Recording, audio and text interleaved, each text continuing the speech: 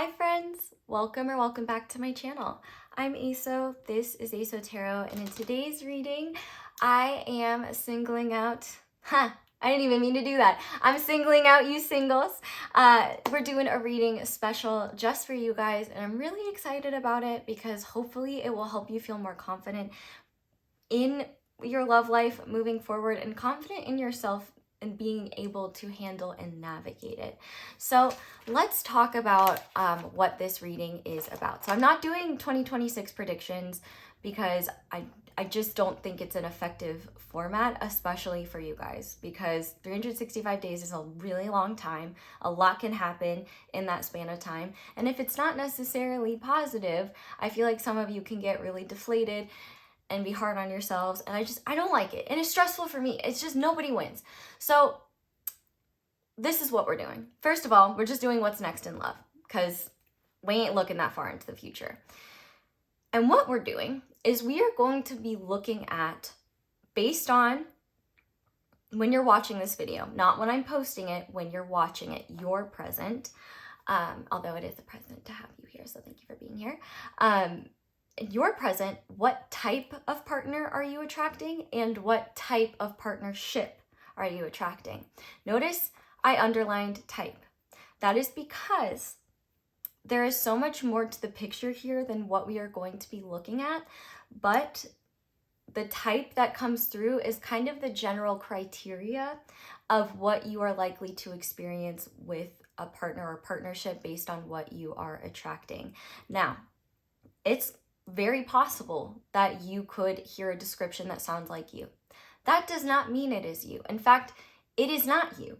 Believe it or not, there are other people on this planet that are similar to you and that would be attracted to you. You ever hear like attracts like? But also, you might not like what you're attracting, and that's okay. We're going to get there. So we're going to start by looking at these two things, what type of partner you're attracting and what type of partnership you're attracting. Whether you like what you see or not, I implore you to stick around because we are going to look at essentially how are you attracting this to you? Like what are you doing to bring this in? Whether you like it or not, what's creating this? Then we're looking at how you'll know it's about to appear in your world. So this is my compromise on timing because I know y'all love timing and I hate timing. So instead of doing specific timing, we're going to look at how will you know it's right around the corner and it's almost here, or it is here and you need confirmation, either of those two. Then we're going to look at a truth about love you're ready to integrate. And this is kind of also why are you attracting this? And it's either a why because you've integrated this already or because this love can help you integrate it. But we're finishing off with a bonus question. And this bonus question is for those of you who don't like what you're attracting or are afraid that you are somehow going to mess up what you want to attract if you do like what you see. So the answer to that is we are going to be looking at what to change if you don't like what you're bringing in. So if you like what you're bringing in, don't do whatever number 6 says. If you don't like what you're bringing in, do what number 6 says. I also want to mention, if 1 and 2, in terms of type of partner and type of partnership you're attracting, are things that you are interested in, you like these things, but then we get to how are you attracting this to you, and you're like, wait, but I'm not doing that. Is this not my reading? No, comma, this is your reading. No to your question, yes, this is your reading, in the sense that if you're drawn to the reading that you pick and your heart lights up at what's being described and you're like, yes, this is what I want, this question doubles as this is how you can attract this to you if you're not doing that thing. So don't take it as a sign that you got the wrong reading. It's just an opportunity for you to be like, oh, I could bring this in more quickly. Because the fact that you aligned with it, the fact that you chose the group and felt drawn to it means that this is something that is already percolating in your world and already possible. And also, I think that's it. Yes, that's it. Whew. So with that being said, we have 4 different groups for you to choose from today. And I have all of your cards shuffled because, as you can see, I was attacked by one of my niece's toys when I was building it. Labors of love. So you're not going to see me shuffling on camera for a hot minute because I am terrified to move my thumb. That being said, though, starting with group number 1, we are going to be using the Naked Heart Tarot, and I have this Tiger's Eye heart on top.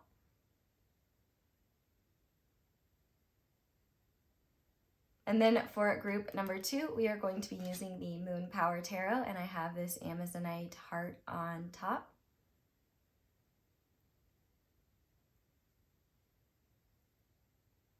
Then for group number 3, we are going to be using the Dark Heart Tarot by friend of the channel, Vanessa Samina. And we have this Lapis Lazuli heart on top.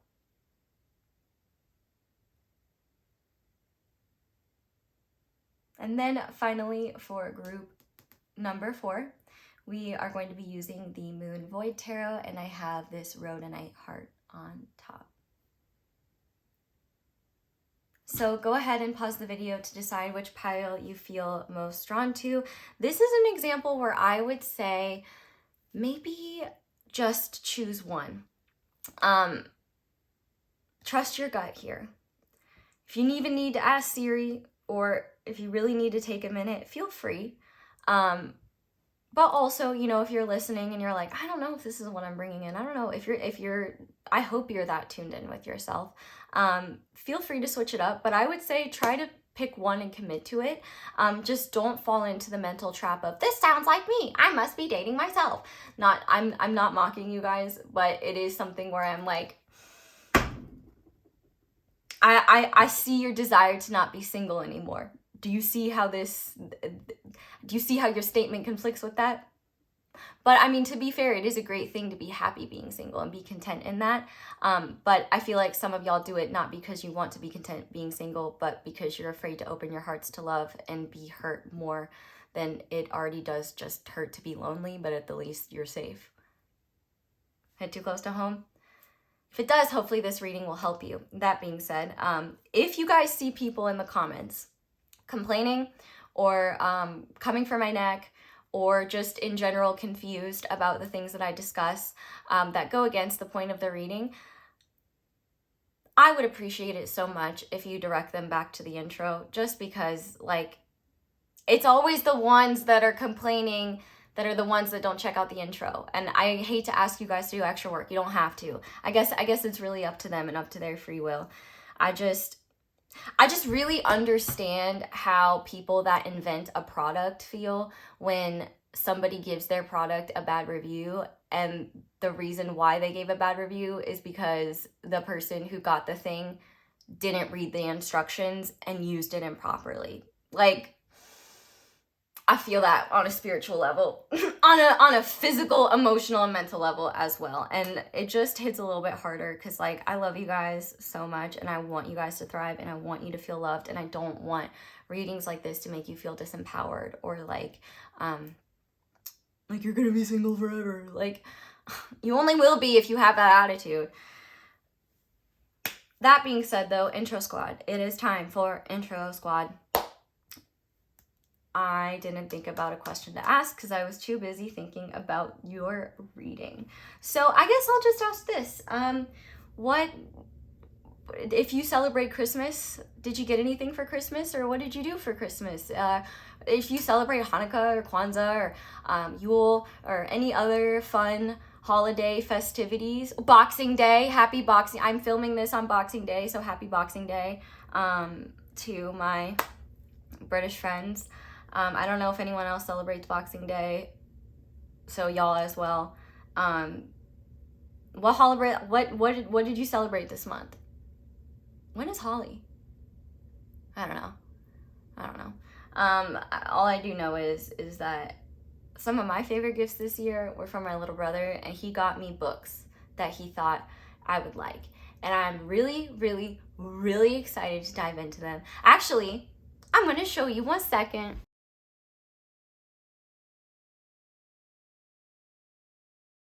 Hi there, Pile 1. Welcome to your reading and thank you so much for being here. If you guys chose the Tiger's Eye Heart, one of my first crystals I ever got, and the Naked Heart Tarot, this is going to be a reading on what's next in love for you based on your energy in the present. So the present is not when I'm uploading this video.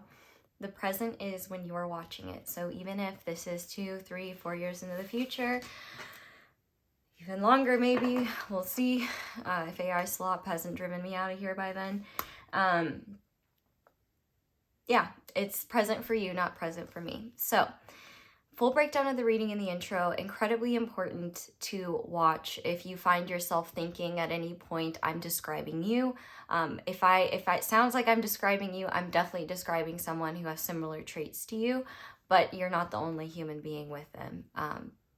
That being said, please check that out if, yeah, probably gonna have to repeat that because those of you that will ask me questions and get upset that don't listen, you skip me. And now I'm punishing the good ones that sit here and listen. I'm sorry, I don't mean to punish you. Okay, so let's start by looking at the type of partner you're attracting and the type of partnership you are attracting. So for that, for the type of partner, we have Judgment, we have the Page of Swords, and we have Alchemy. And for the type of relationship that you are attracting with this type of partner, we have the Sacral Chakra with Explore. We have the Three of Pentacles, and we have the World, or in this case, the Universe. Nice. So there's a little bit of cosmic goodness in this as well. Okay, so group 1, let's start with the type of person you are attracting. This is definitely someone who is very intense, but not necessarily in a way that's like they're trying to be. I see this as someone who is like, they're thirsty, and what they're thirsty for is knowledge. They crave truth like they crave something else that they crave. I don't know what that is because I don't know who this person is or type of person is. But what I do know is that they are someone who is always trying to do the right thing. Always trying to, well, that's not true. Depending on who they're talking to, they might say that. But truthfully, they're always trying to understand what the right thing is or what the truth is. I think that they are somebody who does right by the people that they genuinely care about. But also at the same time, this is not someone who struggles with codependency or needing other people. In fact, I think they don't really open their doors up to other people unless there's something really special there. I feel like there's something eternally naive about this person where they just have this like youthful excitement when they're learning about something that they care about or when they're communicating something they're passionate about. But at the same time, they have capacity for great depth and intensity. This is someone who definitely, they're a fast learner. They learn really quickly and they're never intending to cause harm. So one of the things that I'm seeing here, speaking of causing harm, is that I think sometimes with a person like this, what you see is what you get to a degree. They are very open, except about the parts of themselves they are unwilling to explore. And so what I mean by that is like, they really are an open book until there's an internal wall or something in their subconscious that is overwhelming or like too much for them. Then they kind of shut down. But the thing is that they're not going to shut down in a way that's maybe necessarily obvious to you. They're going to redirect the conversation. This is definitely someone who's a great conversationalist and also someone who's deeply reflective and insightful. They may not always listen as well as they speak, but they learn. And this is the really important thing because this is somebody who is kind of like, I wouldn't call it a blank slate, but definitely someone who is always growing and always evolving. So in terms of when you meet them, if you don't know them yet, like who they are, what they're about, what's important to them. Well, actually, let's change this. What they wear, what they're interested in, where their passions lie. what their hobbies are, what motivates them, what they're passionate about, things like that. Those are transient. This is a person who's going to be in a constant state of transformation for their entire life. And their soul agreed and signed up for that. So if you're someone who resonates with that and you're in the space of this sounds like me, it's not you, babe. It's someone who's like you. Yay! Okay, we're not going to be single forever. You don't want to be. That's why you're here. It's okay if you want to be. That's totally fine. No one's saying you have to be partnered. But like, if you want to be here, stop shooting yourself in the foot. It doesn't make sense. Check that part of you. I also think that they are someone, when they meet someone who can meet their mind where they're at, oh, it's so much fun. And I think too, they are somebody who is deeply transformative to the people around them as well. Like, one thing that I'm really seeing here is that this is the type of person who, first of all, is so ride or die that they like, some people think they're ride or die, but they forget the or die part. Not this person. Like, really, when they're truly loyal to someone, because I think they are very much a quality over quantity type person when it comes to socializing.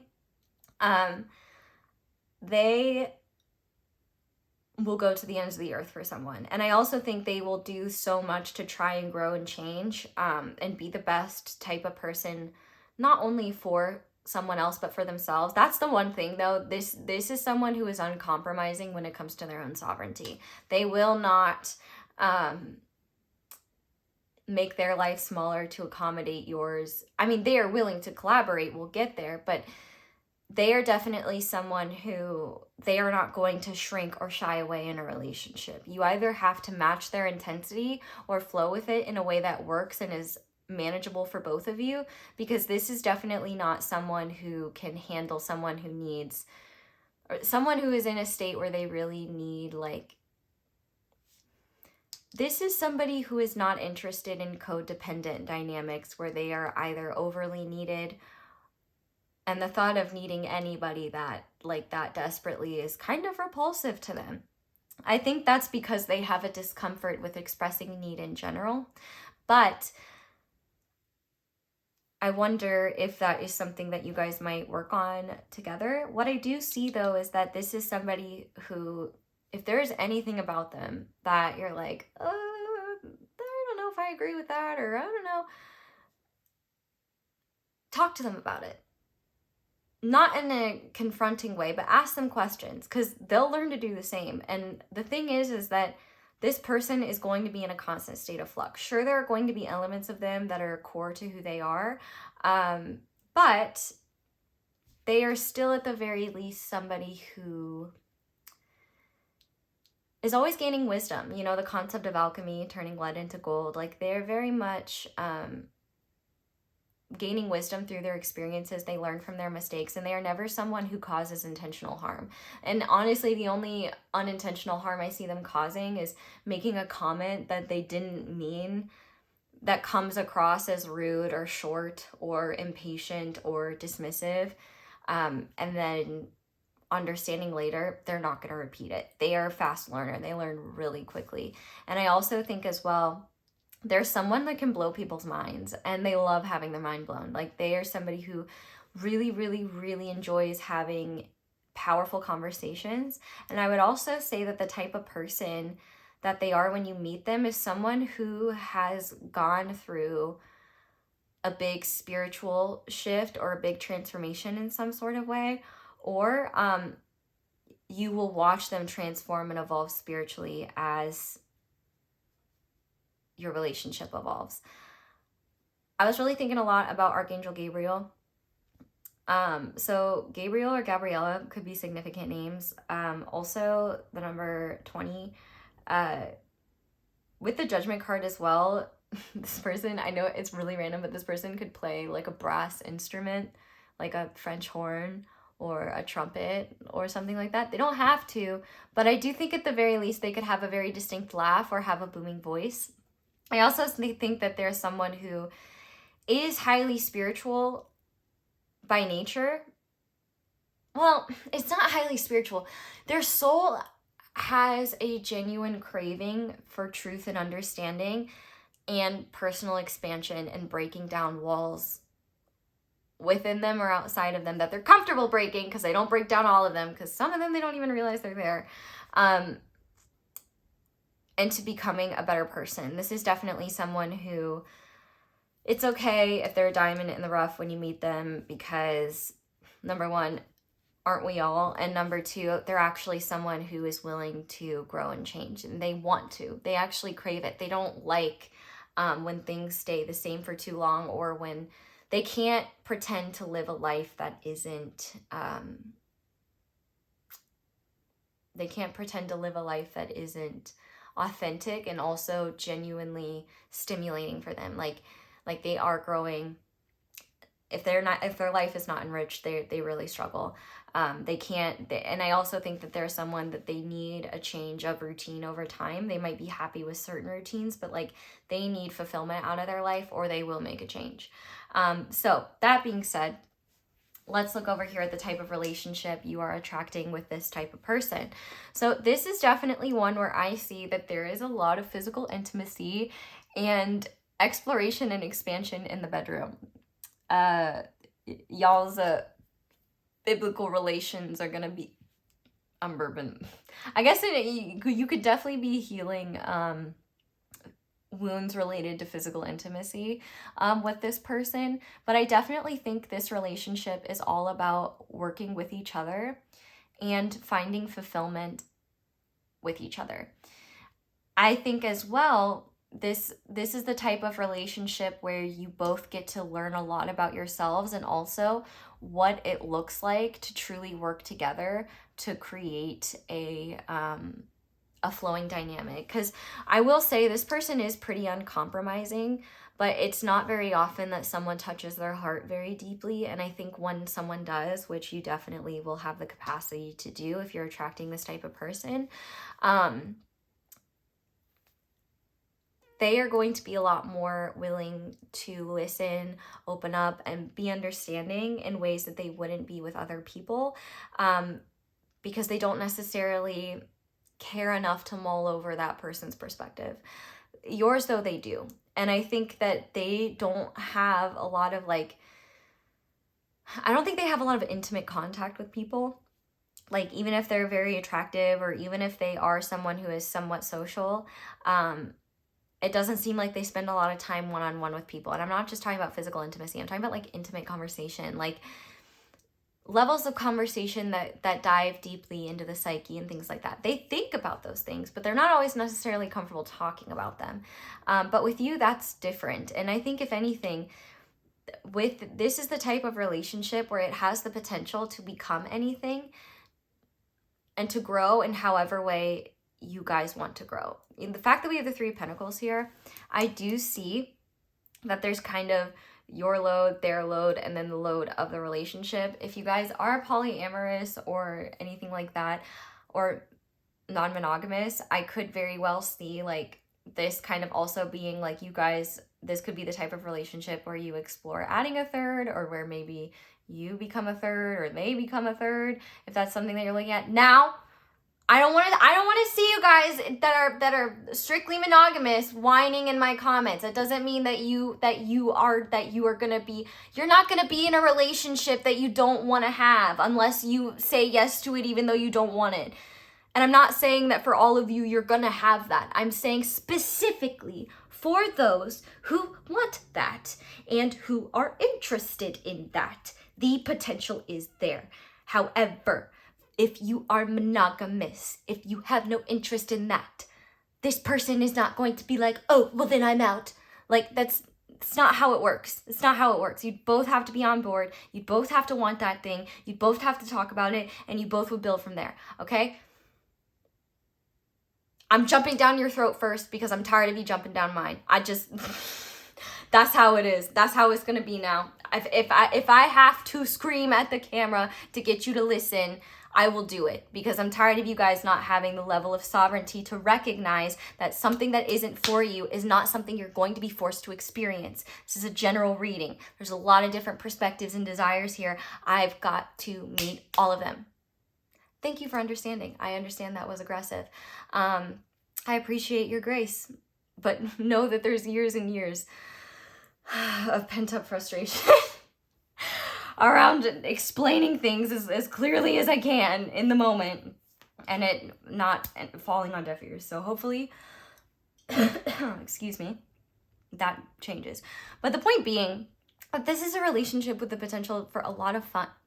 And for both of you, there's the opportunity to step outside of your comfort zones in ways that you want to, not in ways that are upsetting or undesirable for you. Because one thing's for sure is that you guys are not going to do something unless both of you are in agreement with it. And what I see that's really interesting here is that this is really the type of relationship where it becomes what you both make it. And there's a lot of figuring out what you both really want in this relationship. And the thing with the World card, the universe here, is this is the type of relationship where it's either a growing experience or where you guys just continue to grow together as time goes on. I definitely think, though, this is a relationship where tensions will get heated sometimes, like emotions will run high. There's a lot of like attraction and just emotional energy between the two of you that I think is going to be really fun to explore. I think you guys are going to focus a lot on romantic intimacy, physical intimacy, exploring what you want in romance, exploring what you want in relationships. And there's really this kind of like, it's almost like your relationship is like a relationship project, and you guys are both partners in the project, and you guys are discovering together, okay, how do I be a better partner? What do I need from my partner? And what do we want to build together and make our partnership? And I think that there's a lot of room for traveling. I think you guys might also even explore working together, or explore just how can you guys just create more functional routines for each other. I think that you guys will also be really proud of the other. Like, you know, you'll be happy to have the other on your side, to introduce them to people.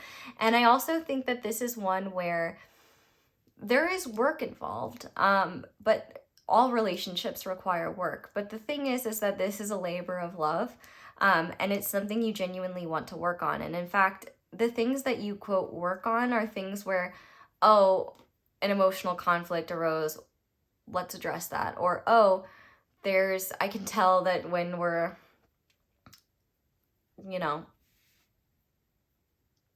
doing the devil's tango, your mind seems to be elsewhere. Can we talk about that? Like, I think that you hear work and it sounds undesirable, and I get it, because it sure is for me, even though I love what I do.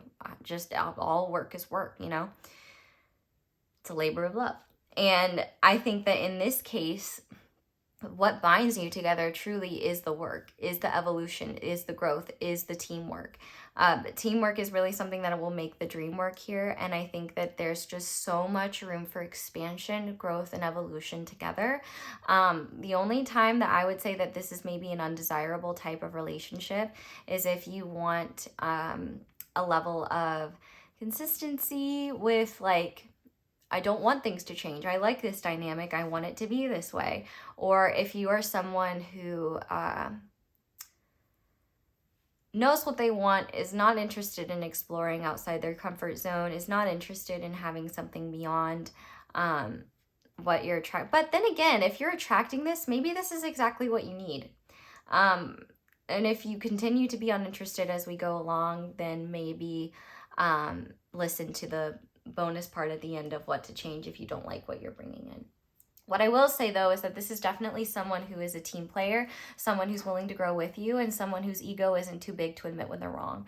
I would also say that they are someone who will not be able to keep their hands off of you, consensually, of course, and vice versa. I think you also, I don't know, but you guys might spend a lot of time, like, in pools, or like in or near water. It might actually be something that's very helpful for the both of you.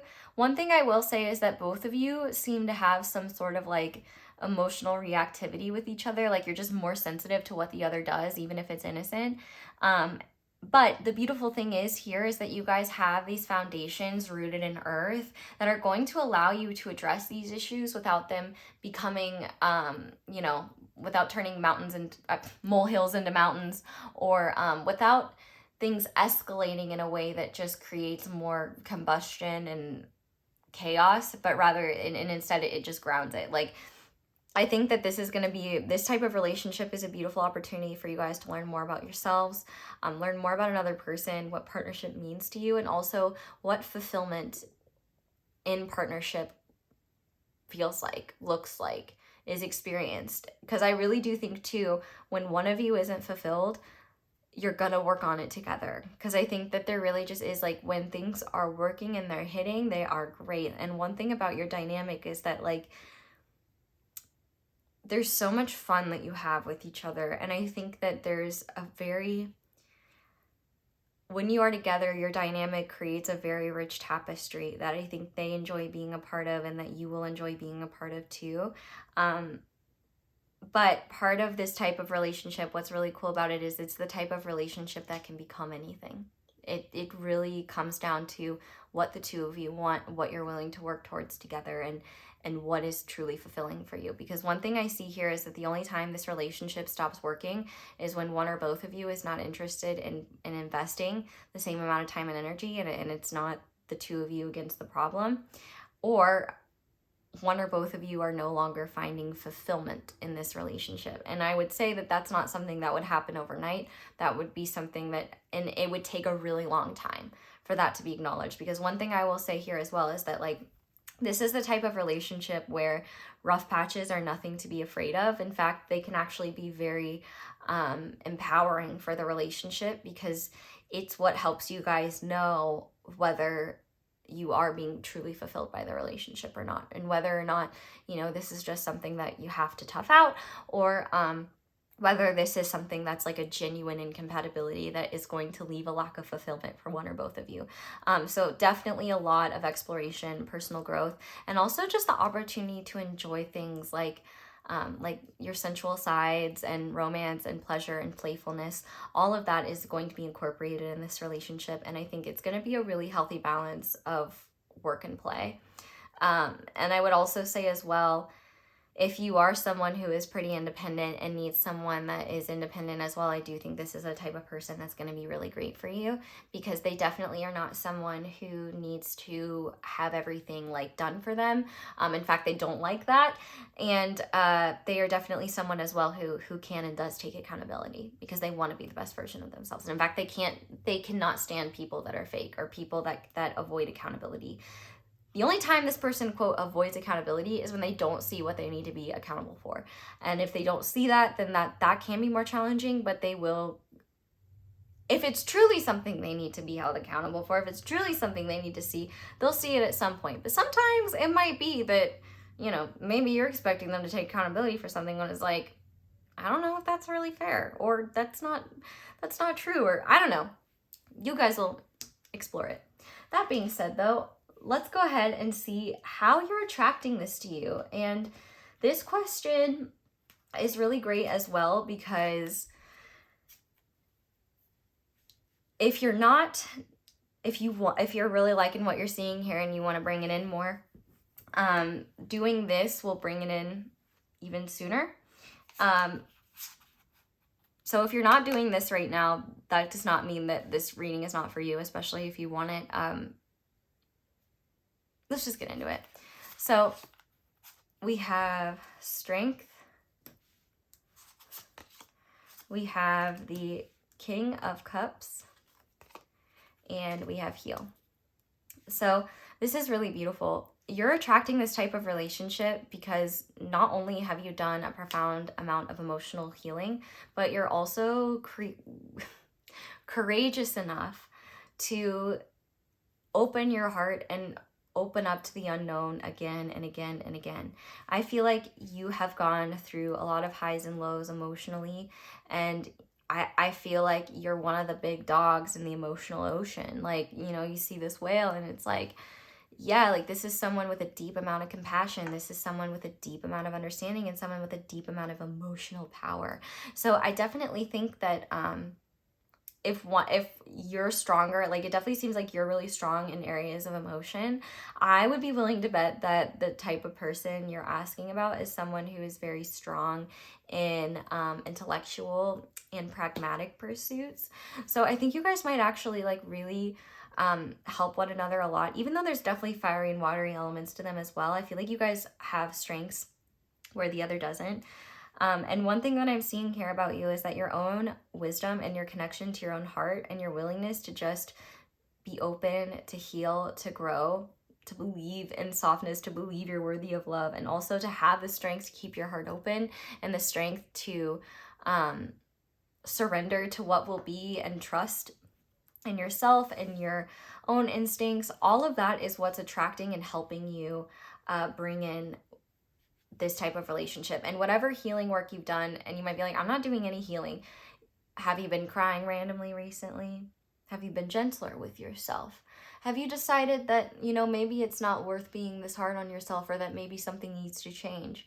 Have you recognized where maybe you've been unfair to yourself, or where your ego has been keeping love or joy or playfulness out, and making changes to not let it block you off from life? Like, all of that is examples of how you're healing, whether you recognize it or not. But if you've been doing like conscious healing work, especially with your emotional body, and also with your higher self, your spirit, your light, all of that is really helping you. And I would say with strength as well, you know, the fact that there's Leo energy here, I think also your heart space is connected to your inner light. And so when you're taking care of your heart space, your light shines more brightly as well. And I feel like you feel more connected to yourself, more confident in who you are. And I think you've been healing that connection, and I think you've been healing the relationship with yourself really well. And I also think that you've been learning how to take care of your heart, what your heart needs to feel safe, what your heart needs when it is hurt, what your heart needs in order to explore something new. And I think you're trusting its wisdom. Like, the heart has a lot of wisdom here, and you're honoring it, and it's paying off. I would definitely say as well, anytime that you are courageous and taking a leap of faith, or opening up and expressing vulnerability, even when maybe you don't want to, unless there's like tons of warning signs saying like, hey, don't open up right now. I think you know when to trust, when it's safe to open up. And I think that is something that is really benefiting you as well. And I'm actually going to move these over a little bit because you got an extra card for the next question, which is, how will you know this type of person and this type of relationship is about to appear in your world? Or how will you know, or let's say maybe you already know who this person is, even though it is a type of person. So it could be, you know, there could be two different people that match this description, and one of them could be, you know, uninterested in a relationship right now, and the other could be searching for it, you know. So that's why it is important to not pigeonhole into the people you already know, because it could be someone you don't know, unless you know. If you know, you know. But how will you know that this is about to appear in your world, or it is appearing in your world? So for that, we have Ignite, we have Earth, we have the Chariot, and we have the Nine of Swords. So this is really interesting. I really feel like you are going to be in a space when this is about to appear, or when you will know for sure that this is the circumstance, like this is what you've been attracting. You will be in you will be in a space where you feel comfortable to set things on fire. I'm literally hearing CL in my head.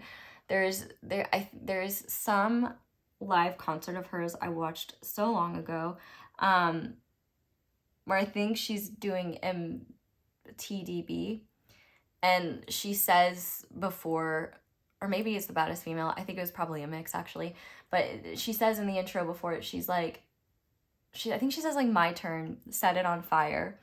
And bitch, that's you. Like, and let me be clear, bitch is gender neutral, okay? It's a term of endearment. It's a term of endearment. That being said, at least in this house,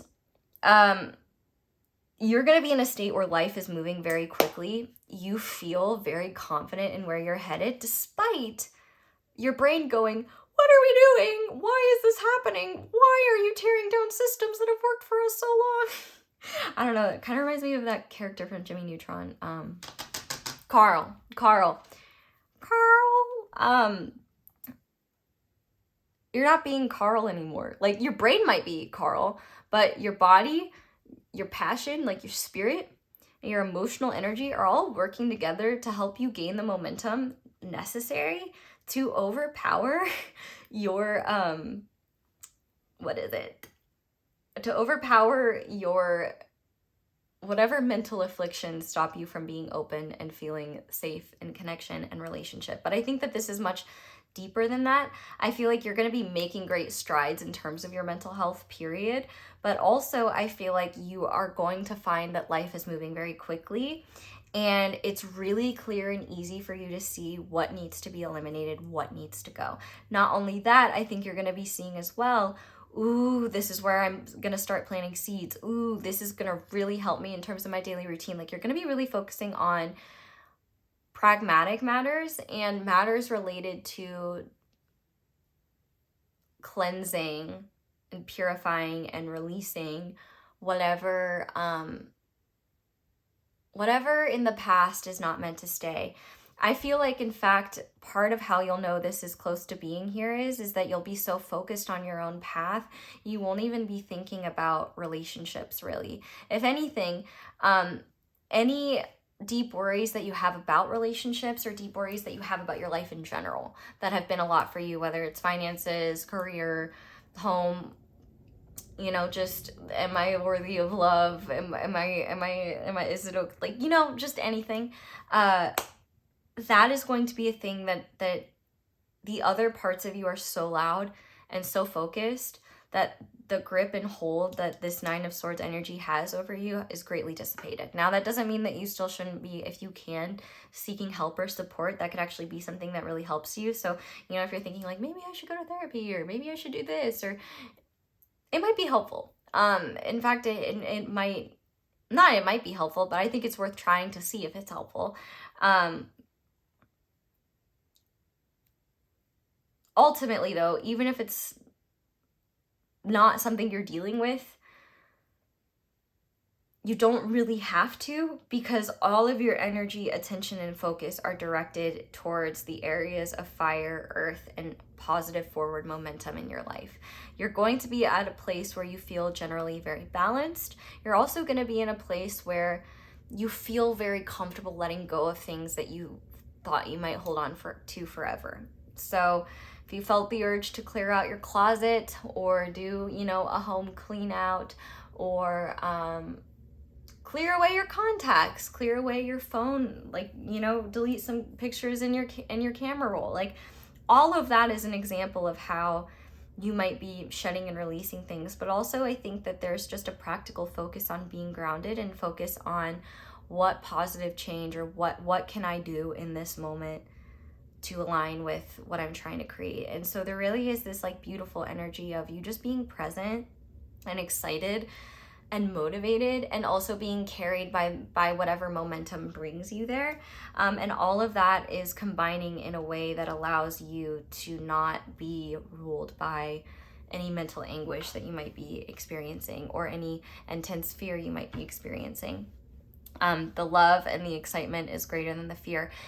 And so when you're in that state of mind, that state of being, that's when you will know that this is around the corner. You want to bring it in sooner. Follow the instincts and urges that you feel to cleanse things away, to get your earthly affairs in order. Every single thing you do there will be attracting this in sooner and sooner. So when you are in that state, know that this is around the corner. And you might be like, oh my God, I don't even know how I can handle a relationship. I'm feeling so great right now. And that's fine. You guys will figure it out. It'll be fine. I definitely think for some of you, you might feel in this moment like this type of relationship isn't what you want or isn't necessarily what you were hoping for. But I think that when you're in this state, you still may not feel that way. But when you're after this state, then you might see like, okay. I'm really liking this. You know, I used to think that guacamole looked disgusting, so I thought it was gross, and I never wanted to eat it. And then I had guacamole once, and then I realized I was wrong and a fool. And now I can't imagine my life without guacamole. So, you know, we all got to learn. Sometimes we don't know what we like till we try it. That's important to remember as well. Okay. That being said, though, we're now going to look at we just looked at that. We're going to look at a truth about love that you're ready to integrate, and more specifically, like, why this love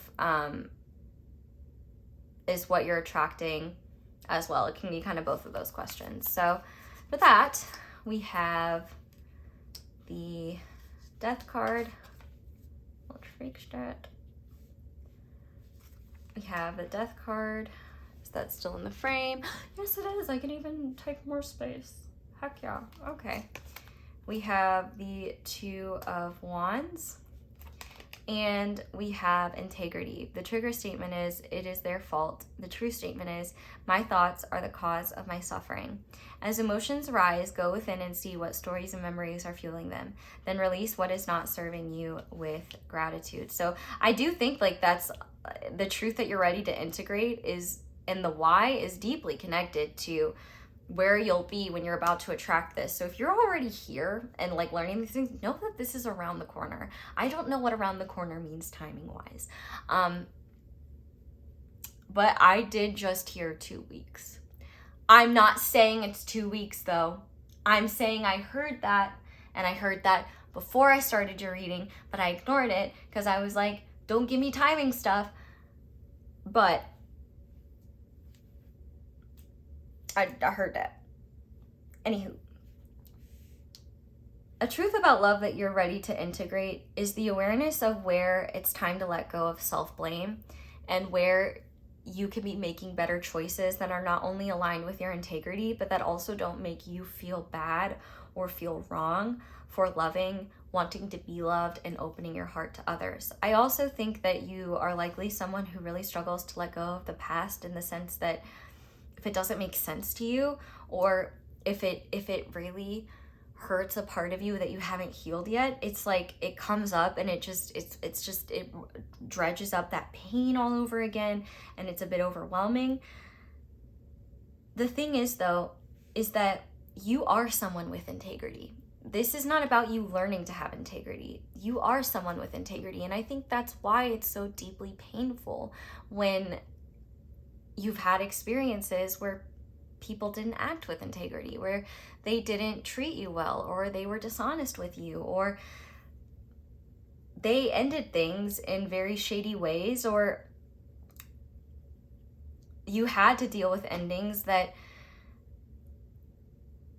maybe came as a shock to you because what you were being told and the truth of how the other person really felt were two different things. And I think it's very understandable that if you've been in a state like that, it would be very, very, very, very, very hard for you to feel like it's okay to trust your feelings. But that's part of what this type of relationship is all about. It's not lost on me that we have the sacral chakra again. And this is new for the both of you. Both of you are entering new territory. So it's not like one or both of you have a leg up on the other. In fact, your strengths just really beautifully counteract your individual weaknesses. The thing is though with you is that just because you do have a deeper level of emotional depth and wisdom doesn't always mean that that level of emotional feeling and depth is always, it's still challenging to handle and navigate in new situations where you might be feeling something new, or you a feeling that you haven't dealt with in a long time resurfaces, or you feel ill-equipped to handle whatever emotional experience is coming up. I think that you might feel like you're like, but I just finished hard level, and this relationship is kind of like, okay, yeah, so now you're ready to reach expert level.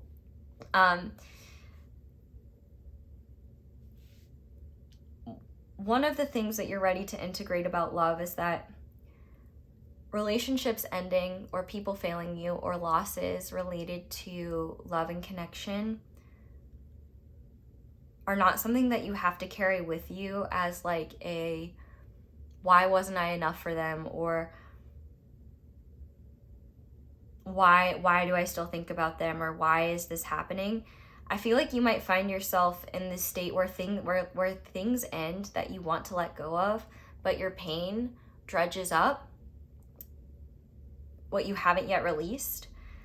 And what you're ready to learn about love is that it's really not about the person from your past here. You might be like, why do I keep thinking about them? Or why do they keep showing up? And you might even feel frustrated. Like, why are they like showing up in readings or something like that? Because I will say, if this person sounds like an ex, they're not.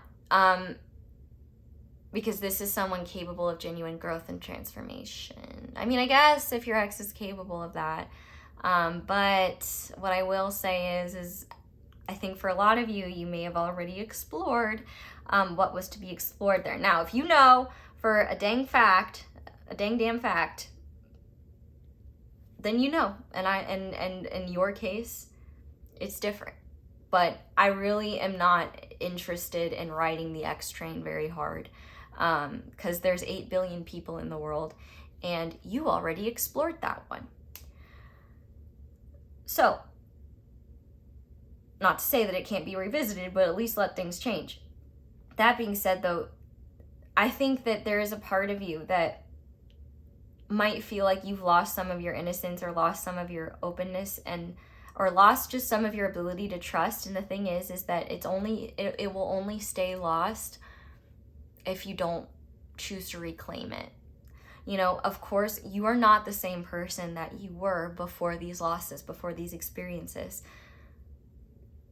but you still have the same core spirit.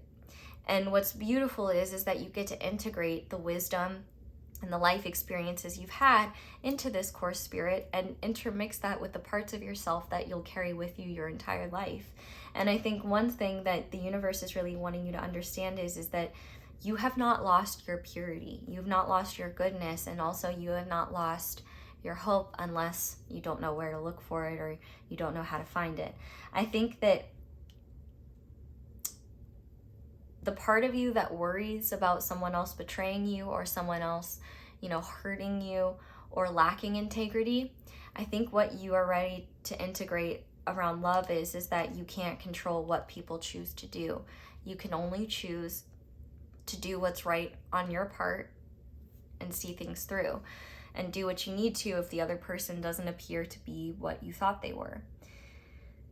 So, circling back to what I was saying, you might think it's about, so you might have this energy around an ex arise where you're like, I'm not, like, why am I thinking about them, or why does this keep coming up? And it's because, oh my God, I'm sorry if you heard my stomach.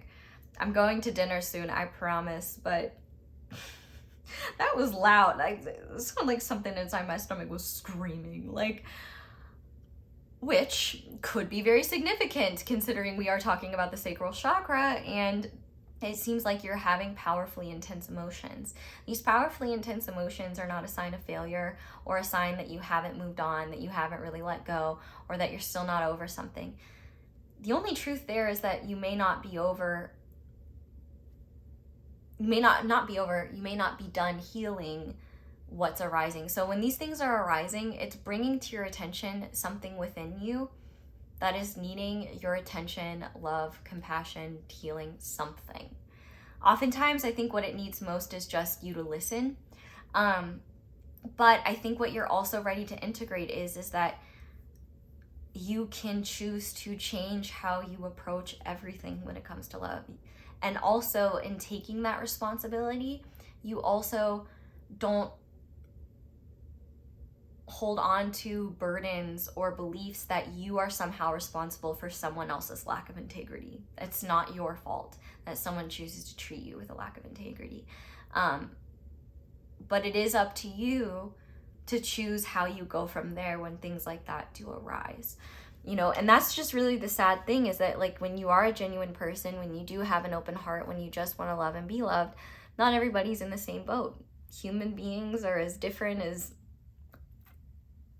everything in the world. There's a lot of them, and they're all very different, and they all have very different motivations and desires at different times. There's a lot going on, right? And I think for you specifically, I think there's a part of you that still really blames yourself for a lot of things that And it's ironic because it says it is their fault. And I think you know that consciously, but you still blame yourself. You still say, yeah, well, it's their fault for feeling this way. Or, you know, it's this past person's. I guess you could say that, like, when it's not being directed at you outwardly, this could also be like, well, it's this person's fault that I don't trust other people, or it's this person's fault that I don't really care, that I don't feel safe enough to open up to someone, or it's this person's fault that I'm still, like, you know, struggling emotionally. But when in reality, they're giving you the gift of seeing what needs to be cared for and loved by you, because they're not in your world anymore. What still needs healing or support or care as you step into new territories and new horizons of love and partnership. Because I think that you are not going to feel safe in partnership until you feel safe enough to accept the fact that you can't control what someone else does, but you can control how you go about things, what you choose, and also you do and need to be unapologetic about what you need and about what you want. That's how this person is. I think that's something that's going to attract you to them, and also be attractive and attract you to them, but also intimidate you. I think it's going to be something that kind of scares you. But at the same time, it's real, like, they're going to be a beautiful model for you in terms of, this is unacceptable. This is not something I need to put up with. This is not something I need to hold on to or wonder why they did this to me or why this happened. And instead, I'm going to choose something that's more empowering. I'm going to choose something that doesn't cause me more suffering. And I think more than anything, choosing thoughts that empower you, that are future oriented and forward moving, I think that's always going to be very empowering for you. And also, like, one important message I do have to give to you as well is that you've not lost your purity. Your purity, like, purity is not some weird patriarchal thing about a woman's, you know, sexual life. Purity is in the heart. And the purity of your own heart is not something that can be determined by others. It's also not something that can be determined by your past or, like, the mistakes you made. You know, purity is something that we come back to and recognize, like, we make mistakes because we're doing the best we can with the knowledge we have. We make mistakes because sometimes we get lost in the sauce in the moment. We do something that maybe we wouldn't do if we had a clearer mind, but we didn't have the level of control over ourselves, or we needed to learn why maybe that choice wasn't the best. Like, I think there's a lot here for you around just recognizing where your power does lie and how that can support you, because it is important in terms of just being a loving person towards yourself. But also it will help you recognize what maybe you're still holding on to and placing blame on yourself for that really isn't your fault, or also what's leaving you vulnerable in connection that makes you afraid to open and makes you afraid to trust. And see, okay, is this fear of trusting coming from a place of, I feel like this person is exhibiting red flags that I think are untrustworthy, or am I just afraid of having the rug pulled out from underneath me again? You know, what can I do to soothe myself? Because, you know what I'm saying? This is really for you about learning what loving choices are for you, and how you perceive a situation is not only not loving towards you, but also keeps you stuck in the past in ways that make it harder to create the future you're already powerfully building. And I think that's the thing too, is this is the type of person where if you're like, it's your fault, XYZ, unless it is literally their fault, because if it is, they'll be like, you're right, it is totally my fault. But if it's not their fault, believe it, they're gonna clock you. So this is the type of person I will say, you know, if you do struggle with trust issues, they say what they mean and mean what they say. They're not a bullshitter. They hate that shit, like, vehemently. And they have integrity too. And so if you are meeting someone that matches this description and you're like, oh, they lack integrity, it's not them. Try again. There's someone else out there. Okay, that being said though, bonus time. What should you change if you don't like what you're bringing in. So if you don't like what you're attracting right now, you don't like this energy, you want something different, what needs to change? So for that, we have persistence, we have justice, and we have the Queen of Wands. So realistically, this is all about just continuing to move forward and not be afraid to face the truth. Because I think the only thing that could really slow you down in this whole process is avoiding the uncomfortable questions and hard conversations. This is the type of person who will be very transparent about what they want and what they're about. So if you meet someone who fits in this type of description, but then they say, yeah, I'm not really interested in a relationship, I'm just looking for casual things right now, that is not a sign to try and pursue something more with them and delude yourself into thinking that, well, maybe they'll change their mind after. No, you're not doing that. Don't do that. Like, I know I shouldn't be so, like, just trust people, okay? That is a great way to break your own heart. Don't do that. Because the type of person that you want to have this type of relationship with, they're going to say, yeah, I'm looking for a partner. I'm looking for someone who wants the same, like, I'm looking for someone who wants to grow with me. I'm looking for someone who, you know,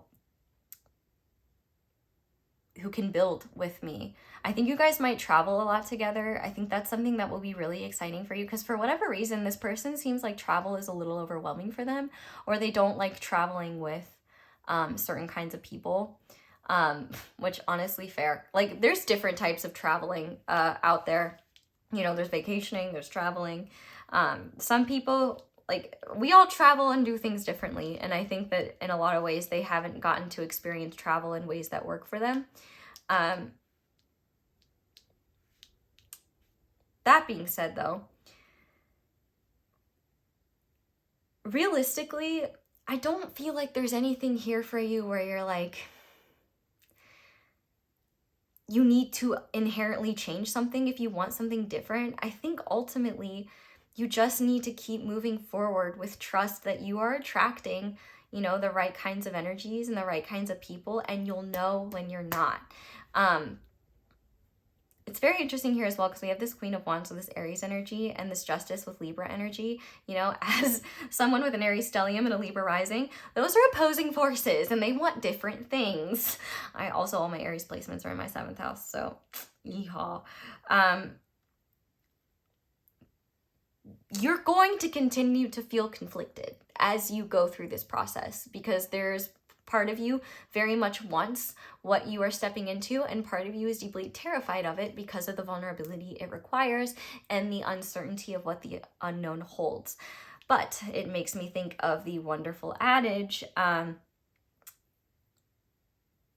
smooth seas don't make for good sailors. So the more you continue to persist and trust that, you know, there is someone that you won't have to compromise your integrity for, dim your light for, make yourself smaller for, or overcompensate just to get the bare minimum in return, the more you will inevitably attract this. The reality is like, you're an attractive being, period. We're not even going into physicality. I mean, I see the physicality there. Ooh. But I also see just a deeply attractive spirit and personality. And one thing about you is that, you know, when you do have a light, like, it's going to attract lots of different types of people. And one thing that I want you to remember is the difference between attraction and compatibility, because you can be very attracted to someone and not be compatible with them. And what you're drawn to about them, it doesn't have to be physical attraction, it can be anything, but you have the potential and the possibility to be in situations with someone where maybe things aren't fair, and where maybe you're kind of avoiding an uncomfortable conversation or an uncomfortable truth. That is the kind of thing that will keep you stuck in the type of situation you don't want to be in. Because realistically, if you don't like what you're bringing in, then it's up to you to keep moving forward, continue shining your light, and be willing to see the truth of what dynamics are and see them through, and also be willing to look at them from a somewhat logical lens of, okay, what's the truth here? Am I satisfied and fulfilled by what's happening? Are they satisfied and fulfilled by what's happening?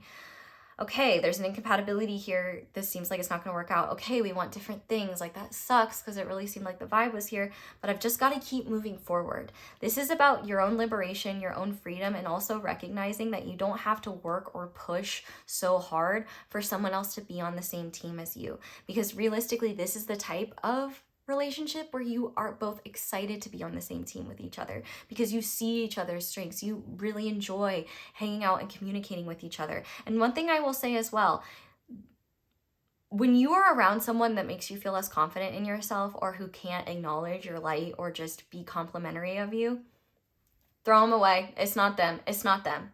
Because this type of person as well, they are going to be so, like, if you need words of affirmation, prepare to be affirmed. Prepare to be affirmed more powerfully than you ever have, because they really do love using their words to express love. And the thing is that if you are avoiding asking certain questions because you're afraid of what you'll hear, that is exactly what you need to do. Because if you're afraid of what you'll need to hear, there's a part of you that is too afraid to face the truth. And that is keeping you away from what you truly want. And if the person that you're afraid to ask isn't truly aligned and isn't able to have a balanced partnership with you, you're going to stay stuck in that situation until you're ready to see the truth, or until events themselves make it clear what the truth is.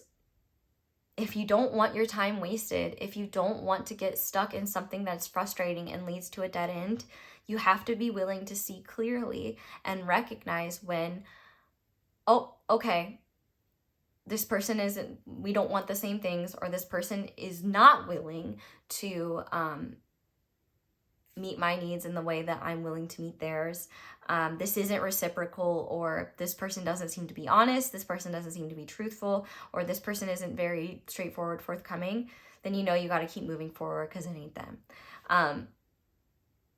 No matter what, realistically, if you don't want this type of relationship, I think you can really attract any type of relationship you want, as long as you're willing to ask those tough questions and see the truth of what's really there. You might very well attract what you want and realize it's not what you want. And then like the guacamole thing, like, you might think that the guacamole doesn't look very appetizing, and then you taste it and you're like, damn, what you taste like on toast? I want to explore this a little more. Like, you might realize, don't knock it till you try it. But ultimately, too, don't kid yourself if you find yourself in a position or a situation where, you know, maybe the person that you're with is very earnest and is very truthful, but you're not fulfilled. Fulfillment is an important part here. And it might take time for you to figure that out. It might take exploration. But ultimately, when you find yourself not being happy with what you want, or find yourself like just being like, I'm unfulfilled here, but I feel bad, like, your heart has the wisdom, especially considering we have this King of Cups here. Your heart knows when it's ready to release someone or something. And you don't need to question it. It's okay. Like, I understand it can be uncomfortable to kind of have hard conversations, especially around like, hey, maybe this isn't working. But what's the alternative? It's way more unfair to not be honest with the other person, not be forthcoming with the other person, especially when they're being forthcoming with you. You know, it sucks and it's painful when there's an incompatibility or things don't work out, but you're doing both of you a favor by discussing those truths. And maybe you find that this person didn't know that they weren't fulfilling you in some sort of way, and so then you work on it together and it does fit this sort of thing. Or maybe you realize, oh, okay, this is a fundamental incompatibility, I don't think this is going to change, and you guys go your merry ways. Storms never last too long. And really, realistically here, if you don't like what you see, just keep going. The two most important things when it comes to a relation are three things: balance, truth, and light.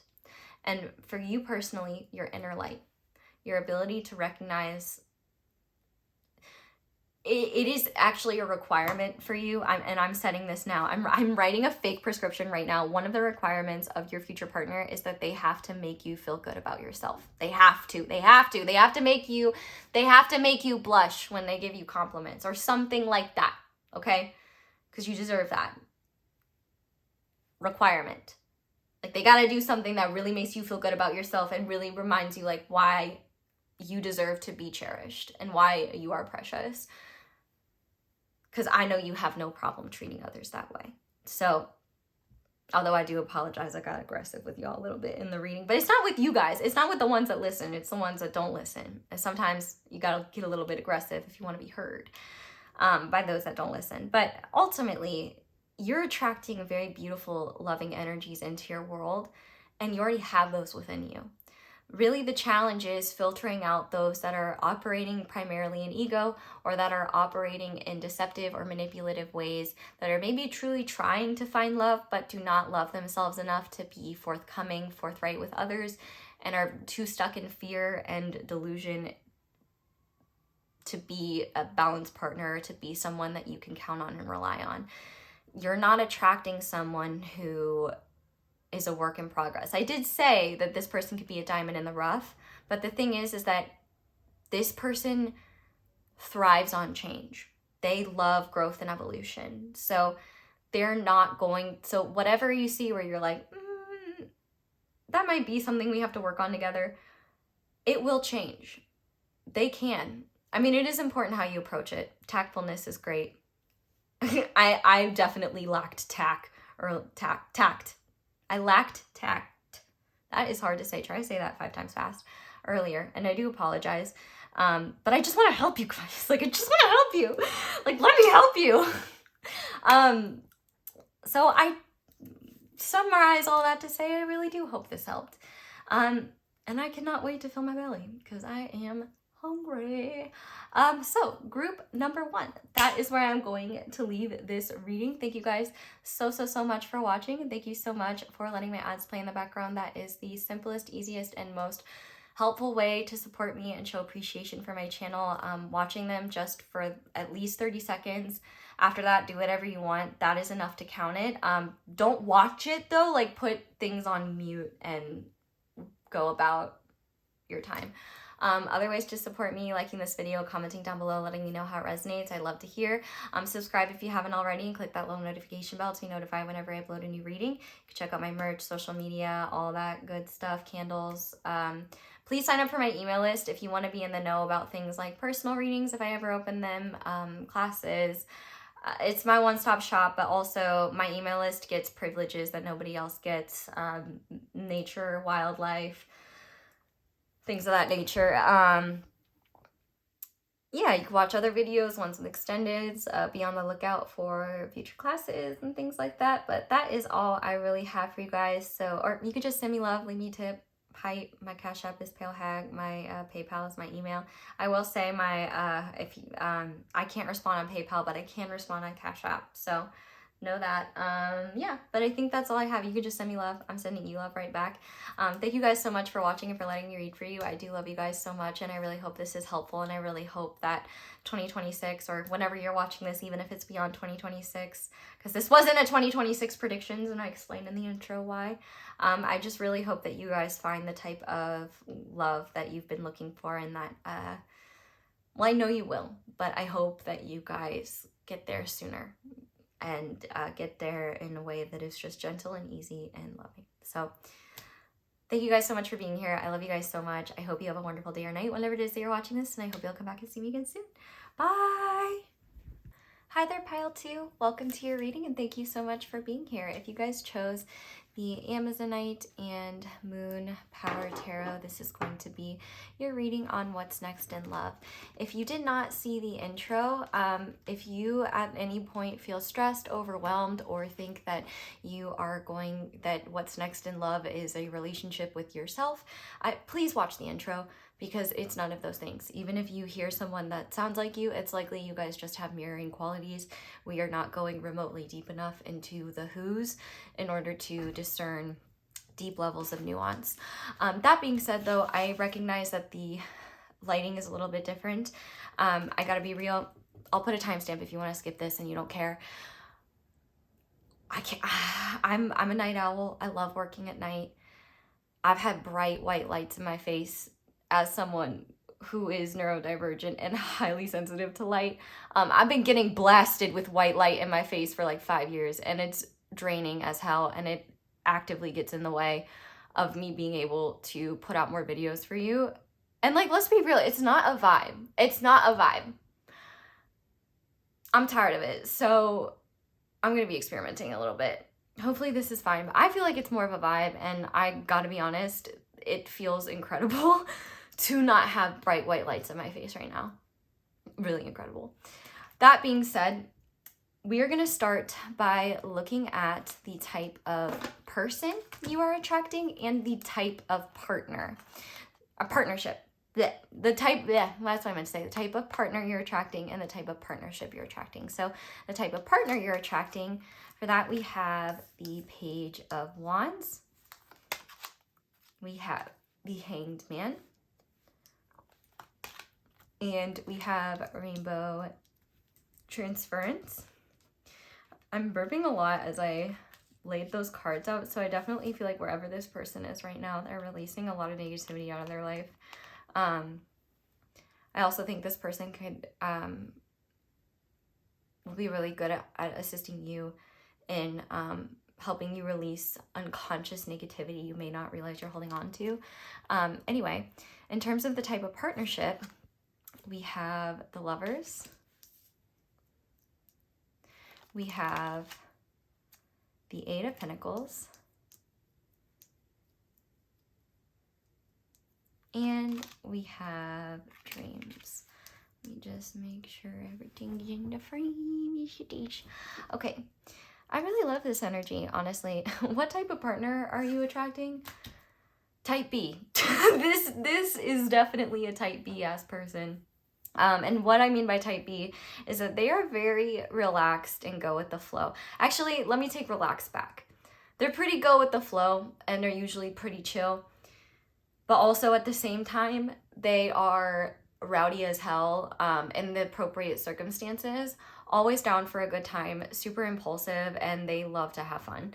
There is a part of them that will never truly grow up, and it's the part that I really like to see. It's the part, it's their youthful spirit. Like, this is someone who pays their taxes, but they're also going to spend their hard-earned money on like a toy that their parents couldn't afford them when they were growing up, that they now can get. Like, this is somebody who is unabashedly ashamed of who they love and what they love. So if you've been trying to attract the type of person who is proud to have you by their side, you know, if you've been wounded by experiences where people kind of hid you or it seemed like they weren't proud of you, a complete different experience here. This person is going to love to claim you, if I'm being honest.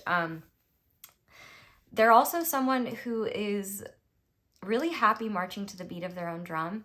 And I will say, with this Rainbow Transference card, not only do they have a magical connection to the universe around them, that doesn't necessarily mean that they consider themselves spiritual.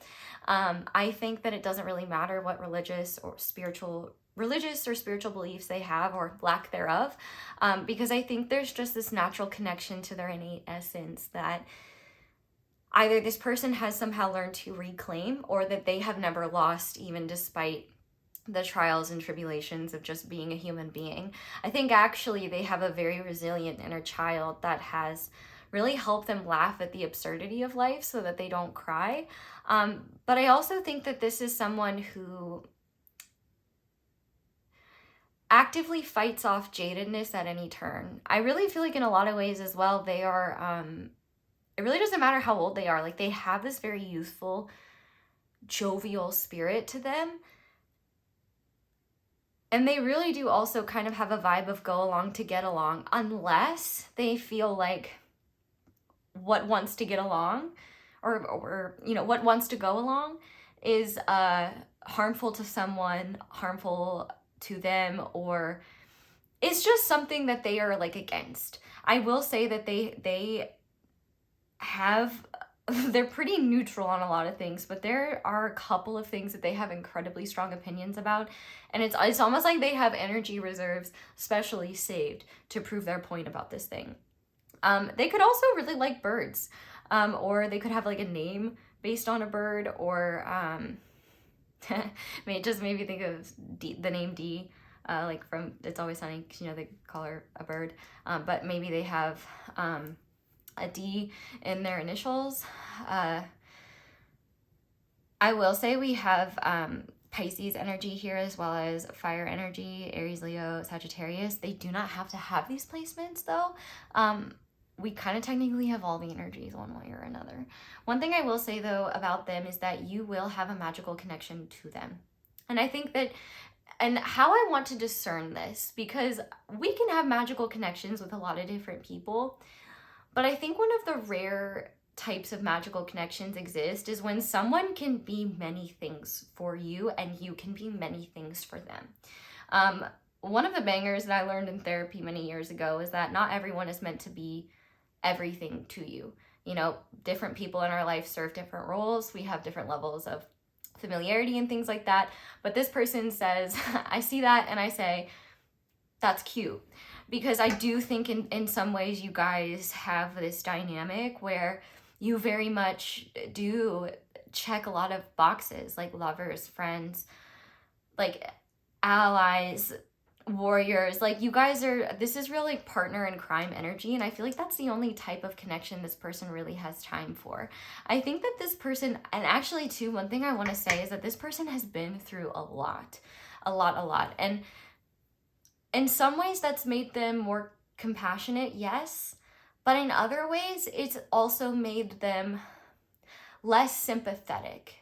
And what I mean by that is that they've dug themselves out of a lot of holes in life, and I think that they kind of have this expectation, not expectation, but I think that they are not willing to sit in a pity party with other people. They don't really like to be around miserable people, and they don't really like to be around people who are too busy commiserating about everything and not coming up with solutions or trying to do something about it or taking action. Because this really is someone, ironically, even though we have the Hanged Man here, when they're truly passionate about something, they'll take action. But, you know, but they're like definitely a pacifist, I feel like. I think they're a pacifist until there's like harm threatened by the people they care about, or like the causes that they care about. And I do believe a lot of the causes that they care about have to do with liberation, have to do with like human rights and things like that, or just in those categories. And obviously those are massive categories, so it can be a lot more specific. Like one thing that I was hearing was like, you know, they could be really passionate about like forever chemicals, or you know, food regulations, things like that. Or anyway, they're a lot of fun and they love to have fun. And I feel like they just really don't like to be around people who are so busy commiserating in how much life sucks. They don't see that there's so much fun and cool things around us. And that doesn't mean that this person doesn't struggle or have a hard time. It actually kind of reminds me, I kind of have this attitude with music. Like I objectively don't have good music taste. If you've ever seen the Wild Thornberries, I like music that has the same energy as Donnie from the Wild Thornberries. And if you've never seen that, if you've ever seen the Tasmanian Devil's Behavior, I like music like that, that's like so energetic and loud and wild and chaotic that not a thought can occur, and it like gives me energy. I love that stuff. But that doesn't necessarily transfer to like me having good music taste or knowing much about music at all. I kind of just use it as a tool. So this person is similar in a more broad perspective, in the sense that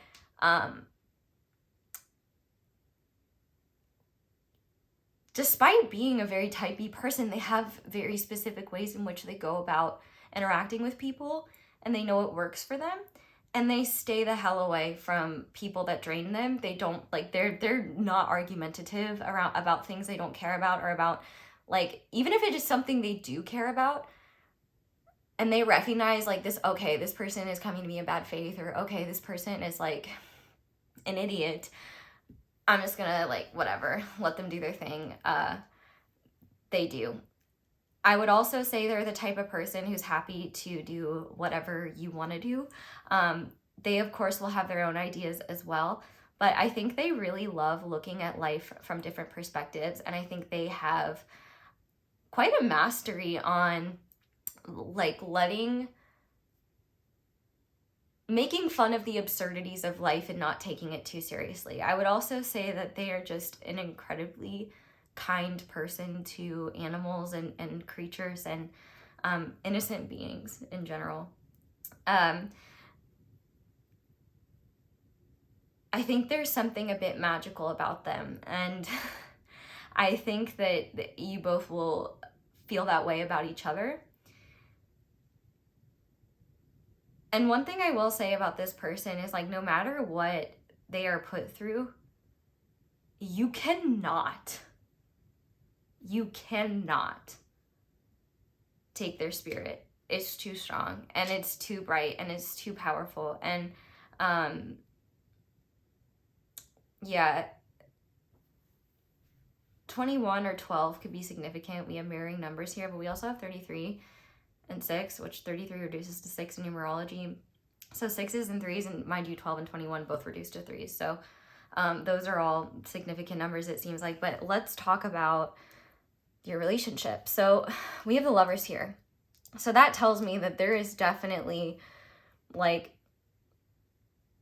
a beautiful connection between the two of you. Like, definitely. The thing about the Lovers is that the Lovers doesn't always necessarily say, like, oh, this is a soulmate connection, or this is this. And I mean, realistically, who are we to make those judgments? I think, or who am I to make those judgments? I think that's up to you and, like, what you guys decide. But I do think that there is a magical resonance between the two of you that is undeniable. And I think that not only is there a lot of attraction, a lot of chemistry here, but I think you guys are real hot for each other. And one thing that I want to even mention as well is in the typical Lovers card, what's depicted is the Garden of Eden. And the reason why that's important in connection to the Lovers card is that the Lovers doesn't guarantee longevity. It just indicates the presence of a significant connection that feels beyond human. It feels divine in nature, but it can also heavily, but that divinity also extends to, like, the honeymoon phase, and, like, where love, it feels free-flowing and easy, and it's just like, you know what I mean? In the Lovers card as well, if you look at the Rider-Waite one, there's a tiny red mountain in the background. And that is meant to symbolize the fact that these two lovers are going to be kicked out of the Garden of Eden. And when they are, that is going to determine whether this relationship is something that lasts or something that is unable to be sustained because of the challenges in the earthly realms. So, you know, and so, like, a perfect example of this is you could be absolutely head over heels in love with someone, and they're absolutely head over heels in love with you, but you guys are fundamentally incompatible as human beings. And that doesn't really become a massive problem until you move in together and you're sharing your resources and you live differently. And all of the love and free-flowing energy between the two of you slowly dissipates and erodes because the realities of human life are getting in the way. But for others, the realities of human life can be what cements that connection and can be something that really shows the two of you, okay, this is something that really has longevity to it, because now we know we can function on Earth together, we can move through challenges together, and the challenges of the earthly dimension, just the inevitable realities of it, are not something that is eroding or making it impossible to maintain this feeling of love and connection with the other. So what I really love to see, that was a really long explanation, but I felt it was important. What I really see here with this Eight of Pentacles, which is why I'm saying I love to see this, you guys, if there are some genuine incompatibilities between the two of you, I think you guys will be hell-bent on figuring out how to make them work. The fact that we have dreams here as well, this is actually a throat, is it? It is. This is actually a throat chakra card in this deck. I know purple, it might seem like it's third eye or crown, but it's actually the throat. And maybe both of you are throat goats. So that'll be great, because if you've ever seen that Vine of that guy that's like so no head and then he breaks his skateboard, not gonna be you guys. Your skateboards are intact. There's definitely, like, I think that you guys both really connect cosmically, and you guys have wonderful rapport with each other. Like, I think one of the most beautiful aspects of this connection, and I think one of the favorite elements of this relationship for the both of you is your communication, and how the both of you, I think, feel seen, and also how when there are challenges, it almost seems like the universe, the cosmos, the divine, whatever the both of you believe in, it's almost like solutions appear. Even when you guys can't seem to find them, it's like you figure it out. And I really love to see that. And the fact too that we have this like Don't Panic book that's being read, like it seems like you guys have the type of relationship where even the challenges you have to face together really don't seem as bad, because it's like, oh, we can laugh about it later. And one thing I will say as well here is that this is a type of relationship where grudges are not held. So if you've been in relationships before where people brought up things from the past or stuff like that, held it over your head or things like that's not going to be happening in this relationship. I think there's a beautiful mirroring resonance here where, I mean, the Lovers is a number 6. We have 33 with dreams, which in numerology, like I said, reduces to 6.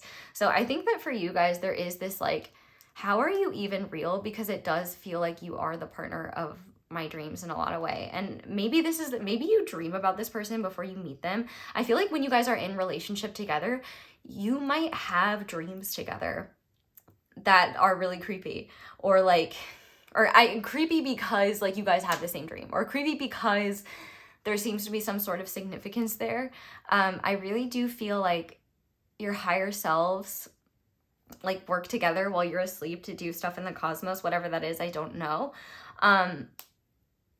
But one thing that I can't help but comment on is, you know, in this Lovers, there is no Garden of Eden. You guys are just straight up in the universe. And I think that you guys will find ways to be flexible and make things in the third dimension work. And in fact, I think that you guys will realize like a lot of what is needed to make things in the third dimension work for the both of you is just letting go of convention around what the right way to do something is, or how things should go, and just like throw out any rule book that's ever existed and say, okay, but what's gonna work for us? What nurtures and protects the love we share? Like, I really do think that like there's no secret you'll keep from one another, unless it's like, oh, I farted really badly in the plane and I didn't say anything, and I'm not gonna tell my partner because I would rather blame it on the guy behind me. Like innocent little shit like that. Like that's kind of funny. That's funny. And I do think you guys will be funny together. And you know what, I'll even say, I think it's really emblematic that I felt this urge, like I can't do this bright light in my face anymore. I really can't. And I made a shift and made it work. So thank you to this type of person, and thank you to you for your energy, because I think you guys helped me come up with that solution. So overall, I feel like you guys feel really seen by each other. I think that there's a lot about your behavior that you're not going to have to explain, which is really nice. And I also think that this is a type of relationship too where there's a lot of potential to build, and what you build is based on what you guys dream together. It's making me think of Cinderella and the song, like a dream is a wish your heart makes. And so I feel like there's kind of this like, you know, if your dream is to eat a hoagie by the Ganges River wearing some Lightning McQueen Crocs, the two of you are going to make it happen, or your partner's going to make it happen. That is a very specific dream. However, it's one I approve of, and good for anyone who does it. Although I don't know if hoagies, I don't even know if I've ever eaten a hoagie in my entire life. I don't even know where that came from, if I'm being honest. Someone must like hoagies. What is the difference between a hoagie and a regular sandwich? I don't get that. Anyway, so hopefully you like what you see here, because I think this is pretty awesome. This is a really healthy type of love I love to see. And I love to see, like, this is definitely a partnership where there's equal give and take. And I feel like when there are times where one partner is needing to put in more work or be more flexible, it's not something that goes unnoticed or unappreciated. I really think there's just a lot of consideration for the other, which I think is wonderful to see. So now I want to see how you are attracting this to you. If you're not doing this right now, this doesn't mean that you're doing anything wrong, or that this reading is not for you. It just means start doing this so that you can attract this to you, because this is something accessible to you, since you're here. There's 8 billion people on this planet, and most of them are never going to see this video. So, and let alone even the people that are here, how many of them really picked this group? You got to think about that too. So next, how are you attracting this situation? We have the Wheel of Fortune. We have the Knight of Wands. And we have Transform. Oh, this is beautiful. You've been going outside of your comfort zone, haven't you? Or you've been feeling the call to go outside of your comfort zone. That is the right thing to do, because that, my dear, is what is attracting this to you. I do feel like with the Wheel of Fortune here, there is something, I must say, with the fact that we have Lovers and the Wheel of Fortune here, it does tell me that there is some sort of like divine hand, cosmic influence that is supporting you, this person in this situation here, and that is on your side, working in your favor. And I will say, like, if you've been heeding the call to be more adventurous or to just take more action in life in general, take life by the cojones, like, that is what is attracting this situation to you. I do feel like no matter what, though, it's not all about individual action here. I do think that there is some sort of soul contract between you and this person, considering we do have the Wheel of Fortune and the Lovers. But also, I feel like you have become a much more flexible person. I mean, we got this one, that one. I feel like you're really opening up. And oh my gosh, you could even say too, like, both of you guys are looking at life differently. And that's how you're attracting each other to each other. Like, both of you are looking at things upside down, and I think it's actually starting to make things make sense for the two of you. So that's probably something you will bond over if you haven't met them yet, or when you meet them. But I have to imagine for a lot of you, you either haven't met this person yet, or the way in which things are coming together in the third dimension is something that is taking time, like relationship wise, like the logistics, but like the love and connection is already there. That could be a thing too. But what I really see here is that you're really out here fighting for what you want. You're being flexible when you need to. You're listening to universal calls to change, to experience different rhythms, to be flexible and try new things. And I also think you're following a process of transformation where you're empowering yourself to recognize where you have a lot more agency than you thought you did, and recognize where you can take up more space, where you're ready to shed old versions of yourself, and how you're ready to move forward in life. Like, I really do think part of this is kind of like, part of how you're attracting this to you is you're on time with what it seems like. I would honestly be willing to bet, like, what I'm talking about, there's probably something in your chart astrologically, whenever you're watching this, of course, because this is timeless. So if you looked at what's transiting your birth chart at the time you're watching this, you might find that those transits actually mirror some of the stuff I'm talking about. Excuse me. I do think, though, also this is a time of releasing a lot of negativity. And I think that you have also, one thing that has really helped you is I think you're becoming better at protecting yourself in ways that do genuinely make you feel safe. For some of you, you may have gotten armed recently, which, like, if it's legal and it's safe, good for you. I'm actually considering doing the same, but I will say I'm an American and I've never shot a gun in my life.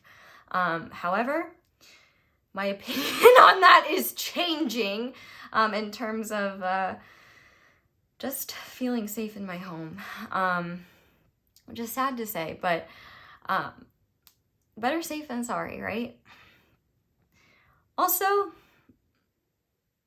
I gotta get the rage out somehow. I think I need to go to a range and just try it out. Like, I don't know. That being said, though, I do feel like you guys are, you are specifically attracting this by following the rhythms you are already called to attend to, and by going outside of your comfort zone, traveling, following this process of transformation in a way where life is becoming more exciting, where you are becoming a more daring, spontaneous person, where you find yourself also embracing your sexuality more, embracing your sensuality more, embracing the exciting elements of life. I feel like you've missed out on them for a long time, and so I'm really happy to see that you are integrating that into your life, into your world. And if you're not, it's time to, because it's not only accessible to you, it's like literally time for you to experience that. And I think what you'll find is you actually really enjoy it. I tried out a racing simulator the other day, and one thing that I found out was that is really fun. As long as you don't break your wrists. But yeah, anyway. I kind of thought about filming it for a second channel thing because it was kind of funny. Anyway. But yeah, I tease the second channel all the time and then I don't do it because I'm behind. But I digress. I just need to make it. Harass me so I make it. Okay. So the next question we're going to ask is how you'll know that this has appeared in your world, or it's about to appear in your world, because you might like think it's, you get what I'm saying, hopefully. If not, hopefully it'll make sense. So we have the moment. We have the 9 of Cups and the Empress. So you will either know that this is around the corner when you are at a place where you are so deeply fulfilled and happy that you don't want to be anywhere other than where you are right now in your present. Like you can't even think about the past or the future because you are engrossed in the beauty of your present. You are engrossed in the in the sights, the sense, the feelings of what it is like to be in your world and be you in your world, and you're loving it. If not right before, then you will know, well, this really is kind of a you'll know when you know sort of thing. But the key elements of what is behind you knowing, either this is around the corner or this is it and it's here, is it's literally a wish fulfillment with the 9 of Cups, but also with the Empress. The Empress is all about attracting and a manifestation through attraction. You know, the Empress doesn't go out and do things. That's the Emperor's job. The Empress attends to herself.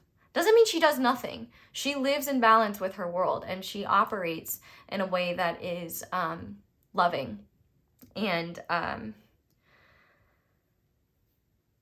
more tuned with nature, I guess you could say. She tends to herself and to her realm and keeps things, keeps the vibes, I hate to say the vibes high, but keeps the vibes high. And so I feel like when you are in a place, and let me be clear, the Empress does not mean that like you have to be a woman. Like we all have Empress and Emperor energy within us, whether it's balanced or distorted. Like I will say, for example, I think a lot of my Emperor energy can be quite distorted in ways that create distortion in my Empress energy. Because if the Empress is all about like, not all about, but like self-care and things like that, and we have a distorted Emperor that's like, you need to do things now. Like, who cares about your sleep? You gotta get stuff done, blah, blah, blah, blah, panic, panic, panic, work, work, work. Like, you know, that sort of thing. To the point where it's like rotting your spirit and like draining all the life and nutrients out of your body. Like that's an example of how like your Emperor can mess up your Emperor. Like we all got energies within us is the point I'm trying to say. So you're going to be in a place where you're feeling really good in your own body. You're in yin energy. You're in your feminine. That doesn't mean that you are a woman or that you even express yourself in a feminine way. Yin energy. It's in essence not something gendered. And so this essence is one where you are at peace. And you know, like, oh, either this is showing up in your world and you're going to be like, oh, this is it. Oh, holy shit, I got what I wanted. Oh my God, I am worthy of having what I want. Oh my God, it was never being denied to me. It was all just happening in the perfect time, in the perfect way. Oh my God. I think you're going to be feeling really good because you're going to realize that you were never being denied something. You were just being set up with the necessary circumstances to get you to where you were always truly wanting to be. And you're going to, and this is either right around the corner when you know that and recognize it, or it's going to be here and you're going to have a moment and you're going to be like, oh my God, this is it. And it's going to be powerful. And so if you're like, well, how do I know if it's going to happen or not? And the answer is, have you ever been hit by a train? Yes or no? That shouldn't, if you spent more than 3 seconds thinking about that, I need you to take a hard look in the mirror and apologize to yourself, because it's evident you don't trust yourself enough. You know whether you've been hit by a train or not. I personally have never been hit by a train. I do not know what it feels like. But I think we could all imagine that if we got hit by a train, we would be feeling a lot if we were still here. So equate this experience to that, in the sense that it is so impactful, pun intended, that you can't deny it. So if you're questioning and you're not sure, then it's not it yet. Because when you know, you will know. It's the same thing as like an orgasm. You'll know if you've had one. If you don't know if you've had one or not, you haven't had one. Like that, it's that thing, okay? Experiences like that. And yeah, okay. You get me. You get what I'm saying. I hope so. Okay. That being said, though, we are now going to look at a truth about love that you are ready to integrate. So we have Death upright. This is interesting because this is actually the second time. Group number 1 also got Death in this question specifically, which I just think is really interesting. We also have the Ace of Pentacles. And we have the heart chakra with forgiveness. The trigger statement is, I did not deserve this. And the true statement is, I forgive. Allow the labels of judgment to disappear. See the situations and individuals through your heart. Forgive yourself. So one truth that you're ready to integrate about love is that when it comes to building the things that are truly meaningful for you, not everyone and everything can stick around. And the thing is just because something is solid when you're building it doesn't mean buildings rise and fall all the time. If they're not built well, they definitely don't. A lot of things, even if they're built with love or even if they're solid, can't stick around forever. But I think that there's also this, and I think that that's part of maybe what's been overwhelming about opening yourself up to more love and connection is just the fear of loss and the fear of how that changes your world. But also I think that there's a part of you that has felt like you're not worthy of someone else's investment, or that you are not worthy of someone else's commitment and energy and focus. And not only is that not true, but the universe is really committed to ensuring that anyone who reinforces that feeling in your world is not allowed to stay. And while it's hard to let those people go, especially when we have attachments to them, there's a very good reason why they're not allowed to stay. You didn't deserve how they treated you. Now, holding on to resentments, that can poison you. I'm not saying you have to forgive anyone else, but you do at the very least have to forgive yourself for however long it took you to recognize when and where you needed to love yourself more and give less of yourself to others, and where you needed to stop giving yourself away in hope for love. I think, oh my gosh, one lesson about love that you're ready to recognize is that you literally don't have to martyr yourself in order to receive someone's in order to receive someone's loyalty, affection, admiration, and investment in you and in a relationship with you. I really think that you may have unconsciously been drawn to people who reinforce the idea that you weren't enough on your own, or reinforce the idea that what you were attracted to is a chase, or is someone who you have to earn, earn admiration for, or earn their attention. You don't. And in fact, the most solid connections you develop will be ones where that process is kind of effortless, and it's exciting, and it's also something that, well, maybe not in all cases, but I think in your case, there's nowhere near the level of effort required on your end that you think is.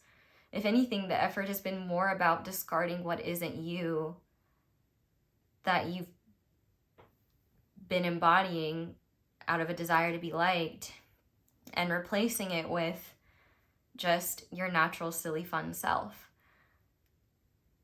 I definitely think as well, I think one truth about love you're ready to integrate is that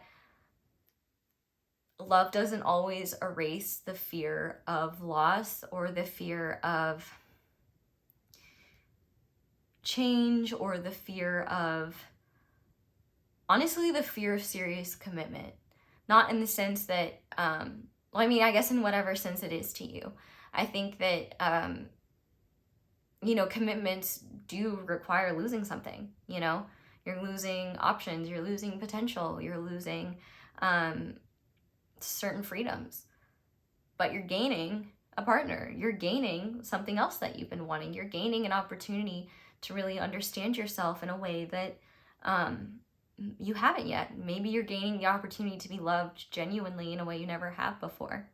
And I think that one truth about love that I think you're also ready to integrate is that some of the healing from past relationships, I think, do not need to be solved or fixed before you enter this one. I think that these things are going to come up to be healed, and it's going to be really easy for you to release them, because you're going to realize, oh, what I was asking for is not too much. And honestly, group 2, I'm going to tell you this. I had an ex that would tell me, I need someone, I need to be cuddled. That is a non-negotiable, in my relationships. If I cannot hang on to you like a koala bear, I don't want it. If you're not hanging on to me like a koala bear, I don't want it. I'm happy to respect space. I know we all need that. But I honestly, sometimes I would be cool with getting inside someone's skin. If I really ended them in that way. But not realistically, not literally in a scary way, but just in a cuddling is it's one of the greatest ways to be close and feel connection, in my opinion. And if I can't merge with your entire essence, it'll do. My ex used to literally tell me verbatim, no, I can't cuddle you because when I'm watching TV and stuff, I'm just thinking about all these dark thoughts, and then he would go and sit and play video games for 6 hours and ignore me. And I'd be like, okay, so why am I here? And he would go, well, I just like having you here. Fuck off. Actually, fun fact, that's what he said to me that inspired me to break up with him. And I'm very grateful for that experience, because it taught me cuddling is a non-negotiable. And I'll tell you what, I don't have any issues getting cuddled now. And it makes me realize, oh my God, it's so sad that I thought that was something I needed to beg for or fight for. And listen, maybe I'm being a little callous towards my ex, but to be fair, I did bend over backwards and accommodated him at every turn. So I felt like cuddling wasn't too much to ask, but it wasn't healthy for me to do that. I wasn't supposed to do that. I don't know why I'm telling you all of this. I assume there is some sort of purpose if I'm going into it. But there are things that are just basic human needs. And for me, I need physical touch. That is a very important love language to me. And I'm not just talking about biblical relations. I'm talking just hugs, affection, physical affection. I need that in a relationship. So for you, I'm willing to bet too that you have things that you need in a relationship. Those have to be non-negotiables. And I actually think the reason why I'm telling you all this is because you're probably gonna experience in this one a realization of things that are just very important for you to feel like loved and nurtured by another person and like safe in their presence are not things that are, number one, okay to sacrifice, and number two, things you should feel like you have to sacrifice in order to receive love, because actually you're very easy to love when you're with someone who is compatible to you. But I think in general, I think a lot of us are more easy to love than we realize. We're just so unnecessarily hard on ourselves, we don't realize all the love is already there. And I've really been going like in on this reading. I don't know what it is about, but I've been practicing radical honesty, and it feels good. The judgment I might get later may not, but that's what not looking at my comment section is for.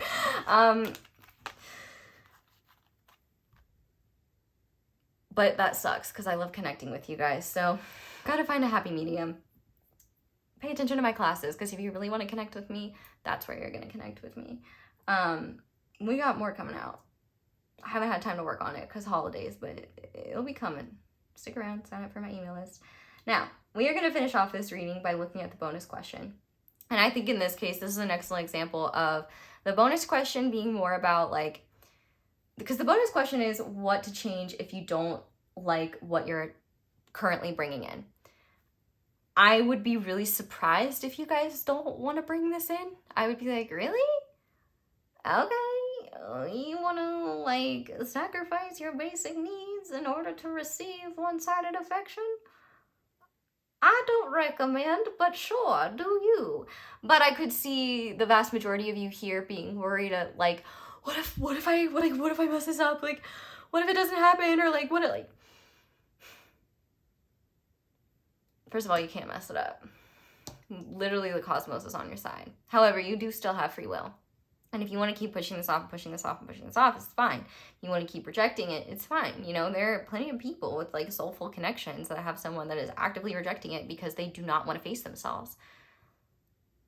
So, that being said, for a lot of you, I'll use this because it seems like you do want this connection. I'll use this as an opportunity to ask, how could you sabotage this relationship if it's even possible? Or like, what would get in the way of you attracting this? So for that, we have the Fool. I think that's fitting. And we have the Page of Swords. And we have Resource. So I think that the only way for you to sabotage this is to, number one, cut off your own spiritual connection. Number two, dumb down your consciousness so much it seems like you've gotten brain damage, and like it's uncharacteristic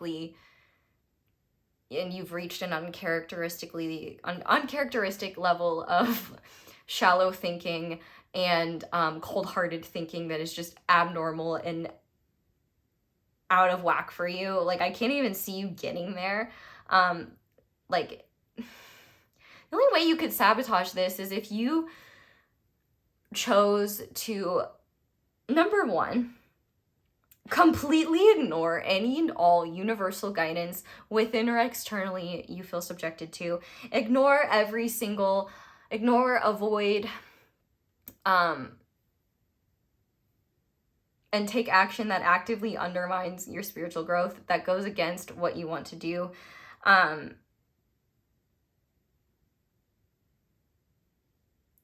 If the only way you could truly sabotage this is if you allow the egoic mouthpiece of society to completely override your values, your desires, nuances, realities of human nature most people do not really converse about on the internet because they're deep and intimate and not really in an anonymous internet setting. Also, who the hell wants to share their deepest thoughts on the internet? You're kind of crazy if you do that. People ain't always kind to it. I'm very lucky though, because you guys are. So I guess honestly, like I just feel free to do that because you guys are so awesome. So thank you for being awesome. But I think you would have to like start operating from a completely different framework that is far more egoic and based in like fear and survival. If you start to like thinking that you need to, like if you start looking at dating as a strategy and are looking at people as what they have or what they do, or you know, like looking at things from a surface level, and also completely ignoring every like truth within you, and I think you get it. You're like, oh, so I basically kind of can't unless I completely override and undo everything about who I am and everything about my path, and then take on a consciousness that is not only separating to my spirit, but like fully rooted in ego, makes no room for my heart space, and also be surrounded by so much noise all the time that I can't possibly have a rational or empowering thought enter. That's how. I think you're safe. I think you're fine. I think you're gonna be just fine. And in fact, I gotta say it, you're doing amazing, sweetie. And I'm very proud of you. And what's next in love for you is really exciting, because I think it's what you've been trying to have next for you in love for a long time now. And you've been getting there and you've been doing the work, and you gotta give yourself a pat on the back. I'm gonna give you a round of applause. That's not very loud. Can I do a loud one? That kind of hurt. But, you know, that's the passion I feel. No pain, no gain. And I'm really honestly just so happy to see this energy. Like, I really added this bonus question because I was like, I don't want to do these readings and then have someone be like, I don't know why I'm attracting this. I don't want it. But beautiful. 2 out of 2 groups, I'm like, why would you not want to attract this? We are healing out here and I love to see it, my singles. Ugh. So, group number 2, that is where I'm going to leave this reading. Thank you guys so much for watching, and thank you so much for letting my ads play in the background. That is one of the simplest and easiest ways to support me, show appreciation to my channel, and keep this channel flowing without even more shit being thrown your way. If you don't have YouTube Premium though, and you hate ads and it's feasible for you, just get YouTube Premium. I promise you it'll make your life a million times better. I would not use YouTube today if I didn't have YouTube Premium. Like, you guys are... But if you can't, put that shit on mute. I know you've got more than one screen around you. You've got the sky, eyeballs, close your eyes. You can do it. Just first 30 seconds, it helps me so much. Like, if you just watch beyond that first 30-second mark, well, not watch, but just let it play, helps me more than you would believe. Other ways to support me though, liking this video is really helpful. It brings it to other empowered baddies such as yourself who may be ready to bring something in like this as well. You can comment down below, let me know how it resonates. I will be looking. It's usually just a matter of chance. I do try to look at things when I first upload, because my notification squad, if you click notifications, I am more likely to see your comment and interact with you. But there is no standard rule, because sometimes my nervous system, whenever I post, goes into a state similar to someone being hunted for sport. So sometimes I gotta deal with myself before I go looking in there. Other things though. Sign up for my email list. Email list gets email list privileges. If I ever open personal readings, it will be only to my email list. You will never hear about it here. You can check out merch, social media, stuff like that. Honestly, though, I'm really over here doing this. Put your energy here. Fuck Instagram. I hate Instagram. I haven't posted in 3 years because I hate that app. I don't even really... Anyway. I'm getting a little too truthful out here. Tips, Cashapp, palehag, PayPal, email. Be on the lookout for classes. I'm very excited about that. You can watch other videos, check out extendeds if you want. Share me with a friend, send me love. I'm sending you love right back. Yeah, but that's all I have for you guys. So thank you so much for watching and for letting me read for you. I hope you all have a wonderful day or night whenever it is that you're watching this video. And I hope you guys come back and see me again soon. Bye! Hi there, Pile 3. Welcome to your reading, and thank you so much for being here. If you guys chose the Lapis Lazuli Heart and the Dark Heart Tarot, This is going to be your reading on what's next in love for you. I highly encourage you to check out the beginning of the video, the intro part where I discuss the reading and what's important to know if you find yourself stressed, overwhelmed, or feeling disempowered in any way. This reading is not designed to deflate you. This reading is designed to help you feel more confident in your journey to finding the right love for you. So let's start by looking at what type of partner you're attracting and what type of partnership you're attracting. So to start, we have the Knight of Pentacles. We have the Moon. And we have Labyrinth. And in terms of the type of partnership, we have the Two of Swords. We have the Magician. And we have Serenity. Beautiful. There's somebody out there with the Serenity Labubu that's freaking out. I think it's so funny how... I'm not even gonna go there, actually. Anyway. Group number 3. This is already such a different energy. Not bad in any way, just different. The type of person that you are attracting, I do have a feeling for many of you, not all of you, but I think for a lot of you, most of you, you're gonna think I'm talking about you in this reading, and I am not. I am talking about someone else like you in the ways that I'm describing, and it'll make sense once we get into the type of relationship that you're attracting. Actually, this is really sweet. Like, this is really sweet. Let's talk about the type of person you're attracting. I couldn't help but sense, like, in terms of character energy, if you've ever seen Pixar's Inside Out, the character Sadness kind of reminds me of this person.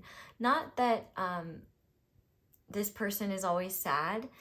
They're obviously not a raw emotion, but I think, like, sadness is affect. You know, she speaks more gently, she speaks more slowly, she moves more slowly. This person is someone who is at their core slow and methodical. You might not be that way. Actually, what you guys have in common are deep, rich inner worlds and issues with chronic overthinking, as well as issues with trusting yourself. Amongst other things. I'm not going to sit here and determine what does resonate. You're definitely going to see mirroring here. This person is someone that is very consistent. They crave consistency. They need a consistent routine. And even if that routine is weird or chaotic in terms of time-wise or something like that, it's still... There's a method to their madness, or should I say moonness, because I do think that this is someone who has a very deep and rich emotional world, and they don't really feel safe to explore it. I feel like one confirmation that this person is the type of person you're asking about is they will either talk about having a very vivid imagination, an imagination so vivid they could get lost in it, and also you might even notice them kind of be lost in contemplation, or just kind of be in their own world. But this could also extend to another form of confirmation you could get, is that this person could have incredibly vivid dreams, or remember their dreams, or have a focus on like they might have a lot of not just dreams, but like stress dreams and nightmares. I think that could be very common for them. It's something that this person might actually like avoid sleep, or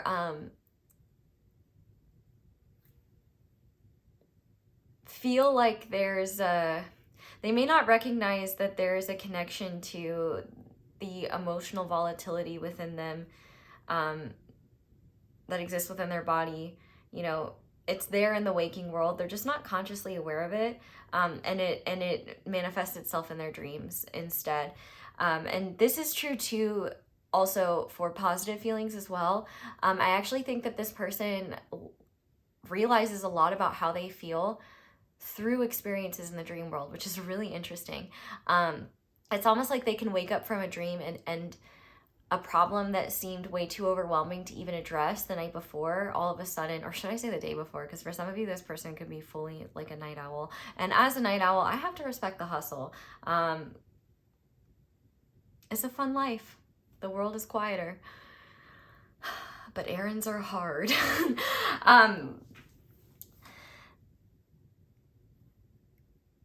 They are definitely someone who shallow people misjudge them all the time because they don't have the ability to see beyond the surface of this person. And I feel like what shallow people would assume about this person is that, oh, you know, they're just happy to help anyone, and you know, they just always come to work with a smile on their face, or you know, they just always have a good attitude, you know, they're easy to get along with. A lot of how people around them that know them on a superficial level would describe them is really based in like, oh, this person is very agreeable when I'm around them, and they seem to not complain, or they seem to be generally happy. But this is like, I'm hearing that Vine, or is it a Vine or a TikTok audio? I don't know. My brain is scrambled and rotted at this point. But it's like, you have to just sit there and pretend like you're fine, but you're not really fine. And like, this person is low-key like that, but not in a silly internet meme cringe way. They're that way in the sense that they are incredibly good at masking just the amount of stuff going on in their inner world. I think that this person is prone to worry and fear, and struggles with like feeling in control of their environment. I think that's why consistency is very important to them. But also I want to add to the fact that consistency is also a very important part of their character, and something that will be an important determining factor of whether a person you're interacting with fits into this role of the type of person that you're attracting. Because the type of person you're attracting is someone that is going to treat you consistently as your romantic relationship with them blossoms and evolves. They are going to want to take things slow. They're going to also, I wouldn't say they're going to be like super overt. They will show their interest and effort through actions. I do think their language will be a little bit short and dry. Not because they're uninterested, but because they're quite nervous. This is definitely someone who gets misjudged a lot as like, oh, they think they're too good for everyone else. You know, because I think one thing that people do envy about this person that I see that this person doesn't recognize is that this person does have a level of consistency and a level of, honestly, like excellence that I think other people like wish they had that. And I think part of the reason why that is because this is the type of person that doesn't rush a goal. And because they create, like they need consistency and routine in their world to ground them in the like deep emotional well within them that is just always processing things and always, you know, it's like either they're in that world completely and feel like they're drowning in their emotional body, or they are using their routine to kind of just feel okay and neutral, but there's a level of disconnection there. I definitely think that this person is on the slower side in general, not in an intellectual sense, but definitely in a sense of like I was saying earlier, like how they move. I also think that they like to take their time. They have a gentler pace. And I do think that just the fast-paced nature that a lot of the world demands, I think is just very overwhelming to their nervous system. And I think that there's a lot of emotional unease in how much of the world is asking them to be a fish that can just climb a tree with ease. They're definitely somebody, though, who loves to hear about the inner worlds of others. They could actually be in a profession like therapy, like a therapy setting, or they could be a creative.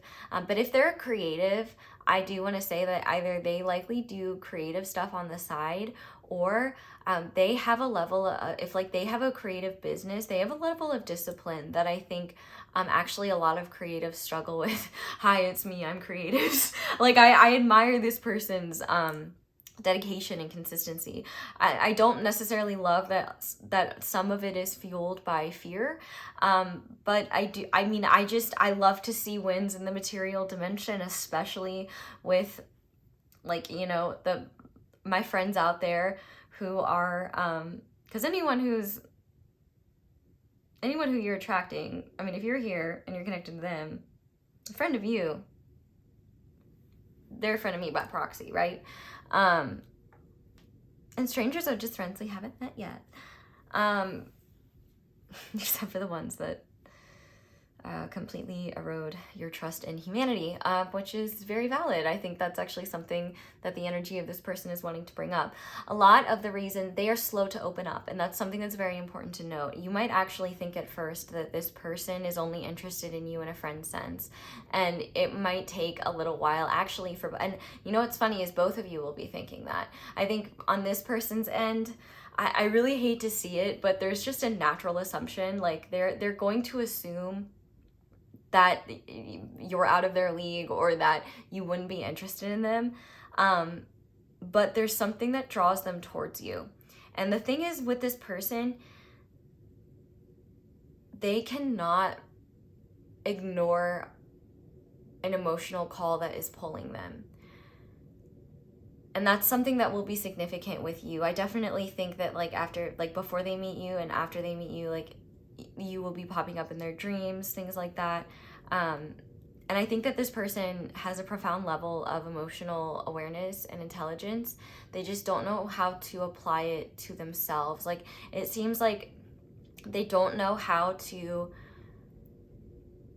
accept a lack of control that they might feel and being in their emotional body, and not judging themselves for that experience yet. I think there's still a lot of judgment and shame and feeling like they should have a better grip on their emotional reality.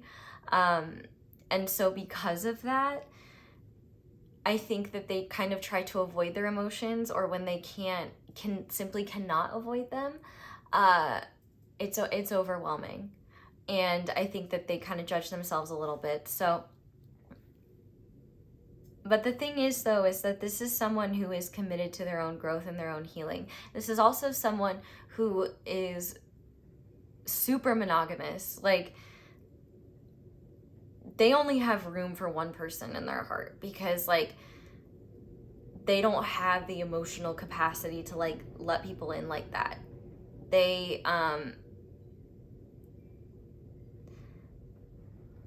They're someone who, once they trust you, you're kind of in, like, you're in the inner circle. You're part, you get to see the part of them, their light, you know, the true them, their authentic self. And one thing, and the type of partner too that I will say, this is the type of partner that's happy to sit and talk about emotions with you. They're also happy to sit and talk about coping strategies. They're also, I think, well versed in things like the difference between when someone just needs to vent and when someone needs solutions. I think they're an incredibly supportive partner. And I also think that they are someone who treats other people's inner worlds with a great degree of care and respect, which I love to see. Like, that just warms my fucking heart. Like, ugh. Group 3, you're attracting a winner is what you're attracting. And I think that This is the type of person and the type of partner who maybe has a hard time seeing all their strengths, because they are intensely self-critical, one thing that I am seeing here. But at the same time, I think part of that criticism is just living in a reality where your consciousness is so expansive, but the way you wish to express it in the 3D world is so limited in how it can be expressed and also in how it can be received. I think it's really easy. This is also the type of partner, though, that will get lost in rabbit holes with you, and also be able to talk about anything with you. I think also they're incredibly patient. Like, this is the type of person that really does have the patience of a saint. Like, it's kind of impressive. I would also say that this person could even work in something like HR, customer service, or some sort of service role where they have to be endlessly patient with people, and where they really do, where they just have an excellent ability to hide the dark, like their emotional reality and just the depth and intensity at which they feel things. And I think they kind of judge that as bad sometimes, but you know, the point of Inside Out is, well, at least the first one is all about accepting the spectrum of emotion and that it's necessary and needed.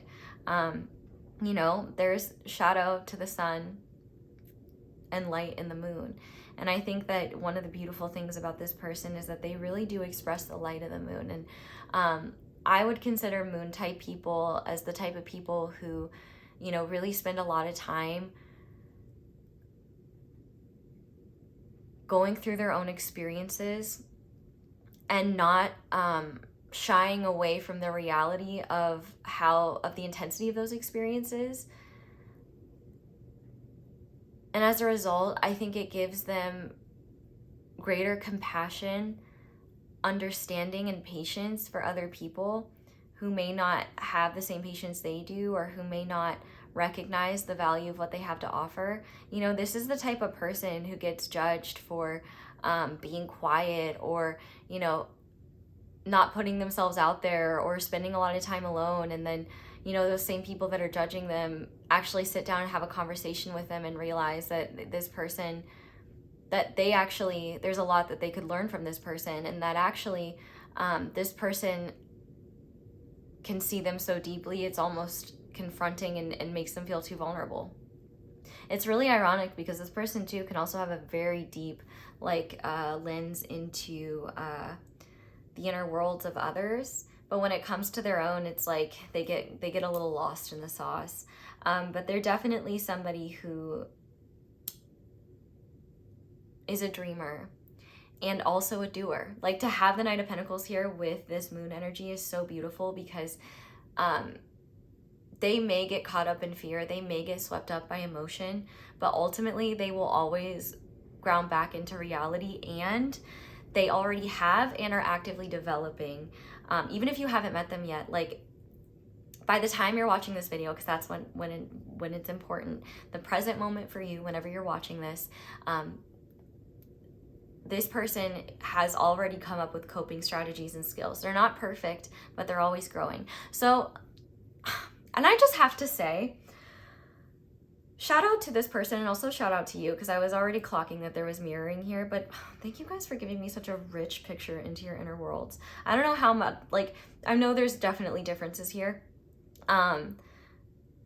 I would say in some ways you're more cerebral. Like, I would say actually one of the big differences between the two of you is that this person seems to cope with intensive, like, one thing you have in common is a lot of intense emotion, and this person copes with it through grounding and like physical action, movement, routines that require them to be moving, and you cope with it in a more cerebral, analytical way.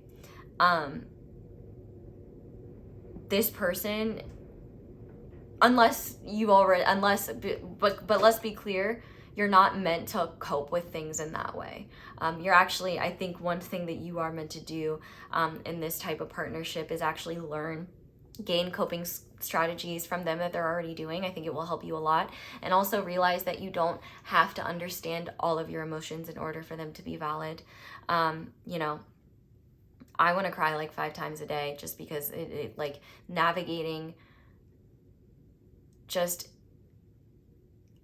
modern infrastructure is so fucking annoying. It like like major depressive disorder, got it. Can handle it. I'm doing great. I'm not depressed, by the way. I'm just saying minor inconveniences though, like they break me like nothing else. So, you know, I don't know what the point of that was, but there you go. That being said, talking about the type of partnership here, I really love to see, this is the type of partnership where you don't have to be alone and in your head half the time you're with them. This is the type of partnership where truly, like, you're not going to be alone and how you both see the world and each other and feel in partnership. Like, this is a partnership where your feelings do genuinely matter. But I think both of you have had experiences where your very valid emotions that are, you know, normal responses to your environment were criticized by people who were likely responsible for them or shamed you for them, or either did or threatened to abandon you if you did express how you felt or were honest about what you were really thinking and feeling. Both of you have this.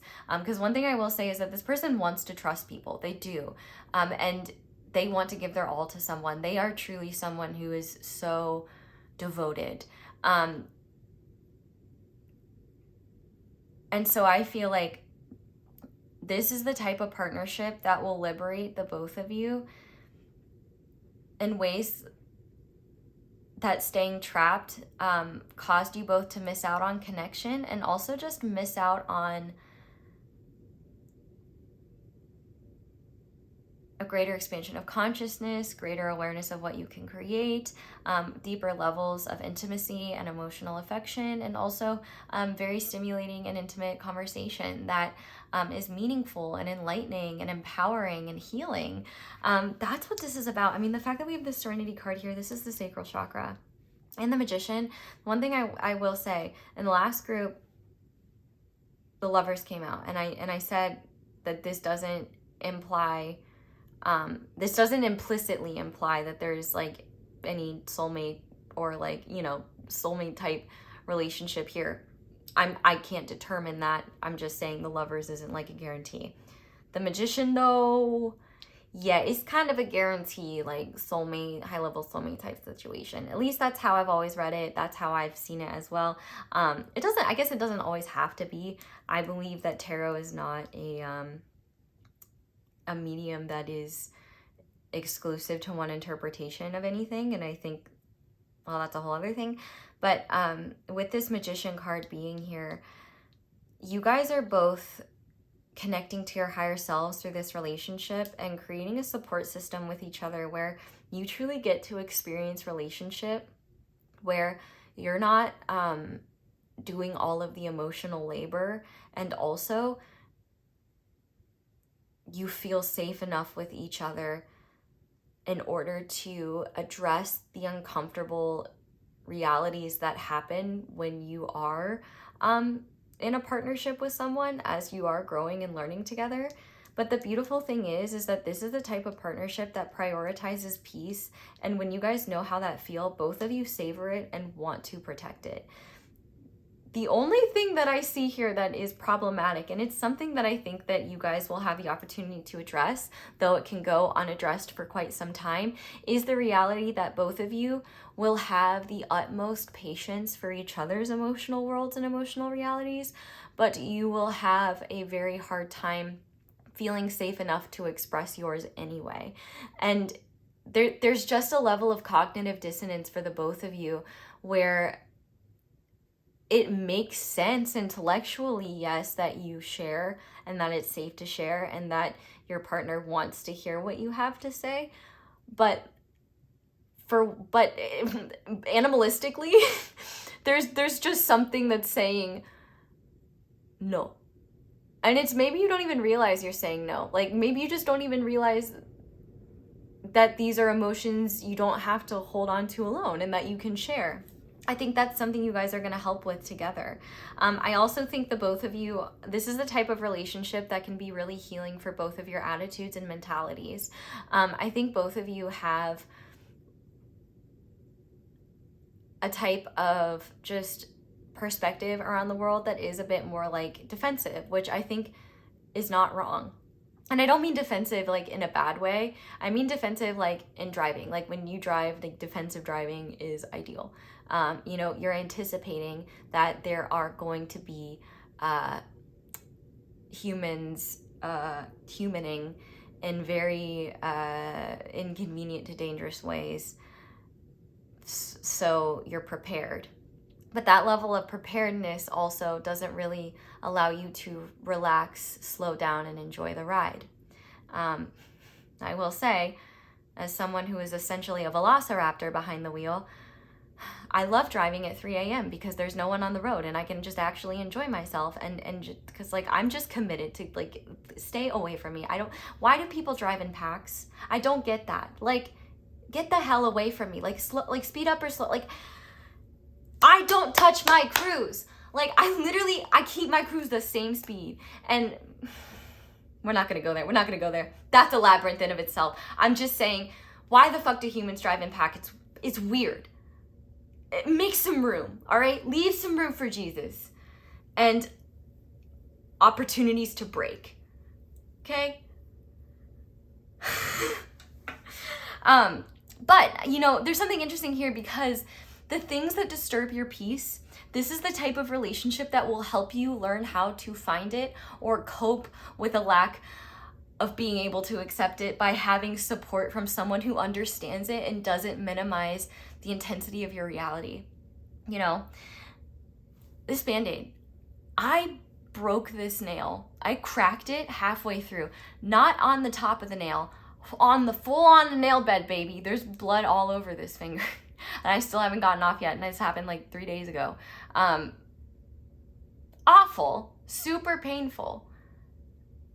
But for most people who don't have nails like this, they would just think, oh, like if me saying I broke a nail, they'd be like, oh, like playing the world's smallest violin for me. But no, you don't understand. This is my dominant hand, and any slight movement or touch, not now, thanks to nail glue and prayers, and like the slightest touch sends you into like visceral pain, and then you get lulled into a false sense of security thinking you're fine, and then all of a sudden you just hit your thumb on something and it hurts so bad. And also, these are my nails, so yeah, it really sucks to break my own nail that I worked really hard to grow, okay? And it is really painful and super inconvenient to have an injury on your hand like that. But anyone who has not had an injury like that, I think would be like, who gives a shit? Like, that's okay, so don't get your nails done. Like, okay, don't, like, so you're asking me, like, point being that things that are minimized by other people are very valid reasons to be upset or to acknowledge frustration or to acknowledge like pain or just something happening. And that's a key element of this relationship where you guys are going to discover over and over things that you withhold. When you finally do have the opportunity to share them or have an opportunity to experience what happens between the two of you, when things like that are shared, you're going to realize, oh my God, why was that? Like, wait, I'm not ridiculous? I'm not too much? And no, you're not. I think that this is truly the type of relationship where you guys can be comfortable and at home with each other. Because not only do you care about the state of the other's inner world, but there's a level of commitment to learning to face discomfort together. I think honestly, the biggest challenge in this relationship is opening up and sharing, and also recognizing when it's important to. Because I think instinctually, and habitually both of you will be used to suppressing what you feel and what you share with the other. Both of you, I think, kind of have like tendencies to be in fawn or freeze responses when your nervous system is in a state of fight or flight. And one of the realities that you've experienced as a result is you guys don't trust yourselves. And it's like both of you crave love very deeply, but at the same time, the prospect and the concept of opening up to it, like, first of all, get this, I get this is so valid, the horrifying ordeal of being seen. There's a reason why I don't put my face in all my videos, but thank you to everyone who tells me I'm pretty. I do appreciate it. I do appreciate it, but I do like to look like a goblin in my own time. So being seen is hard, and being perceived can be mortifying, especially when you are sensitive and deep, because you just treat things with more nuance than the average person does. And this is the type of relationship where you're able to get that nuance. And you're with someone who has the capacity to match that nuance. You're not constant, like, this is a relationship where both of you can take a sigh of relief because you no longer have to translate everything to each other. Well, not to each other, but no longer have to translate how you operate to another. I mean, there will be things that you guys have to explain to each other and that you guys will learn, but also both of you are observant and inquisitive. If you don't understand why the other is processing something in a certain way, it's very likely that one of you is just going to ask and have an open conversation about it.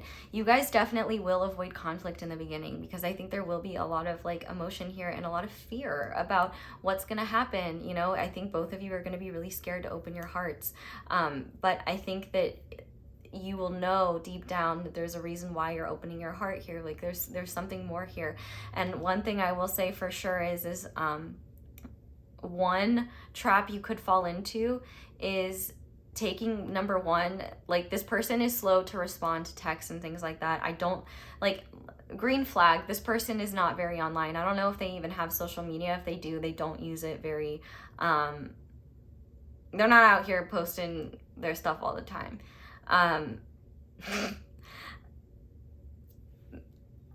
They might have some strong opinions on social media, which I would probably love to hear and agree with.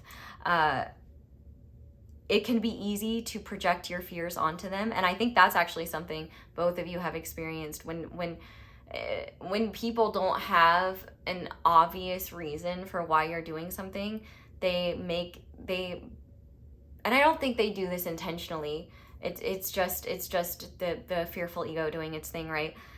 It creates a story about what could be happening, and it's typically the most fearful story you can think of that is connected to the deepest wounds that feel the most like raw, tender, or vulnerable, or most at risk in this experience. Oh my God, 33 minutes and we haven't even gotten into the rest of it. But like, honestly, I was just living for the detail and I love to see this.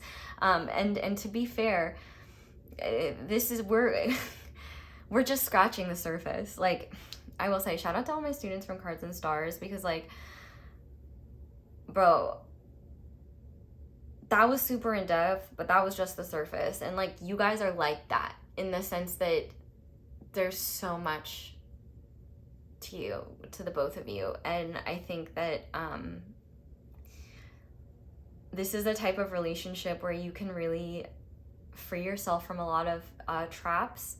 And also, and I think that these are traps that have to do especially with relationships, because I think that there might be ways that both of you hesitate to open up and connect that directly stem from painful to traumatic experiences with partners or just with people that you were close to that made you feel unacceptable for something that was just that came naturally to you. I also think that you could have been around like emotionally volatile people that your nervous system couldn't handle as well. You might not want to watch, don't watch groups 1 or 2 if you feel drawn to them, because if you have a sensitive nervous system, I came in hot, both of those, had some strong opinions, talked some shit.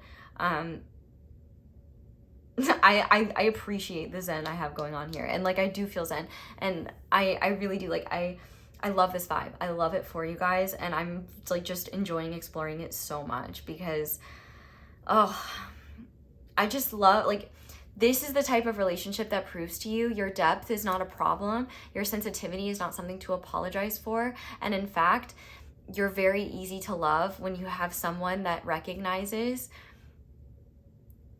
the magnitude and beauty of your existence and consciousness. Like,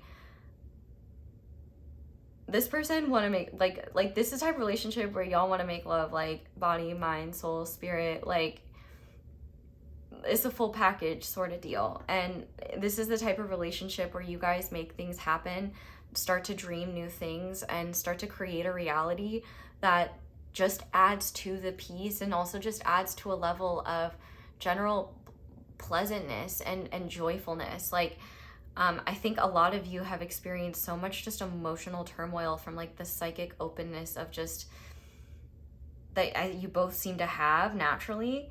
And I think that this relationship can be a refuge where, relationally speaking, it's like you can finally take your bra off. Ugh, what's better than that? That being said, let's actually move forward now. But I would really appreciate it if you left a like if you enjoyed how in depth we went, because it's always special when we get to do that. So we are going to look now at how are you attracting this to you. If this part does not resonate in terms of, oh, I'm not doing these things right now, that does not mean that this is not your reading, especially if it's resonating with what you've been wanting and what you've been trying to create in your world. Like I said too, this could also be the type, one more message, sorry. This is also the type of relationship that you've actively been trying to attract, and that you might overthink that you're messing up sometimes, but truthfully, like, you just need to be at peace with it, because like that's the resonance that's going to bring it in the most quick, like the quickest. But I will say quickest is still slow, because this is slow moving, but slow and steady wins the race. And one thing about the Knight of Pentacles, it might take them time, but they will get it done. This is the type of person, like if they were a contractor, they're gonna take a minute on your house, like they are. But best believe quality craftsmanship. Like, you're not gonna have uneven cabinet doors. You're not gonna have, you know, finishes not screwed on properly. Like, this person crosses their T's and dots their I's, and they've also reached a level of organization that's actually impressive for how turbulent their inner world is. But yeah, it makes sense. I mean, it's how they cope. Okay, we gotta keep moving. I've only got so much energy and I got a lot to do. So, how you're attracting this person in, we have beautiful, we have Strength, we have the Queen of Cups, and we have Support. So I guess I do have to say, God, I love my photographic memory. I literally filmed group 1's reading like 2 nights ago, and if you did feel drawn to group 1, I almost kind of have to ask and wonder, maybe try group 1 to see if one of you is more group 3 and one of you is more group 1, maybe after you meet them, I don't know. But I do have to mention that this almost like a very similar combination came out in group 1. It was the Strength card, and instead of the Queen of Cups, it was the King of Cups. And instead of the Support card, I believe it was Heal. I could be wrong though, but feel free to scroll back and let me know that my memory is in fact photographic. And I'm clocking the T. Yeah, if the Naked Heart Tarot, because that's what I'm picturing. Yeah, so that should be group 1, I believe. That might actually be resonant for you. Anywho, how you're bringing this in really is about, number 1, anything that you've been doing to protect your energy psychically, anything that you have been doing to honor your heart and protect your heart space, anything that you have been doing revolving having the courage to open up whilst still having healthy boundaries with what you're opening up to, and also treating yourself with tenderness and compassion instead of force and condemnation, all of that is helping. You're softening to the ways in which your ego wants you to hide, in ways in which your ego wants to keep you, quote, safe. You know, your ego, all it's trying to do is keep you safe. It loves you, and your ego is not a bad thing. It just has very bad tools on a soul level to protect us. It's not a form of protection that's helpful. It's kind of like the same effectiveness as, like, you know, abstinence only education. You, though, number one, I feel like you're starting to trust and validate your psychic insights more. If you're not doing that, you should be doing that, because it will help you. I think you guys, even if you haven't met yet, you have been interacting with each other, like, in the 5D already. Like, your souls are very excited to, like, get this show on the road and, like, meet each other in the 3D. And honestly, like, for some of you, like, here's extra confirmation. If you're, like, in your late 40s or early 50s specifically, I never get age ranges like this, and I just got chills, like, especially around my thigh area, like in my legs. This is a type of person that you have felt like all your life was out there, and it feels like, you know, when someone's standing from behind and you think it's someone you know, and then they turn around and it's like, oh my God, like, that's not you're not who I thought you were. Not in, like, a bad way, but just like, oh, not, I thought that was bro, but you're just, like, bruh, you know? She said eloquently. Ace of Tarot and Shakespeare, same level. That's kind of the same with looking for this person, especially if you've been in relationships, even marriages. It's like, I feel like you've been in experiences where you've tried to convince yourself, like, yes, I feel like there's a part of you that's never wanted to give up on the idea that, like, this type of person was out here, but at the same time, the other half of you is like, yeah, but there's life experiences I want to have, like committed relationships, marriage, children, potentially, if that's your path. But I feel like this is the type of love that, like, you have known your whole life exists, and that you have, and it will explain why so many relationships in your past, and you don't have to be in this age range for this part to resonate, but, like, I just felt specifically like for some of you, like, this person was destined to come into your world at a later point in life. Like, there were like important lessons your souls were meant to experience, and aspects of life and reality that you guys, like, that were fundamental and important. And also, like, and I think both of you would even agree, no matter how old you are, like, it will feel like, to a degree, this person, like it took forever for them to get here. Even if you're, like, 20, you will also have that. Well, of course, when you're 20, you'll feel like it took forever, because you've only been alive for 20 years. Like, everything does feel like forever, because you really haven't had a whole lot of time on the planet. I'm not much better. I only have 7 years on you, at least if you're watching this when I've uploaded it. But oh my God, I'm getting so distracted. I just can't help it. I just love being in this energy and talking to you. I forgot the point of what I was saying. I apologize. That can be annoying. I understand if you're annoyed with me. If it's important and I remember it, I'll come back to it. If I don't get to it, trust what your intuition says about it. Because you have a crazy, like, yeah, because that's part of the point. Like, that's part of what you're doing to attract this. Like, your heart is so powerfully strong. Like, your heart is a honing beacon that is like, hey, my person, I'm over here. Like, and your person has the same thing. Like, I even specifically made this reading about the type of person, because I didn't want to pigeonhole it into one thing.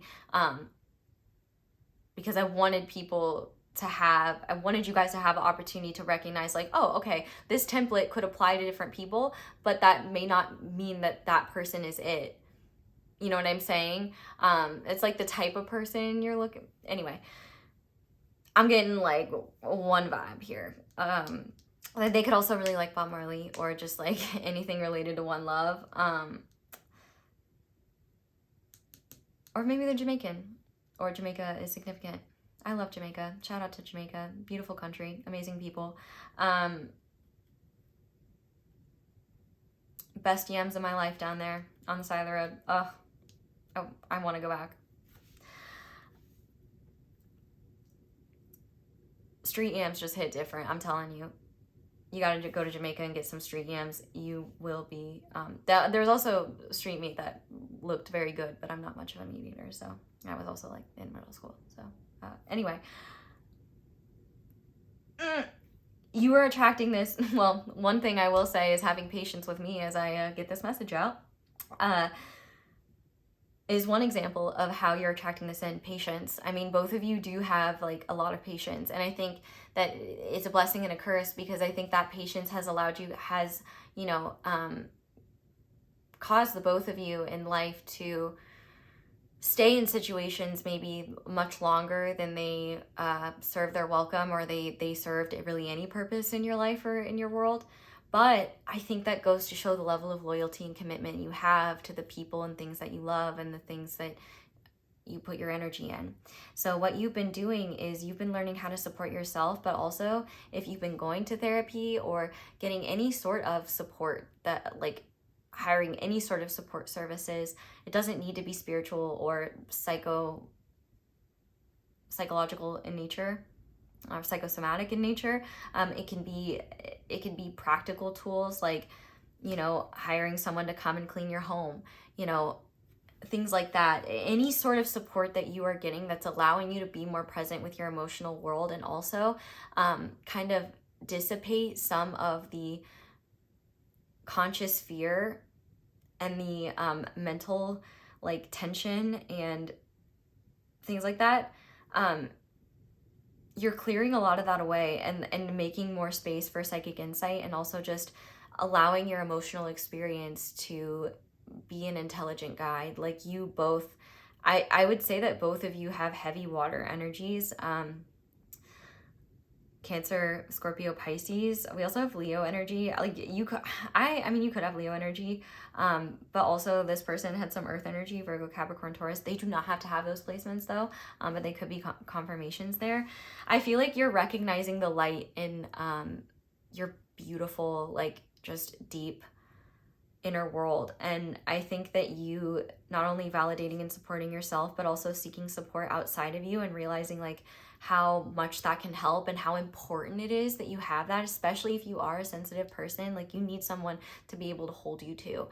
You're constantly holding containers without realizing it. And I think that also you're building your emotional resilience. I think you are building skills in terms of surrendering to an emotional experience and the wisdom it has for you. I think that it's kind of it's a day-by-day sort of thing in terms of how effective it is, but I really do feel like you're honoring your psychic insights more, and you're really trusting in what the divine has been speaking to you. And I think a lot of what the divine has been speaking to you about is the fact that what you've been asking for is on its way. Just because it's taking a minute doesn't mean it's not late. It's actually on time. If anything, it's actually a little bit ahead of schedule, but both of you are actually progressing at a pace that is allowing for this to happen even sooner than you realize. So that's beautiful. And one thing I do just have to say here is that once this is here, there will not be like a level of volatility or like in and out sort of thing. At least I don't see that. Maybe that's different in your experience. Maybe like whatever. I guess I won't generalize and say all of them, but the energy that I'm reading and the energy that I am experiencing, it's very gentle consistency almost always. The only time that you don't get gentle consistency, you will get just a sense of they're withdrawn, and they're withdrawn because they're processing, and they are not hiding anything from you. They will share once they feel safe to, and also once you guys have built those systems. Okay, next, we gotta keep going. I gotta have enough voice for group 4. How you'll know this is about to appear in your world. So let's see that. We have free, beautiful. We have the 9 of Pentacles, and we have the Death card. So this could be about to enter your world when there is a major ending that is directly connected to your self-esteem and a level of independence and security in your own path and in your own self-governance. I think that you could be saying goodbye to something that really killed your spirit, that really honestly constricted your freedoms. It could have been a job, it could have been a relationship. Like, listen, like if you're in the process of separating or divorcing from someone, like I do like want to say, just first of all, like I'm sorry. It sounds really hard, and I'm really glad that you are supporting yourself and learning to be gentle with yourself. But this is going to be right around the corner when when you feel truly free, and also you feel beautiful and good in your own energy. You're in a place of stability, and also I never give messages like this, so the fact that you get this right now, heed this. I ain't making no promises, but if there is some legal matters in what you are and in what is ending, you might get some coin from that. You might. I don't know for sure. I'm not a part of the legal system, but I do think that actually there could be some sort of loss that leads to some sort of material gain for you. And this loss is not one that is, I think, actually that painful. It might have seemed painful for a long time, but I think it's not right when the loss happens. It's the healing after the loss where it no longer has a grip over you. It reminds me of the Labyrinth movie with David Bowie and Jennifer Connelly. Like, you know, she says at the end of the movie, like, you have no power over me. This is right around the corner when something that did have power over you in your life, that did control you, that did get in the way of your own sovereignty, is no longer. And in fact, it is something of the past. And ooh, yes, I'm getting Don't Start Now by Dua Lipa, like did a full 180. And you are going to be feeling yourself, feeling your life. And I think you're also going to be realizing, wow, not only do I have the freedom to do what I want, but also I like myself when I'm not being controlled by whiny ass bitches. Ooh, that's some tea. Some of you, that may not be the wording all of you use, but for some of you it may be valid, and we needed to speak that. No wabs here. WAPs only, no wabs. If you get it, you get it. You don't, you don't. Okay, now we are going to look at a truth about love that you are ready to integrate that will help you with bringing in this experience. So to start, we have Temperance. Archangel Michael's looking out for you. We have the Ten of Cups, bitch. Shut up. I just knew this shit was so cute. Oh my god. Like, if you don't like this video, you're heartless. This reading is not for you, because this is a reading only for people with hearts. Because y'all got big hearts, and I just love sitting in it. It's very healing to my cerebral Virgo moon ass. And we have Awaken. Trigger statement, I don't know what to do. And the true statement is, every moment is a new opportunity. Oh my god, yes, this hits. Take time today to engage your senses and create. The tension that has been dividing your head and heart is leaving. That is what this is about. This is a union, bitch. That is about coming together in your own world and coming together with another at the same time. What the truth you're ready to integrate about love is that it is safe to love, and that there are people, oh, maybe not people, but there is person capable of loving you in a way that doesn't make you feel like you're asking for too much, but also fulfilling love is not only possible, happy, true love is also very real. Maybe you didn't have that model to you. I will say, like, I think a big reason why a lot of relationships fail is because people are pressured to be in relationships. A lot of people get in relationships without really knowing one another, and also what was normal, I think that we as humans are getting to know ourselves and have the opportunity to get to know ourselves on a much deeper level than we really ever have. And while love connections and love matches have always existed, I think it's very common to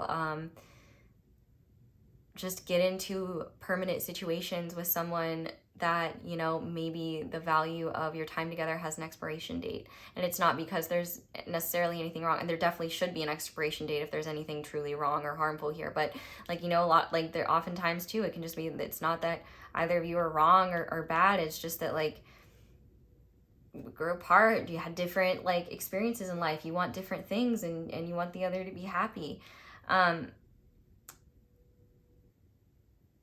You are not, what you're ready to integrate about love is that you are not too much. You're not asking for too much. Your emotions are not too much. Your desires are not too much. Your dreams are not too much. And in fact, what is that, Corinthians? Love is patient. Love is kind. If you are not being treated with patience and kindness, it's not for you. Because here's the thing. You and this person will be human. You might have a moment where you're short, or your tone is kind of harsh, or you have an argument or a misunderstanding. But fundamentally, there are lines you don't cross, levels of respect that you have for one another, where you just would never go to the places. You guys fight with honor, all right? You don't hit below the belt. You don't do little sneaky trashy shit like the circus of politicians and my government, you know? You guys have integrity and morality, and you act with care and basic rational thought and basic human decency and just respect for the humanity of the other. You're not here to create a drama or a circus. You're here to heal and grow. The truth you're ready to integrate about love is that the next stage of your soul journey is about experiencing deep divine love with another soul who's capable of loving you on this planet the way that you're capable of loving them, and experiencing unconditional love in a romantic relationship where you truly feel fulfillment and safety, liberation, independence, and true like I don't care. This is the most profound love you will likely experience in this lifetime. At least in a romantic sense, in a romantic partnership sense. But I think that's partially because anyone else you'd be capable of having it with, it's like, well, why would I? I've got the perfect person right here. You know what I mean? But one thing you need to know as well is that the divine, I think that there's a part of you subconsciously, it's just fearful. You're afraid that the divine, and I'm going to say this out loud and you're going to disagree with me, but really think about it in terms of not conscious thoughts, but subconscious feeling. You believe deep down the divine won't truly get you to where you need to go. That I think there's a part of you that believes deep down, like, yes, I feel like you've always refused to give. Oh, that's what it was. You refuse to give up on like this type of love being out there and existing. And I think there are times where you have given up on it, and experiences in love and romance where you have settled, or where you have like really made yourself smaller in order to be accepted and loved. But also I think that there's, you know, value in those experiences. Not that it was good for you in the moment, but maybe good for you in realizing it. But also I feel like there were positive experiences from that. Like, for example, if you had children, you know, or if you built something together, or, you know, if you just had meaningful experiences with the person, like all of that is part of the tapestry and part of the journey there. Like it was all part of it. And I think one thing that you're ready to integrate is that conflict doesn't have to be scary when the other person is on your team, and when You don't have to, and when you're not pressuring the other to find a solution or fix something, you guys are not people to be fixed. You are humans and hearts and souls to be witnessed and seen and held and cherished and loved. And whatever you guys want to do with that, it's up to your own free will and the dreams that you create. And I will say, like, that's one big thing that this relationship is about. Circling back to what I was saying though, I think you do feel deep down like the divine is truly not going to give you what you want, and that there is something futile and hopeless about this, like, because there's a part of you that's really afraid of, if I go all in on this, will I fail? Will the divine disappoint me? First of all, the divine wants nothing more than to protect the good, wholesome, beautiful, loving elements of your life and world. And when it comes to romantic, true, genuine soul love, the divine protects that like nobody's business. It may not feel that way because a lot of relationship ideas and beliefs are rooted in egoic ways of relating and are rooted in shallow ideas that are dehumanizing, or just silly and rooted in game playing. That's not how you operate, and that's not how this person operates either. And one thing that you're ready to integrate about love is that anytime there's a hiccup or anytime there's a misunderstanding or conflict, conflict isn't scary. Actually, it can bring us closer and lead us to higher understanding, greater awareness, and help us avoid conflicts like this in the future, because now we found a system that works. Like, true happiness and true love are real things, and they are real things that are not inaccessible to you. They are real things that are very accessible to you, and they're very real things that you're bringing in. And the fact that you're still here is a testament to that, because you had to put up with a lot of yapping. I'm gonna get I should be giving you a like, truthfully. Well, I give you a love. I love you. I love this. I love this so much. This just makes me so happy. I want to sit in it all day like a pool. Because there's water. Yeah. Okay. That being said though, I love that this bonus question has not been needed for the first 3 groups. Like, my community is out here healing and out here really like bringing in what is truly best for them. It thrills me. And if you're not part of my community, you should be, because you'd fit in well here. If not, I do wish you well anyway, and grateful to have you here. So the bonus question is what to change if you don't like what you're bringing in. If you don't like what you're bringing in, like, I would assume you probably also like hate puppies and are just hate watching this. Like imagine hate watching me and I'm literally just like a little guy, like making dumb sex puns on the internet while I read tarot cards. Funny thing.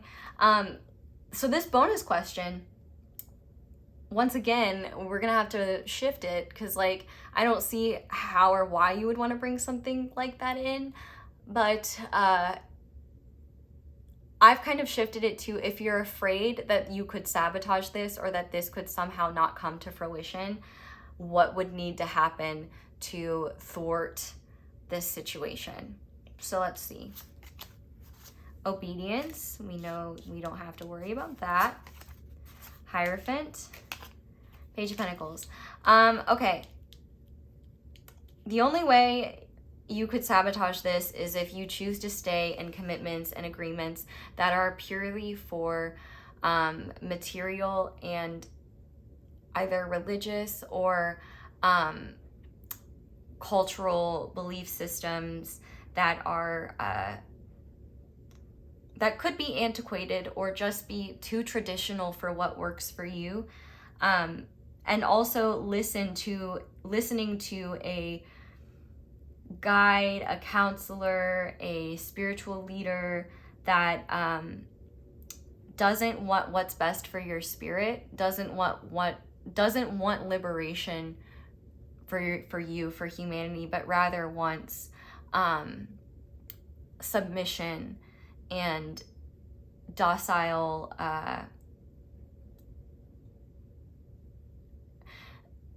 lions that want you to be sheep, because everybody's got a lion in us, you know what I mean? Essentially, you would have to be loyal to a system that not only cuts you off from your own spiritual connection, but also really forces you to be in relationship only in the material realm, and only based on a set of laws that are human created. They're not divine laws. There are elements of divinity, especially if religious, put in them, but they are still filtered through human experience. And a lot of that dogma was written a long time ago, and also, you know, translate a lot differently. Upholding the validity of a collective or systemic belief or idea, or I guess ideal, over what lights your heart and soul on fire. Like, this for me is, you could sabotage this by choosing to stay in a loveless marriage for a child and staying loyal to like what, like, it makes me think of the first season of Sopranos where you know, the father, I don't know, lasagna, he loved pasta, father lasagna, you know, he's literally telling Carmela, like, yeah, your husband's a cheater, like, yeah, your husband is in it does nefarious things and never comes to church, but you're in a marriage, you had a sacred vow, you know. It's like those types of people where, like, you're in a literally like toxic or abusive relationship, and those people probably don't recognize it or see it, because they probably do the same things in their own life and world and justify it from the perspective of, well, this is what's right, and this is what this book that a bunch of humans wrote says, and this is how I choose to interpret it, so it's true. Now I'm being snarky and talking shit. I apologize. I'll calm down. There's a lot of beautiful stuff in all sacred texts. There's a lot of stuff in there that's bullshit.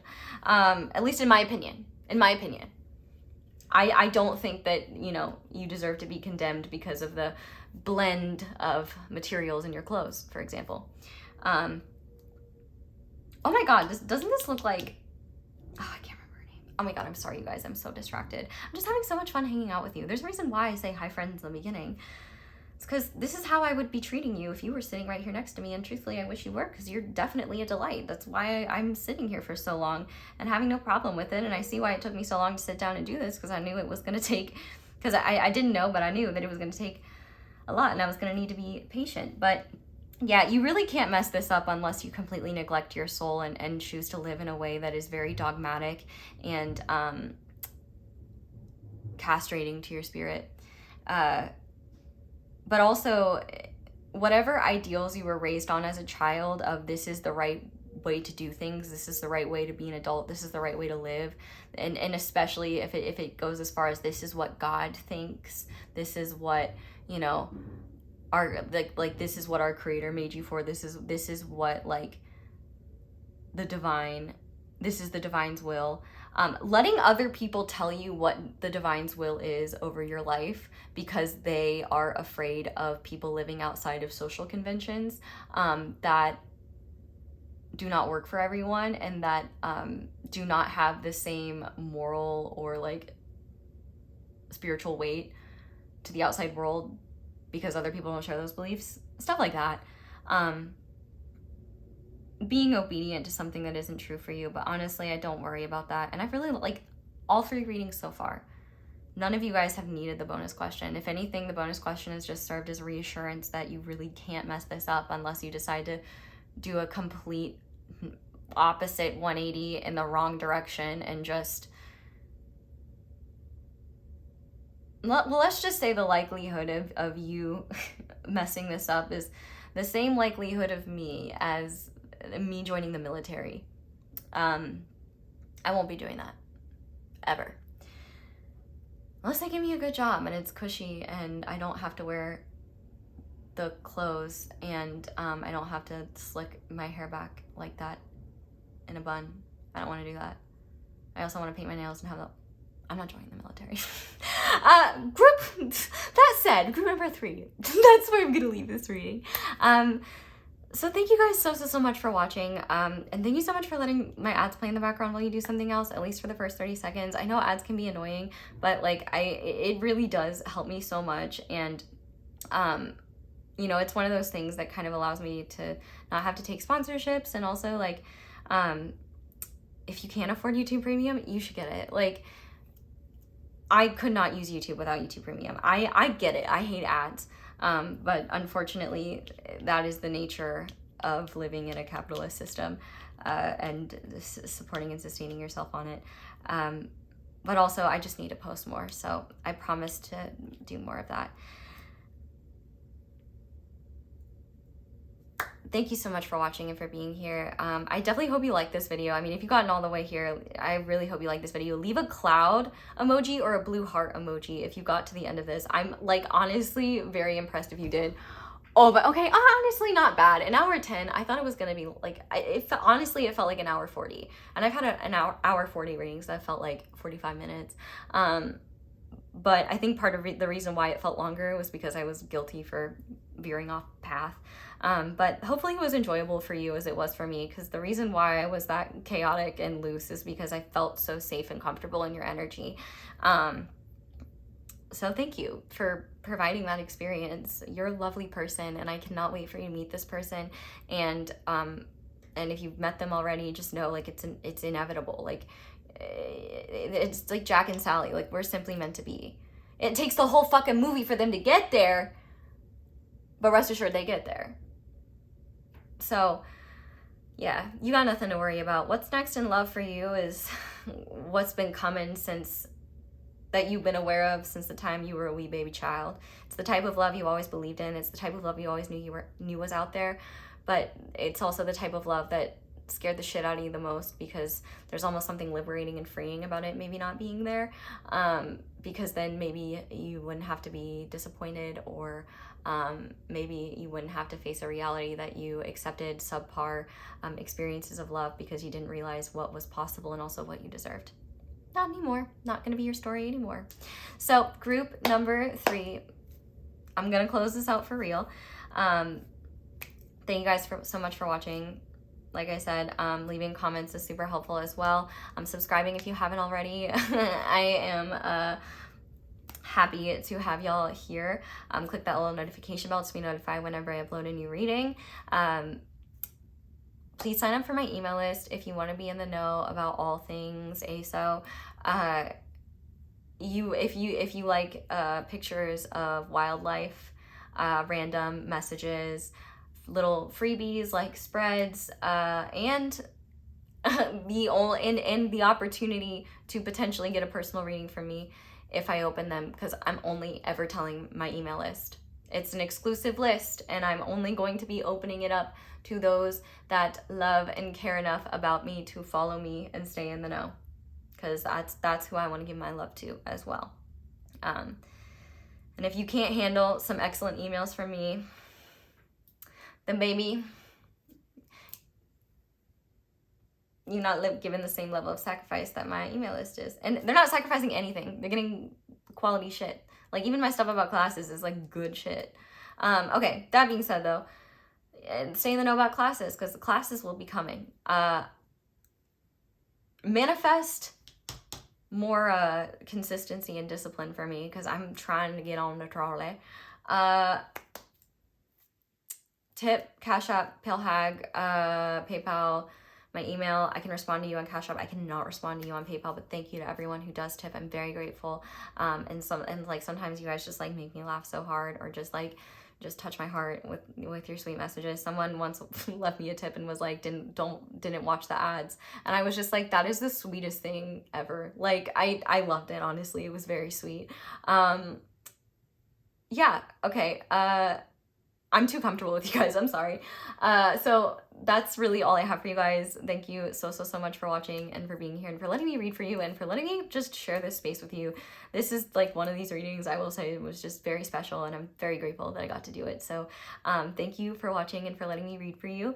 No matter who you are, where you are in time and space, I love you very much, and I hope you know that you are deserving of love. And yeah, you're a great human, and you've got my seal of approval, and you have slightly restored my faith in humanity. Actually, no, my faith has been restored a lot, because there's definitely more than one person here, so that's actually even more awesome. And I will say, pile threes, maybe speak up in the comments and say hi. Might be good to know there's fellow deep people. Catherine Hahn is her name. That's why I couldn't finish. Okay. She looks like Catherine Hahn.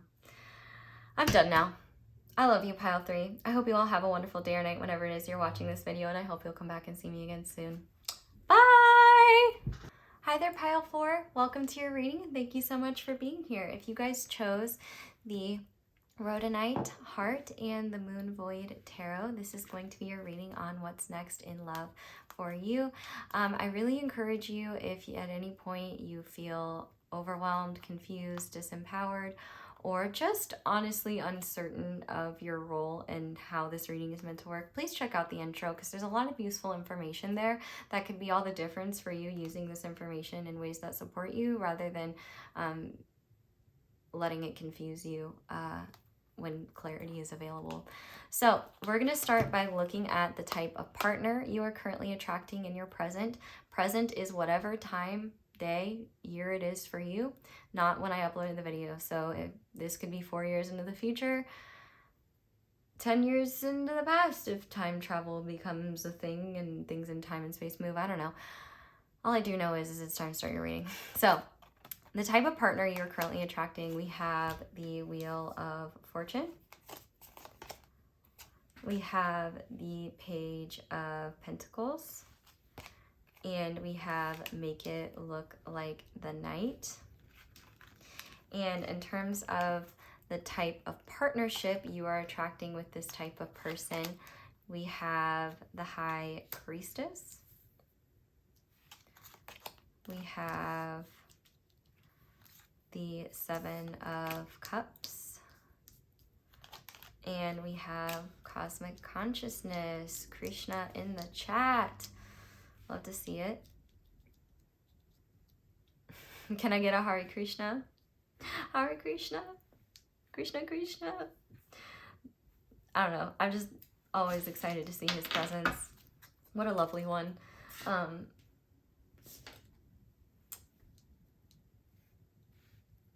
This is very interesting. Group number 4. I see you on my group where there's a lot here. Be patient with me, because there's a couple of different interpretations that I have, and you may fall under only one or multiple of the ones that I am about to describe. So the first one that I actually want to describe is for my people that clicked on this video and either didn't know why. You may not even be single and you might be wondering why you clicked on this. And that's actually okay, because this would only be a reading for you.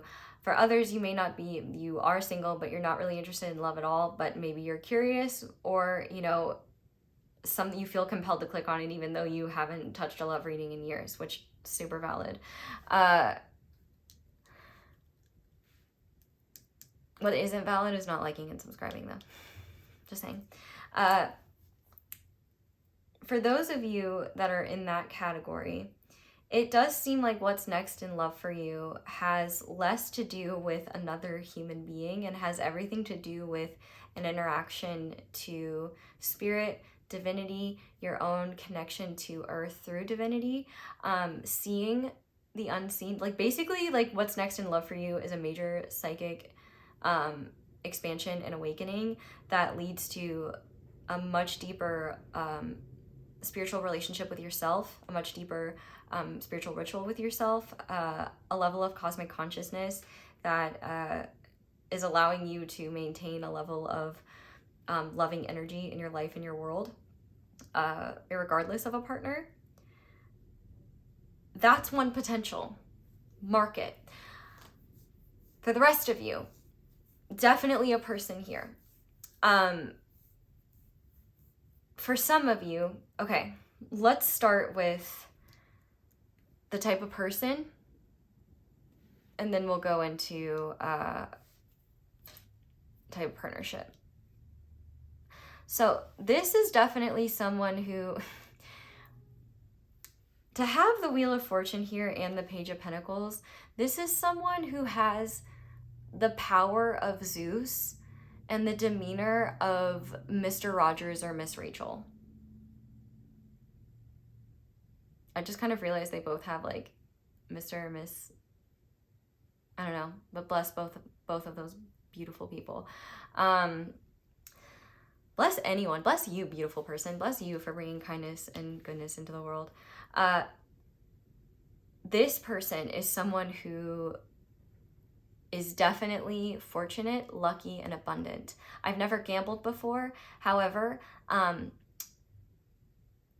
if you notice this person seems to be pretty accurate when it comes to sports betting, please email me. I just want to try something for science. I'm like genuinely, like this person has a level of luck where I'm like, yeah, it might actually be kind of unfair. This is the type of person, like not a gambling addict, but a smart gambler. Like someone who is actually like, casinos hate to see this type of person coming. Because number one, they see, maybe they know how to count cards and stuff, but like obviously casinos catch that stuff and like they'll get kicked out. But it just seems like they get lucky hands. Like I guess like something like poker, I don't know how poker works, but I think it's chance, right? This is someone who is a high roller, a high baller in some senses, but in other senses, they are incredibly humble. And this is the type of person where the grandiosity of them could be very much exclusive to their inner world, or it could be both within their inner world and their outer world. It kind of just depends on how comfortable this person is being in the limelight, and also how comfortable this person is being the center of attention, and how comfortable this person is having the spotlight on them. Because for some of you, this person is very naturally gregarious, they're a natural leader, and they love to be in the spotlight, truthfully. It makes me think of this scene in The Crown where they have the actors of Queen Elizabeth and Jackie Kennedy talking to each other, and they kind of bond over this mutual moment of like shyness and being married to very like extroverted partners, like the Jackie in the story talks about like, oh yeah, like being attracted to the complete opposite of what's natural, like in terms of like your normal sensibilities. Like for some of you, this person is point being that I was just trying to say with that is that like this is someone who might be the type of person who lives a lifestyle that is very different from how you were raised, and also like what interests you or what environments you're most comfortable in. But this is not all there is to this person. And in fact, for many of you, this person actually isn't very like out there and needing to be like, not needing to be, but like enjoys being a charismatic leader, a center of attention, you know, the focal point of a group. And rather, this grandiosity is much more internal and related to their ideas, their beliefs, their endeavors, their desires, their hopes, their pursuits. But they not only present themselves very humbly, but they do not see, it's like the grandiosity within them is channeled into ideas greater than them that are also connected to divine source energy, in the sense that the divine definitely sends, like what people say is lucky is really this person living according to their soul plan, and one of their gifts in this lifetime is to be able to easily channel and drop massive bouts of divine wisdom in ways that you may not even realize are spiritual in nature. Everything is spiritual, spoiler alert. Wiping your ass is spiritual. It's humbling, right? Good for the ego. It's very humbling to wipe your ass, period, because it just exposes you don't have a bidet. It's me. I'm bidetless. I want to get one though. I want to go to bidet town. I do. It's a plan. But this, for example, is someone who could have a very high material net worth, and also like be either frugal or not understand the purpose of like using any of that to, they might view luxuries as unnecessary, not because they condemn them. Well, maybe for some of you they could condemn them,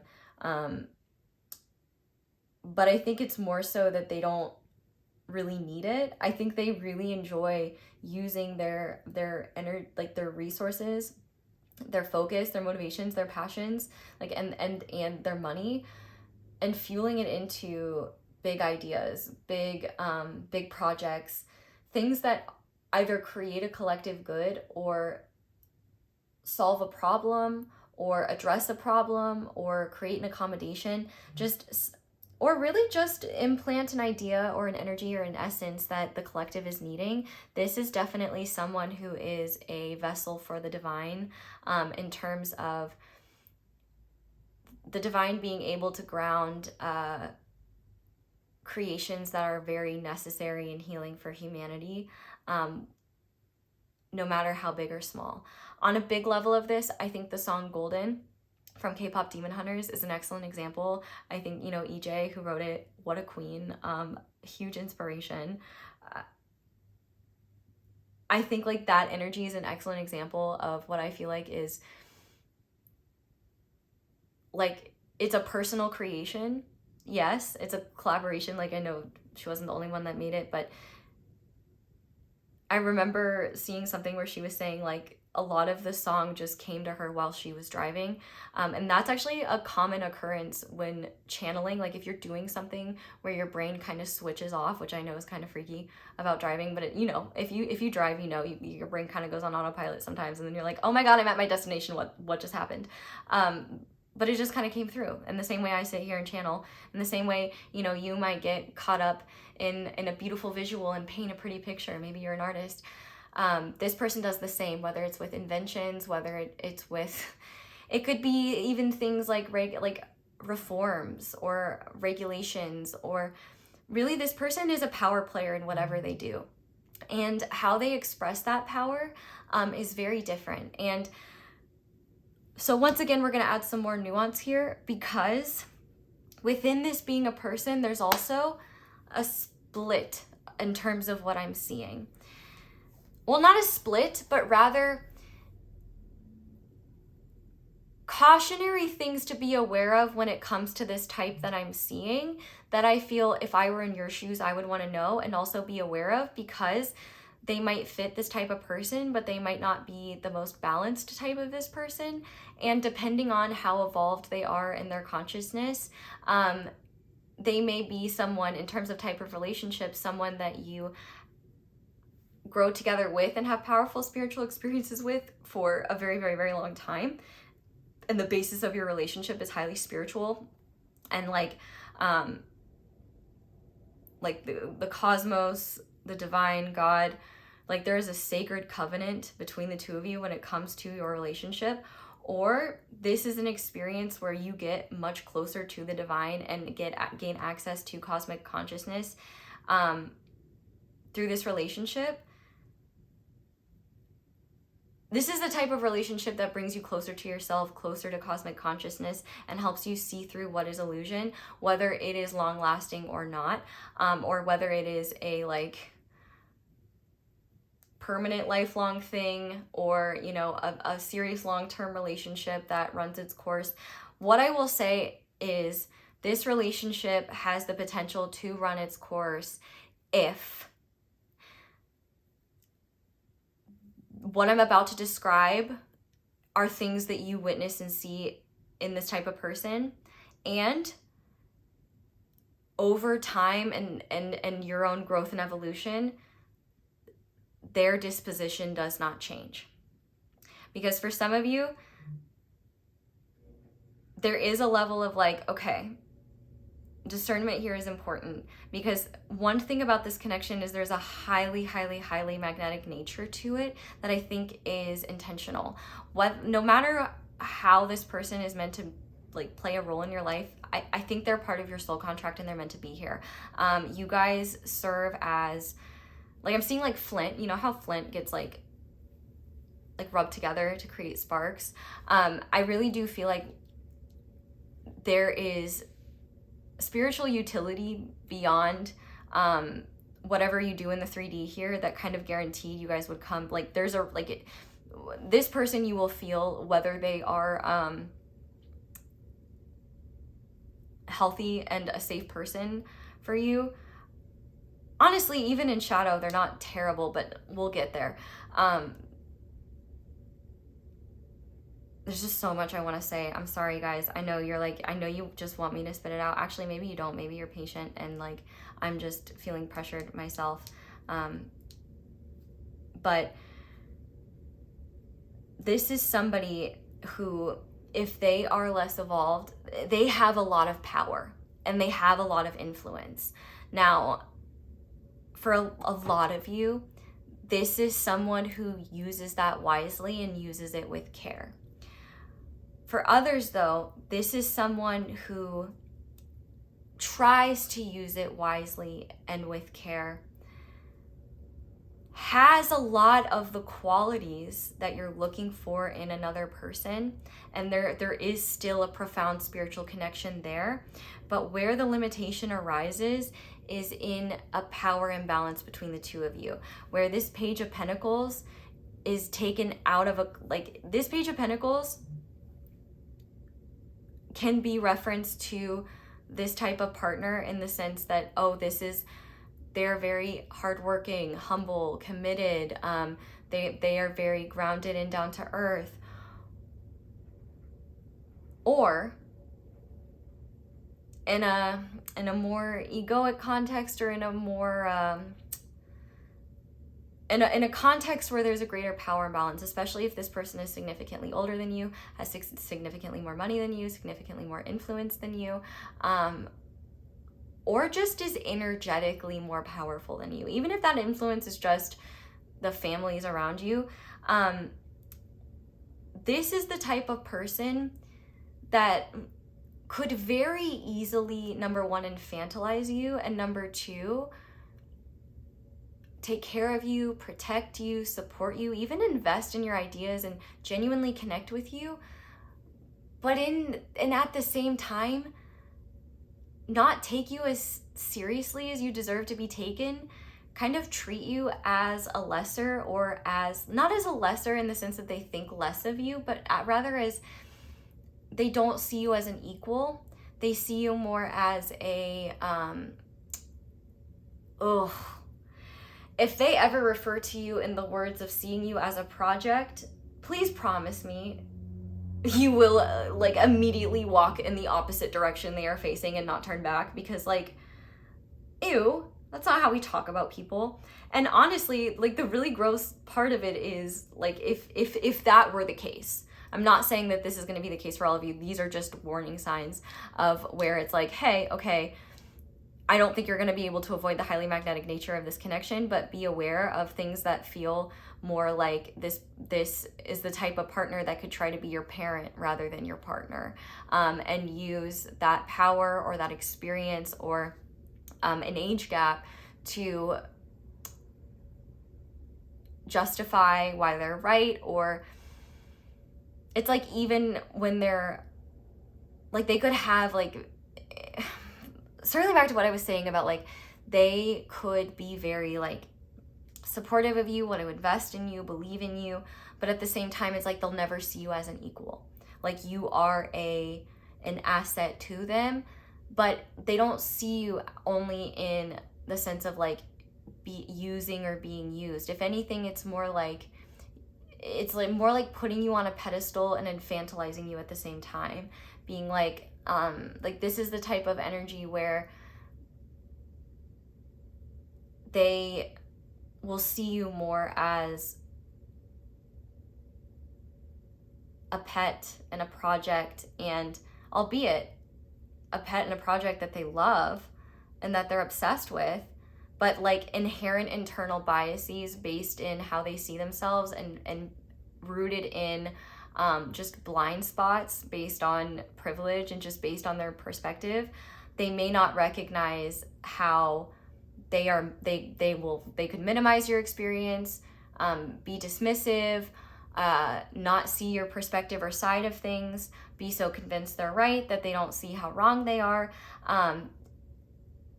That sort of energy, if it's not something that they are willing to learn to see outside of themselves for, because let's just be real, like, a lot of people with power and influence, at least on higher levels, don't seem to be big fans of like humbling themselves or considering perspectives outside of their own.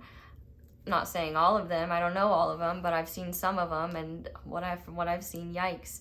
I'm not saying this person is like that. In fact, I would say that this person is very abundant and successful, but I would say it's not to the point where it's like weird and you're so detached from your humanity. It's like, buddy, like,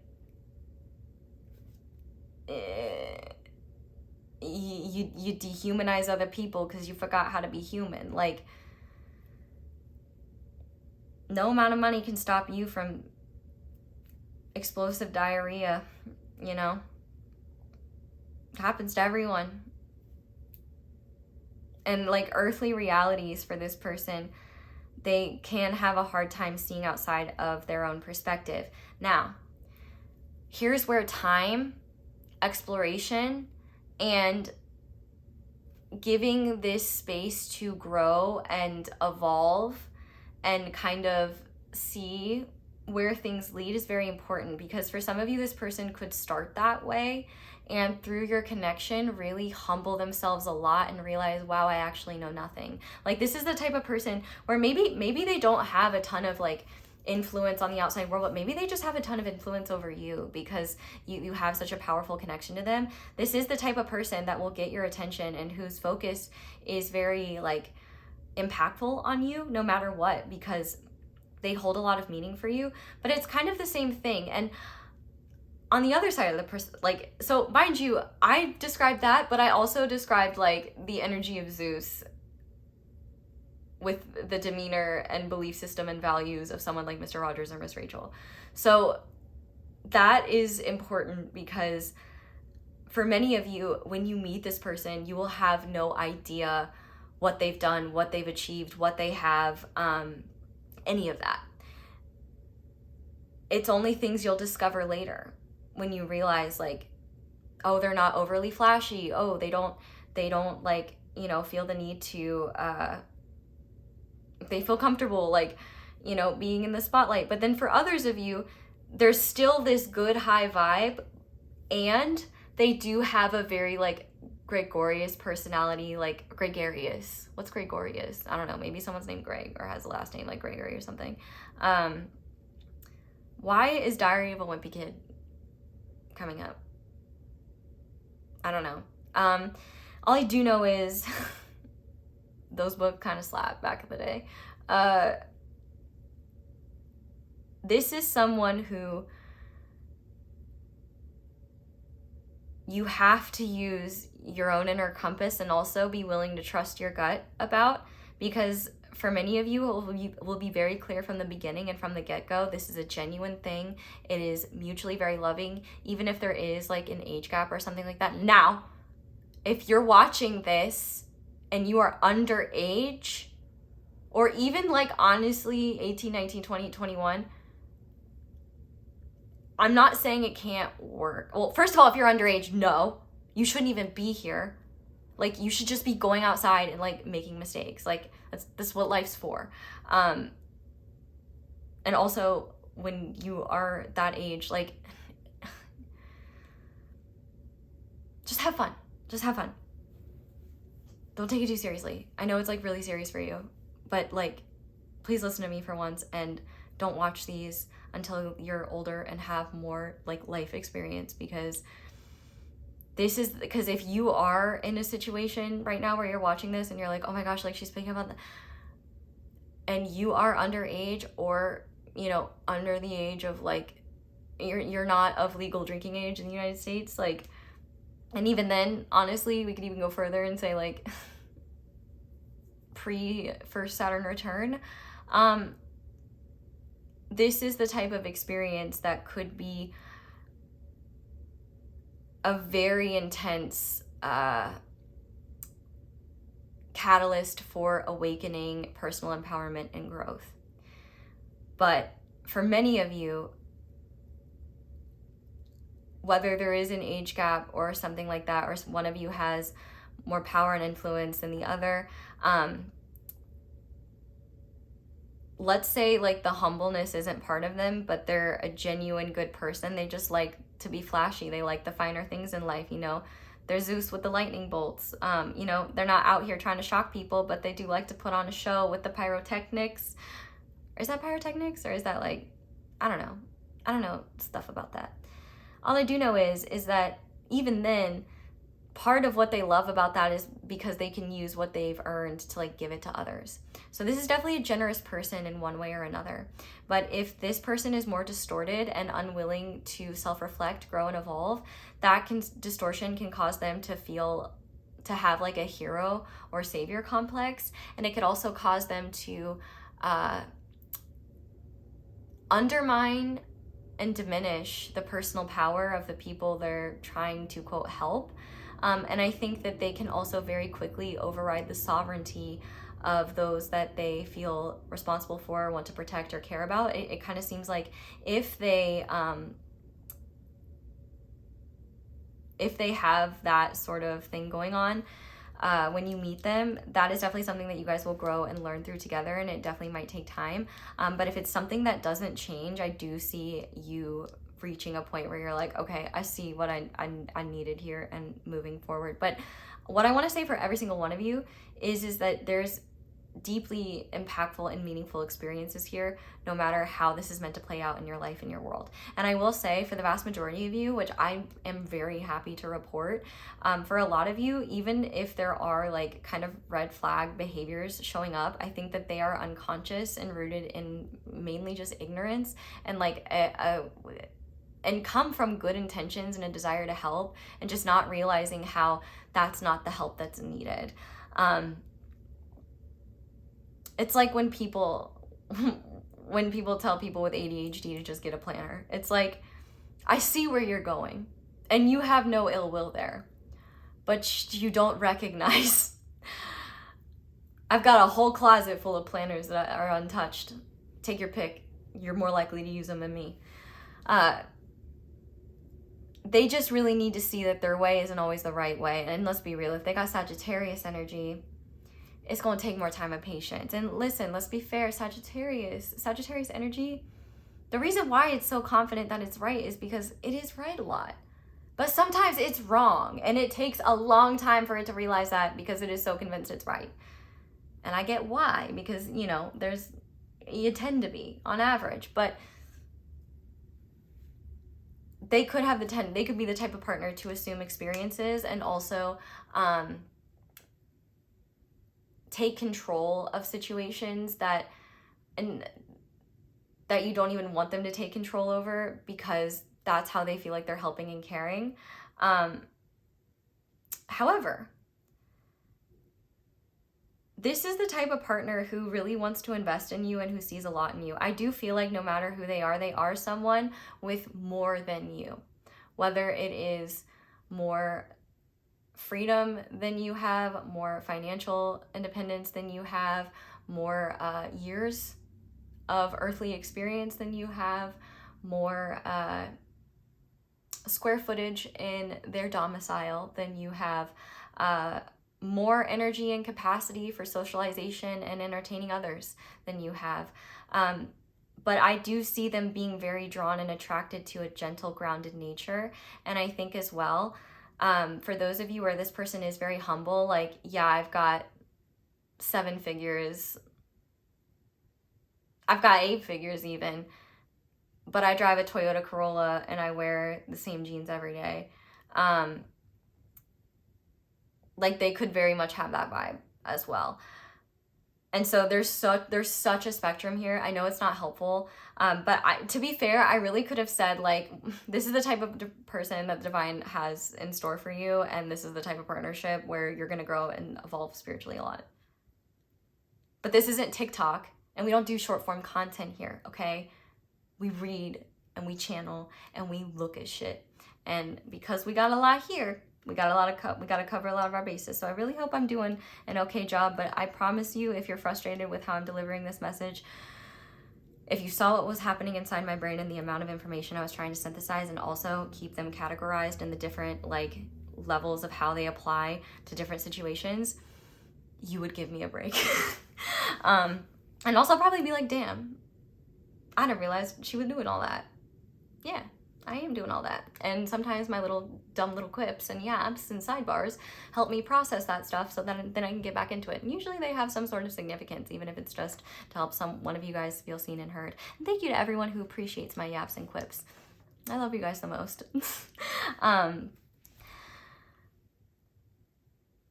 This is definitely someone who you can't hide things from either. They see right through people.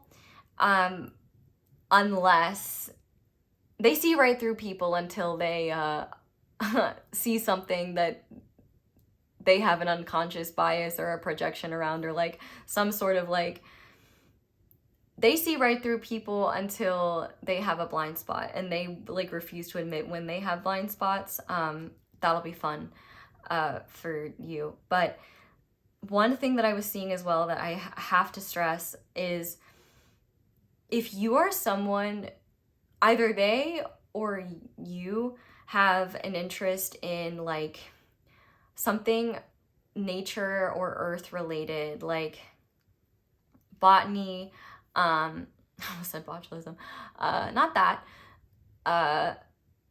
herbalism, bird watching, biology, chemistry, like whether it's science, medicine, spirituality, earth, medicine, healing, if you have any experience in like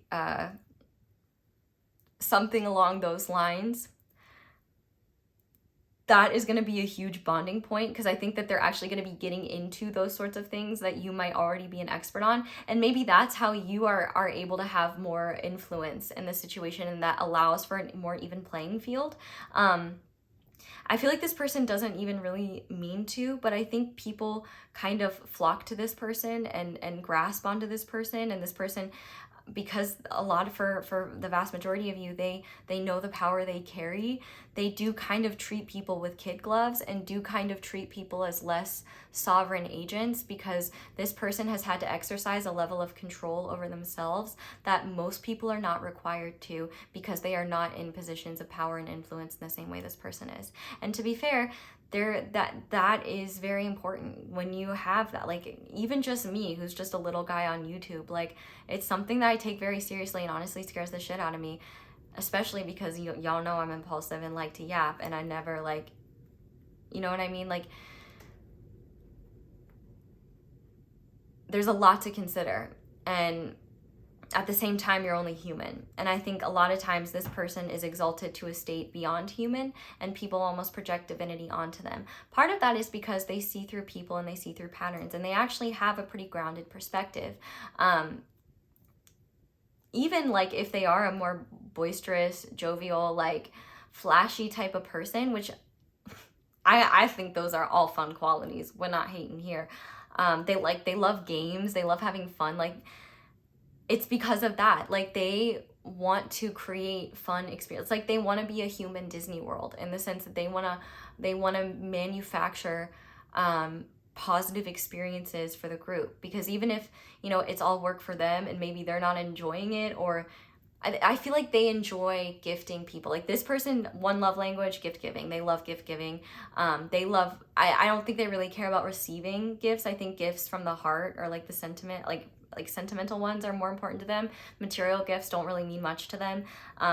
But they love giving gifts to other people, specifically material gifts. And I think that they also really love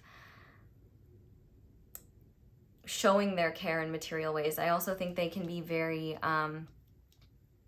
very committed to acts of service. And also, I would say too, for every single person here, they were not born into this prosperity, they created it. Maybe for some of you they were born into it, but if they were born into it, they clearly went through a lot that, like, maybe not didn't make them psychologically healthy, but humbled them in a way where they weren't a horrific monster to be around with no regard for others outside of themselves. To be fair, you don't need to be born into a situation like that to behave that way, but can exacerbate it. No wonder it's taken me so long to do this reading, because every single one, there is so much to talk about. I really do think as well, this person, they remind me of the main character of the show Psych, where everybody thinks the guy is psychic, but he's just incredibly observant and sees things that other people don't. That's really what's going on. But if this person is more so, they feel the need to be in control, I do think that they can be deceptive with their intentions if they accidentally make a mistake. Like, they might feign innocence, or just feign that they didn't. No matter what, this person is not a bad person that just genuinely wants to cause harm to people. No matter what, like, whoever this person is, this is the type of partner and type of person that believes in benevolence and believes in doing good. But what that person sees as goodness, and how that person, like, where they derive their goodness from, how it's expressed and how it's received is very different, based upon the sensibilities of your particular person. For some of you, it's going to be a lot more about using their resources to fund programs they care about, using their time to volunteer, using their time to spend quality time with their loved ones and unplug, travel. Like, this is definitely someone, for all of you, someone who loves to have fun, someone who loves to grow and explore. And also, I'm really sorry for those of you that are just in the spiritual group, because there's so much here with the type of person group. Oh my God, yeah, type of way, Rich Homie Kwan, Mr. CEO is what my titles say. No matter what success this person has reached, I do feel like they have a level of groundedness in personal values that keep them, if not humble, at the very least in check from being oblivious to how they could use their power to harm others intentionally or unintentionally. They don't want to cause harm. But I do think there's a lot that they are learning to ground in their own reality, that in terms of outside perspectives that they never recognized, because their perspective just always made sense for them. And I think that one thing that is actually very meaningful and valuable about your relationship is that you see the person, not the persona. You see the person, not their achievements. You see the soul, not the shell. I mean, the shell might be nice, but the soul's what matters. And they do, like, they have spiritual beliefs. I would say, like, this is the type of person that's into astrology, or at the very least, like, is open-minded about spiritual concepts, even if they're skeptical. Like, one thing I will say is this person is intelligent, and they are discerning, and they are expansive. So one thing as well is they will add more to whatever is there. So, like, you know, if they bring a lot of spiritual energy into your life, they're gonna add more capacity for cosmic consciousness, which is here. It's part of the relationship. You do the same thing. There's this beautiful mix here where there's, like, very down to earth qualities about the both of you, and then these, like, divine grand perspectives that are somewhat, like, rooted in, like, yeah, this is what your souls are here to learn and experience, but also you both seem to have cosmic connections that are very powerful and profound, but you express them in different ways. And the reason why that's important is because you can be a spiritual person, like I said, if we're on the end of the spectrum where you know, they're just kind of in a more egoic or shallow place with their role in life and with how they see themselves and others. This spiritual connection could even, like, maybe, like, further limit their ability to empathize with other people, because their way brought them to a level of enlightenment they don't see other people experiencing. But once again, like, what is enlightenment if not just gaining access to more light? Doesn't always mean we do anything good with it. Doesn't always mean it's right or true. It's just greater clarity and awareness. And I think for this person, if it doesn't make sense to them, it's hard for them to see it. So it can be, they can be hard to pin down sometimes. However, they are still highly intuitive. And I do think that there is an element of their nature that's quite stubborn. And also, once they are seeing clearly, they have no problem admitting they're wrong. And if anything, if they realize that like they were causing harm because of a truth they were refusing to see because you explicitly stated it, I think that on the more distorted end, if they didn't want to grow and change, or like if they didn't like recognize like what was problematic there, I think they would like, I think it would be easy for you and understanding on their part for you to be like, yeah, okay, I think this has run its course. But for many of you, I feel like this could be more so an experience where they're amplifying a lot of powerful spiritual experiences for you, and you're doing the same, and you guys run into these, you know, mismatches. You're trying to show them something and they're not seeing it. Once they see, oh my God, my behavior is causing someone I love and care about harm, and my own certainty and my perspective is the whole reason why that is, it will definitely take them a minute to forgive themselves. Like it will, but at the same time, it's those experiences that are very important because they will give you the leverage that you need and the rebalancing necessary in order for you to be seen as an equal to them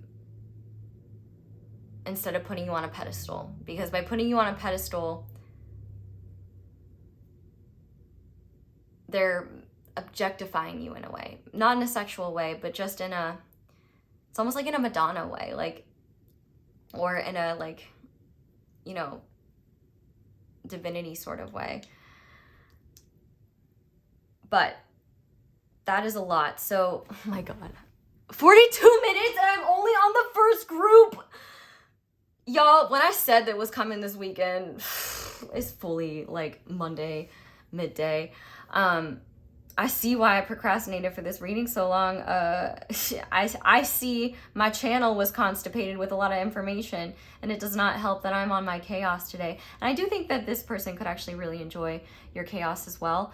But this is just big energy, and there's a lot here. And so, yeah, I applaud you if you're still here and you're still figuring out what's going on. But let's summarize it.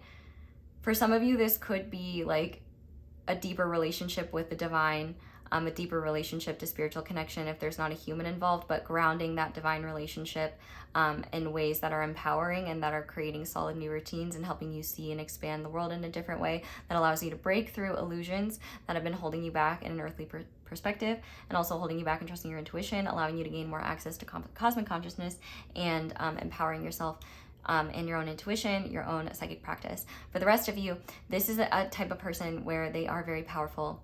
They could have a booming voice. They could be like they have power and they have influence, whether it's just over individuals or whether they have material things to show for it. They seem to be very humble in nature, or someone who, even if they are not necessarily humble, they do have values, they do have morals.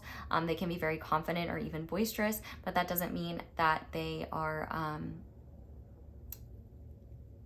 shallow. They are just they're just extroverted and enjoy that sort of thing.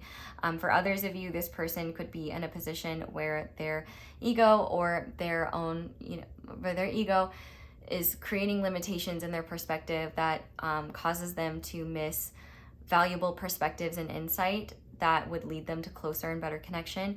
And that is part of what this partnership is about, because really the key here is this the type of partner that is willing to see clearly when they don't like what they see, and when what they see requires them to, number one, forgive themselves, and number two, try things a different way, or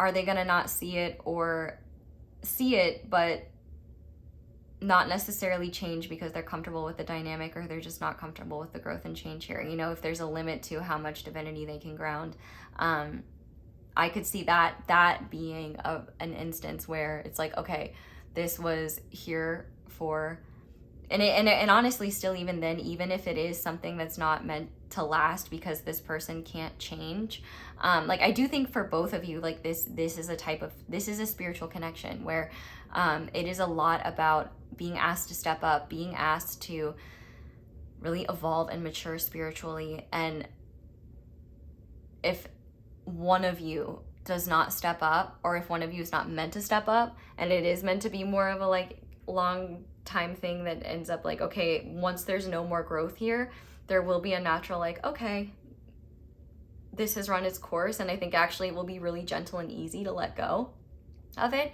But even then, I still feel like this is a situation that is likely to last for years, unless, because I really don't see like any dark, egregious stuff with like, I don't see anything that's like literally run away from this person. I don't see anything like that. But I do see like on the best end of the spectrum, someone who is so committed to bettering humanity, someone who's devoted to higher levels of consciousness, expansion, learning, someone who is deeply spiritual, someone who is, you know, very generous, very abundant, very willing to share what they've earned with others. They're someone who is lucky, who is fortunate, but they love to have fun. They're someone who the divine enjoys blessing because they actually enjoy and revel in the gifts that Earth has to offer. And even if that's not necessarily in a tangible material sense, they still use their material resources to further and fuel their own enjoyment, whether that's sitting at home and cohabitating with you in a cozy little nest, or it's celebrating with you in a Gatsby style party where everyone's being celebrated. And I don't know, hopefully it's not like full Gatsby, because, you know, but still, you know, the whole point of The Great Gatsby is for Nick to see, the narrator, to see through the facades in front of them. This person can see through the facades of other people, and they also see a lot of people that are dishonest that try to gain access to them.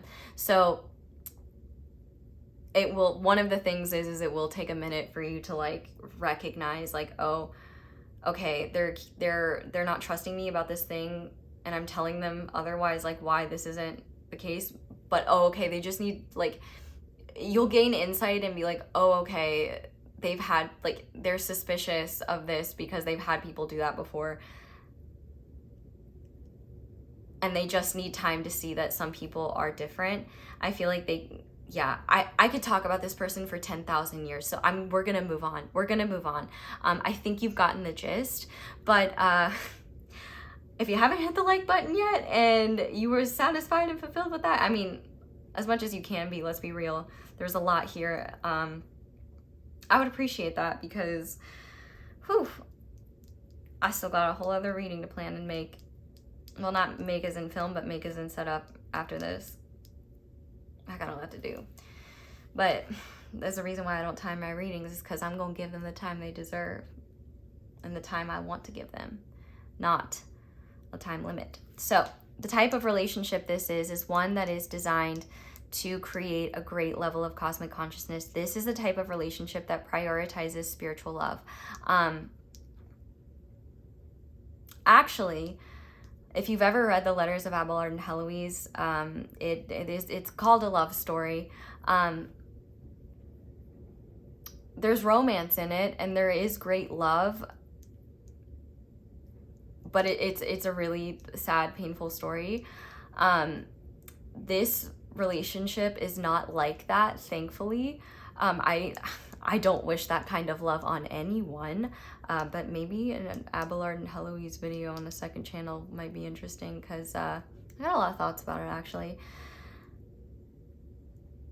It does echo those themes of like there is a very highly spiritual element. Well, in the case of Abelard and Heloise, it's a highly religious but also spiritual element there, but you know, spirituality was just, it had to come with him. Like, spirituality was a side on the main dish of religion, and you didn't necessarily have to eat it, and that's still an option, but like today, but we have more freedom in deciding, thank God. But back then it was different. And for you guys, I think that there's a lot of opportunity for you both to ascend beyond the limitations of the conditioning you both were subjected to in your upbringings. And especially if there is, like, maybe it's not an age gap, but maybe there's cultural differences, religious differences, something that you know, really does, like, the difference truly does bring value to both of your lives and creates a lot of spiritual growth. But it's also something that can be somewhat challenging, and a lot of the cosmic consciousness gained from those tensions comes from navigating challenges when they arise. But this is also the type of relationship where you guys are, like, circling back to what I was saying, you guys are going to be able to unlearn things you were taught. Like, if you guys, especially if you guys like belong to different generations, you're gonna give each other playbooks into the types of consciousnesses you were raised in, the type of, like, mental, like, your very different perspectives are going to serve the both of you spiritually, because it's going to help you realize where you are maybe both, not to each other, but to the outside world, attributing malice to what really is just ignorance. And I think that also this is the type of relationship where you will really have the opportunity, number one, to fantasize, daydream, and dream in general, but also see dreams and intuition versus illusion. Because I definitely think a lot of illusions that have been unhelpful for you and respectively in both of your spiritual journeys, and illusions regarding partnership and connection that are inhibiting your ability, number one, to be connected to your own intuitions, and number two, allow partnership and love to have this very expansive, unconditionally loving, gentle, compassionate consciousness in it.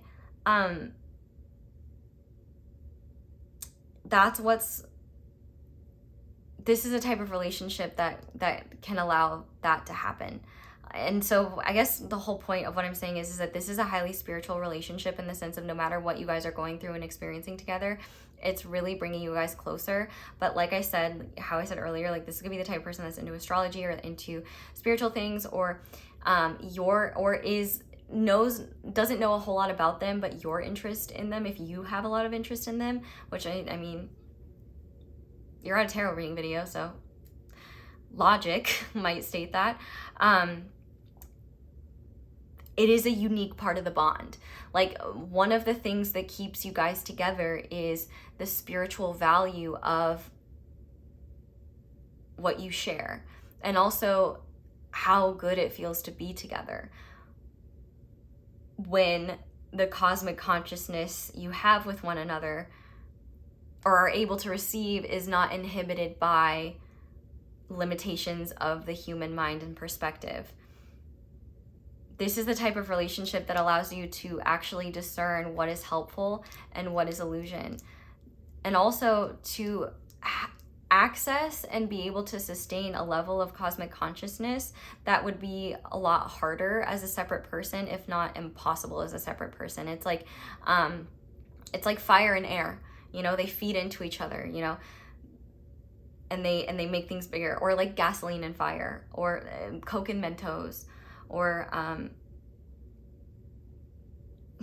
I could go too far with that, so I'm not going to. But on the other end of the spectrum, if this is someone who, you know, isn't really willing to look at how they're not allowing for an equal playing field in this relationship is gonna feel at times like kind of painful. Because honestly, because if it's at that place, and let's be real, like, even if this person is in the camp of once they see things, they change and things grow, it will still be painful, like the process of getting there and getting them to see that, okay? My older brother is a Sagittarius and a Capricorn moon, all right? And we have Sagittarius and Earth energy here. I'm not saying that's the combination, but what I am saying is that I'm pretty sure I'm the only unstoppable force that even has the potential to match that unmovable object. And I think that there's kind of that energy there, but rather in a sibling dynamic, in a relationship dynamic that could very easily become a relationship / parentified dynamic if it's really not healthy. And that becomes something where this is the type of relationship that gains you access to the cosmic consciousness you need to not only become more in tune with yourself, but to also be able to discern what is illusory and what is true, what is genuine love and care, and what, although it may be given with good intentions, what is maybe devaluing to your spirit or disempowering to your sovereignty. Illusions cannot last in this type of relationship. So if either of you are unwilling to see them, alchemize them into wisdom, the fantasy will not last for very long, because this relationship runs on source energy, like divine connection to cosmic consciousness. You guys create even a bigger channel for each other. If one of you has your ego in the way, or is just unable to see at a specific point, if it doesn't change, if you're on that end, your heart will know when it's time to release that. But you might feel very like frustrated and conflicted and not understand, like, why am I being drawn to this situation and this person when things are painful? Like, why is something that, I think part of the reason why it's painful is just because there is so much love here. And when there is dissonance in relating on very human levels around emotion and just sensitivity and like nervous systems, I think the spiritual weight of the connection and the way that we can also like romanticize and like get in our heads about that can just make everything more intense. And things just always feel intense too when we really care about them. But I love that there's a crescent moon in both of these, because I feel like the real process here, like you guys are meant to develop just greater love and connection to yourselves, but also this relationship in its most beautiful state, which I think for a lot of you, if it's not there in its inception, is you will get there in time. I think its most beautiful state is actually just a process of continuous becoming, where it's just always becoming more loving, more patient, more kind, more understanding, more gentle. This is a type of relationship that it's like, yeah, you don't really want anything else, because it's like,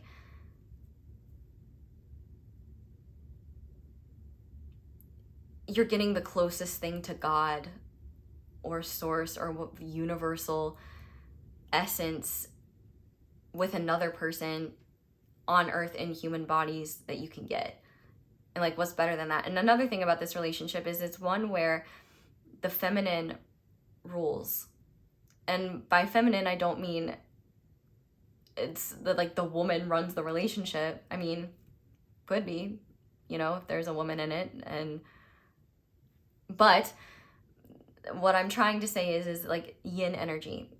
This is the type of dynamic the type of relationship that will really benefit from conscious processing, sitting with things, tapping into your own inner worlds, and also just spending time in reflection. I also feel like this is the type of relationship that will also benefit from letting things sit and simmer or percolate or process until some wisdom has been gained around it. I do think ultimately, whatever quote unquote darkness, and by that I just mean scary unknowns or conflicts that are scary, or just like mismatches in communication that are stressful, there is ultimately a higher good for it that it seems like your soul signed up for. And I'm not gonna lie, like you, like from your conscious human perspective, you will feel like being drawn to them is almost outside of your control. But I promise you, that does not stay there forever. And at some point, it does become a choice. That pull becomes wisdom, healing, awareness, and then next comes choice. And those choices are usually very easy to make because you have the wisdom and awareness from those experiences to know very clearly what's true. This is the type of relationship that gets you so close to God. You're almost like, I could zoom out a little bit maybe, because it's beautiful, but it's real and it's raw and on earth. It's one of the most magical things you can experience, but it's not something you can control. And it's also something that's very, it's a lot for the linear conscious mind, but you guys can handle it. And in fact, I think you'll feed off of just the magical love that really can be here and that is here. Like there's magical love here no matter what. It really just comes down to how you and your free will journeys and you as individuals choose to engage with one another, how, if, and when you choose to evolve, grow, when things are seen and brought to both of your attention. This is the type of relationship where illusions cannot hide. The truth will be revealed one way or another, and you can lie to yourself all you want. But whatever the truth is about the situation, whether this is like, man, I'm going to be doing this divine cosmic dance with you until my last breath, or I'm going to do this divine cosmic dance with you until my dancing shoes are falling off my feet, they're turning on the lights in the club, and it's time for everyone to leave, and I know it for a fact. Because I will say, if this ends, it will be amicably, it will be a mutual thing, and it might be sad, like it will be sad, like it will be hard, but I think you'll still actually be friends with one another and still have deep and great respect for one another. Any hard feelings that would be there will be replaced with a forever friend. Really, honestly, the only question is like, is the divinity sustained better in a friendship format or a romantic one? I think the best relationships have a beautiful mix of friendship and romance, but sometimes that component and relationship wise, just doesn't work after a period of time. Whatever it is though, it's beautiful and it's divine. Oh my God, 1 hour and 2 minutes. I think I'm gonna be deleting my intro squad part because holy moly, this is a long one. All right, well, you know me. We just out here channeling feature-length films on a Monday. Okay, so let's go ahead and see. As if we haven't done the whole reading in a fucking extended with just these 2 parts. If you're like, how does she pull that from 6 cards? I'm a medium, dude. Like, anyway, tarot's my tool, not the root of where I get all my information from. It's more like bowling. Like in bowling, those things that protect the ball from going in the gutters. I kind of see them as that. Okay, so how are you attracting this relationship to you? And also, I feel like this too, I know, it's been an hour, but I need to state this. I know that I tend to skew towards the negative sometimes. It's not because there's a lot of negativity in the situation. It's because I feel as a reader, it is my responsibility to inform you of all the ways this energy can manifest. And number 1, the negative ones do hit harder, but number 2, or I guess they're not inherently negative, but they can, there are expressions that can be more distorted or can create hardship or be something that is confusing if you're only seeing things from one perspective. I feel it's very important to give things that can be taken negatively or perceived negatively with a lot of nuance and understanding about what the potentials are and what this really is, because everything is transient at the end of the day. Nothing is in a state of stasis. And truthfully too, there even with divine plans, free will still can have a say. And a person can literally be in extreme agony because they are so far from their soul's path that they can barely stand to wake up in the morning, and yet they can still choose to reject the divine and any call to turn, like any call to move towards the path of their soul at any turn, and that's their right. And they're no less divine for doing so. It's just their human experience, but it can be hella painful trying to love those people, and depending on what's most loving for you, I'm not saying that person, like that this person is that extreme, but I did just want, like, there's a lot of genuine, beautiful positivity here. And I will say, like, the reason why I focus on that more is not because there's more negativity here. Actually, for a lot of you guys, this person is going to come in and they are really going to be like Mr. Rogers vibes.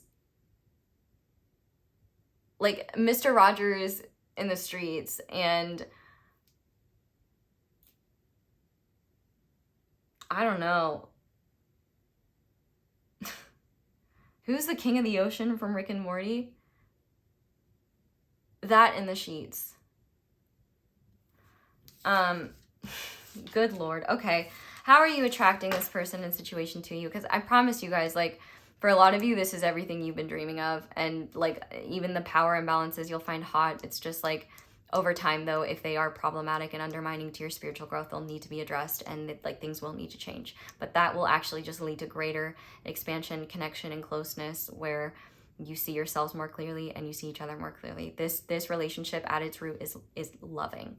Even if one of you cannot love the other to a degree that it allows for a romantic relationship to continue going after it, for, let's be clear, like an extended period of time. Like, even if it wasn't forever, I think still 3 to 5 years, 4 to 6 years, like a substantial amount of time. Like, this is not like a fling thing. This is very serious.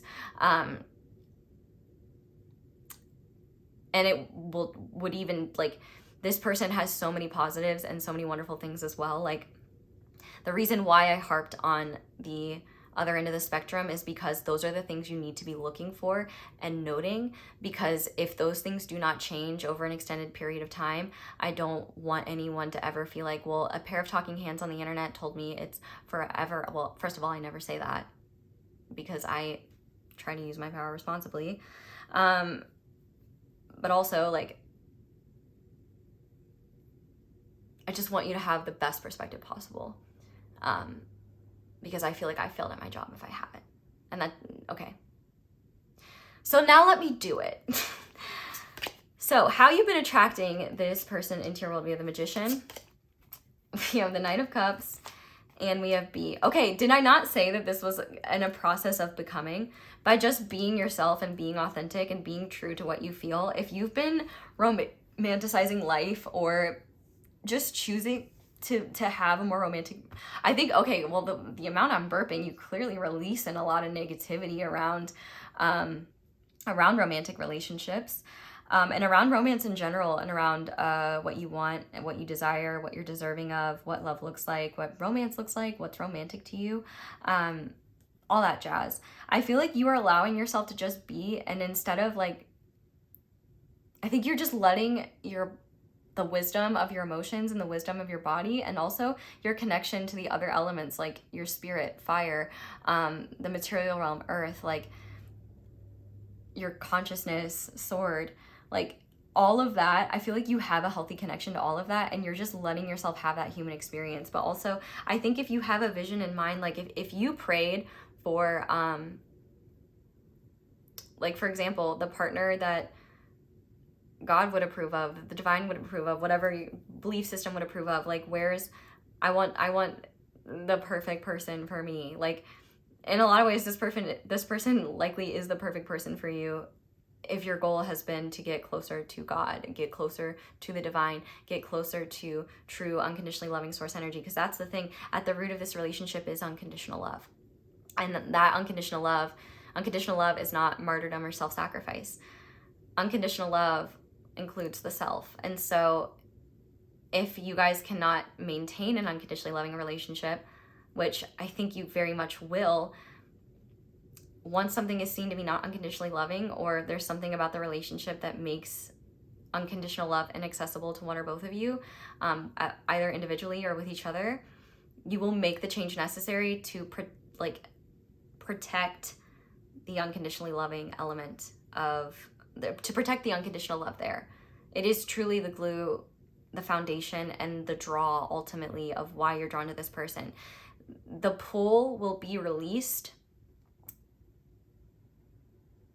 if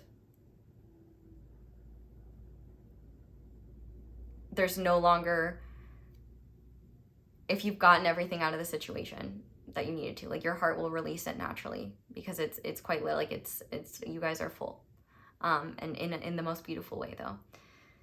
So I really do think just being yourself, honestly, just as the kids on the TikTok say, you know, just being delusional and romanticizing life, which I think is just, you know, having a sense of whimsy is what I would call it. And I think it's also just not letting the brutal nature of our current reality corrode your spirit and stop you from experiencing small joys in life that we all deserve to have, and big joys in life we all deserve to have, because no matter what's on fire,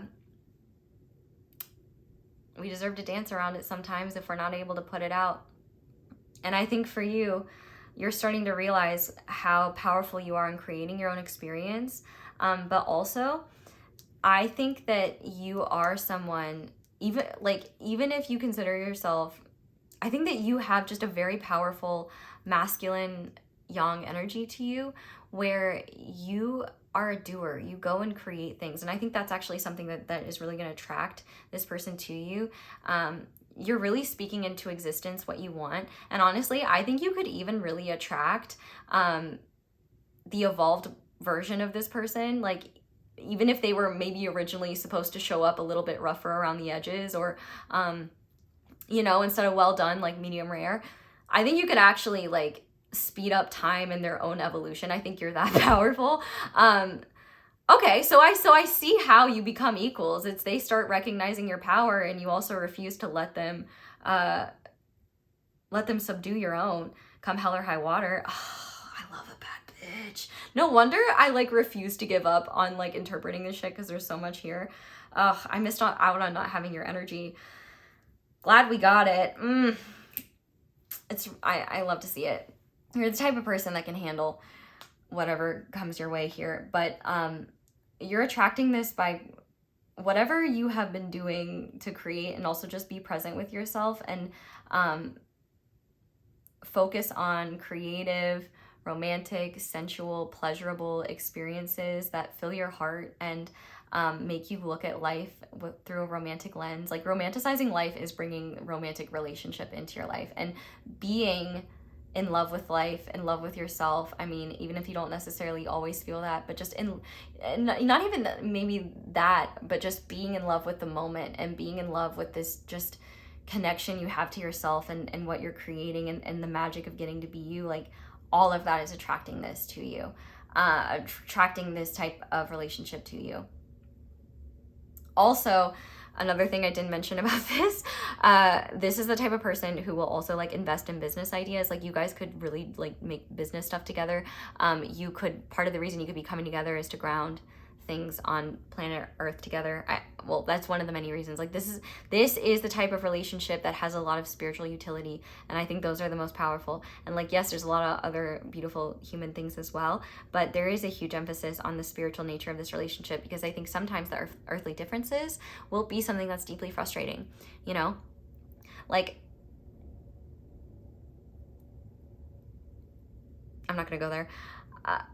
It's long enough as it is. Your reading alone does not need to be as long as the extended version of Fellowship of the Ring. And honestly, I could easily get there. I'm telling you, we haven't even scratched the motherfucking surface here. And that's the beauty of nuance and reality and layers, and getting to live and experience it for yourself, as you get to, I feel like I've just given you just the smallest bit of a template, and you get to really create the picture and fill it in with whatever colors make your heart happy. But yeah, just keep doing you. Just honestly, keep slaying, keep being yourself and having fun. Keep being whimsical. Maybe don't keep the word delusion though, because I really don't like the idea that it's delusional to believe that good, loving, and positive things can happen to us, and that we deserve to experience them. I have like a doctor's appointment. I have no clue what time it is. But it's a telehealth call, so I guess if they miss me, oops. It's a checkup anyway. But I'm like, oh my God, am I even getting close to that? Probably not. I started at 10. So it's probably like, no. It's probably closer to 1. I'm probably fine. Okay. How will you know this is about to appear in your world? How will you know this is around the corner, or how you will know this is, I mean, honestly, I think once it's here, you'll know. But we have the 8 of Wands. We have the World. And it says, after the void, we will bloom again and nourish. Well, okay, so I actually think this is closer than you think, because it seems like you have completed a cycle where you've been, or okay, this could definitely be right around the corner, or maybe you just recently met this person, I don't know, or maybe you've been involved with this person for a while now. And one thing I will say is that if you project human conventions onto this relationship in ways that are not, that stifle the love, intimacy, and connection between the two of you, that will be something that slows down the pace of the connection. It will not erode the love there, though. But don't be afraid to continue like standing on business in terms of what you want in partnership. You will get it. You will get it.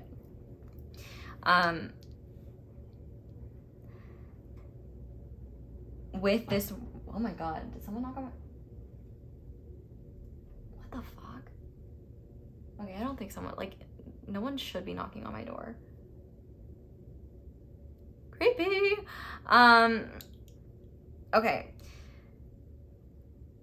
You will be in a place where you're nourishing your soul, and like that's yeah, this is coming. It's on its way. If it's not here, or not just the confirmation, like maybe you've just been sitting here really enjoying the fact that I'm just giving you confirmation on confirmation on confirmation on confirmation, which I love that for you, because the fact that you're sitting here and listening to me for this long is really amazing. Actually, leave a rose if you've gotten this far, because honestly, this is impressive. We still have 2 more things to go. How the fuck have I been, I don't know. You guys, like, I'm gonna turn this off and I'm gonna sleep for like 20 hours. Like, this is why it takes me so long to make videos sometimes, because I have this subconscious, like, oh my God, I don't know how much energy I'm about to expend, and like, it might be a lot, and sometimes it's like a whammy like this. And famous last words, I'll just do a quick little reading. So life will be happening very fast. You'll be in a place where you're really excited. There's a lot of positive momentum. Life is moving forward.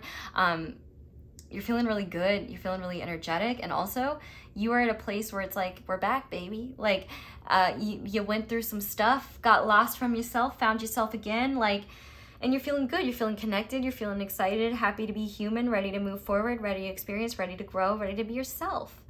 And we love to see it. And no, I haven't had caffeine today. No, I haven't had caffeine today. It's the vibes of this reading, dude. I believe what you want, but like,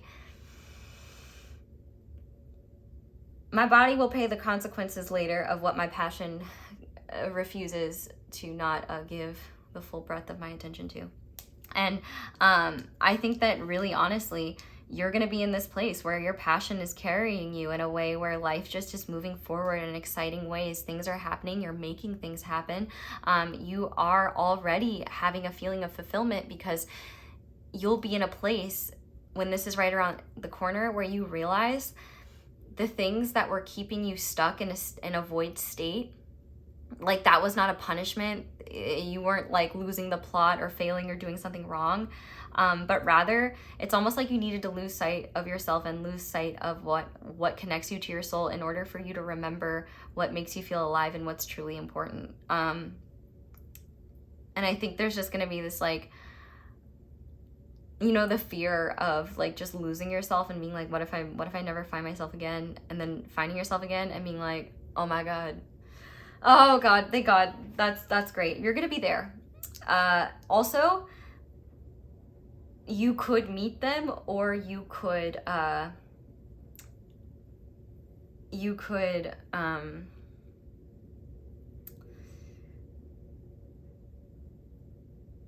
travel or feel called to travel in a significant way, that that traveling gets you in the energy that makes this right around the corner. Or if you're going on a trip, that might be something that is really significant. Maybe for some of you, you're going on a trip to meet this person or something like that. But whether you know it or not, but yeah, you'll be in a beautiful place of, I've come full circle through a cycle, and I am not only renewed, but I am so pumped and hyped for what is to come, and I feel so committed to my own soul nourishment. Love it. Okay, let's hear a truth about love you're ready to integrate.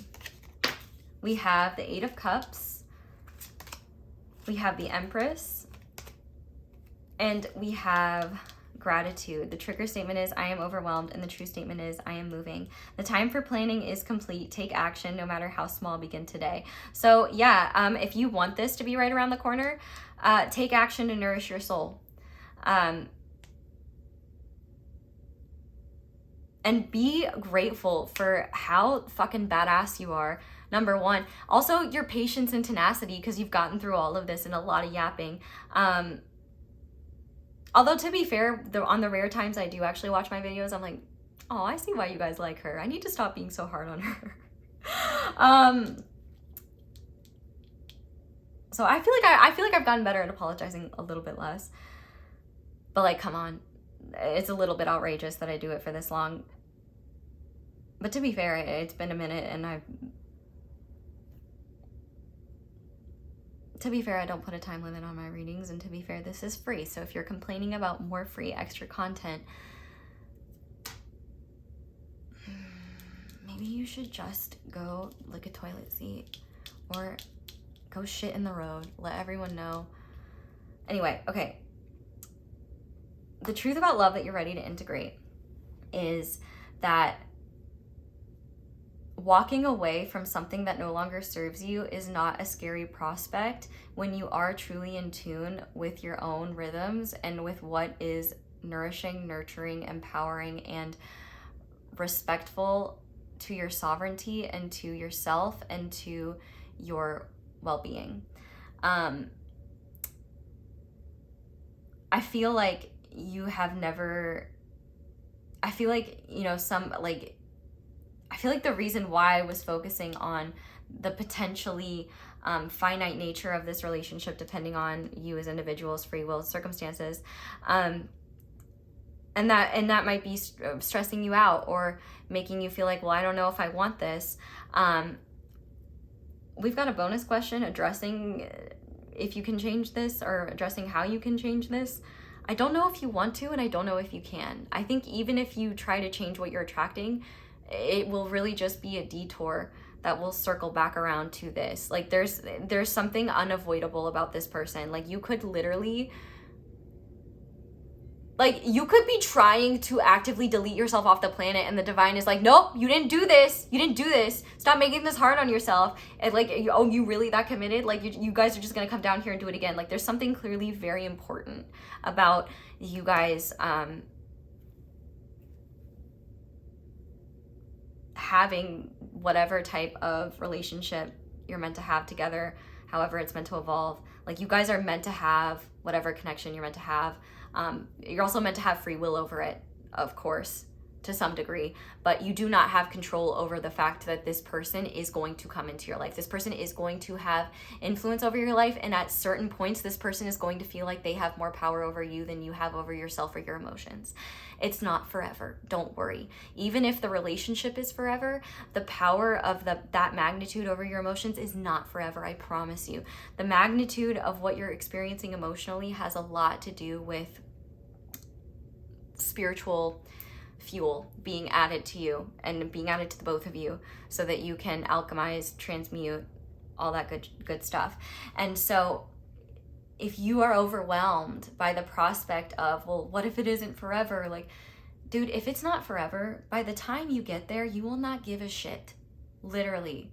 Like, you won't even be, like, this Eight of Cups I think is perfect because it's like, when this relationship, not when, if this relationship reaches a point where the most loving thing is to change things up, move things forward, evolve how you connect or how you define the relationship or what it becomes, you will be so good with that and will likely be the one to initiate it. You know, I think one of the powerful realities about this energy is that time is the great teller of what this becomes. And truthfully, you can't really predict it because it has a lot to do with how you guys choose to relate. Like, there's just so many factors that go into it. And it is overwhelming to think about. It's overwhelming to try and anticipate or try to be in control of. And that's kind of the point. You're not meant to be in control of it. In fact, I'm probably doing too much and giving you all of this. I don't feel like I'm doing too much, actually. I feel like I am giving you all the information that I think is important to empower you, along with silly other thoughts, in order for you to feel more in control in this situation. Because when you feel stuck in an illusion, or emotions are intense, or you're uncertain what's real or true, or you're fighting to be heard and you feel like the other person isn't seeing you, if you don't have the full context and the full awareness of what you need to see, it can be a lot easier to be convinced of something that isn't true, or just create unnecessary tension or emotional distress that leads to more disconnection rather than connection, which is what both of you will and do want.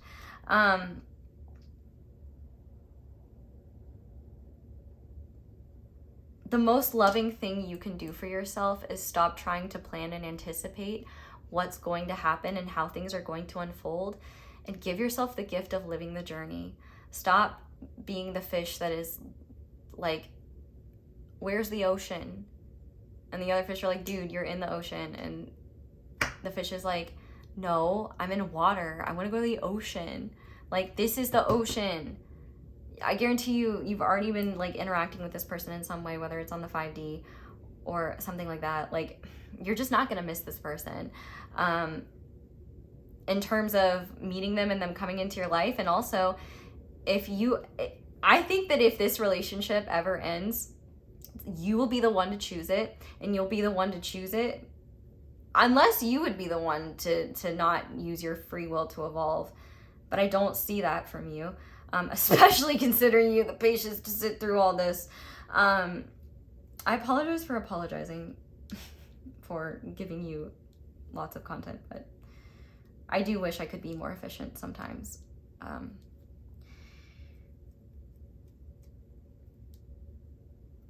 The Empress here is really stating, both of you want what's best for each other and what optimizes wellness and what's most loving. There might be times where you guys are overwhelmed with the magnitude of what you feel for each other in positive ways and in challenging ways. There will be times where you don't know what the next step forward is, or how things are going to shift, or, where you go from where you are. But it's just important you keep moving forward and be present enough with yourself to recognize when something is not acceptable in your world, or when something is worthy of savoring. One truth about love that you're ready to integrate is that love is really very clear, in terms of when the most loving thing to do is to end things as they were, or go your own way, or choose something differently, or walk away from what's emotionally unfulfilling. You don't need to be afraid of loss in this situation, and honestly, in a lot of situations in life when it comes to just connection with other people. Because I think that you, by this point in time, if that were ever to happen, because for a lot of you, it's not going to happen. Actually, for a lot of you, what's going to happen is this is really going to be a forever ass thing. And if one of you is older, if one of you passes first and is gone for a while, I don't think if it's a forever thing, I don't think the other will ever take another partner. It's it's that sort of love. It's very powerful.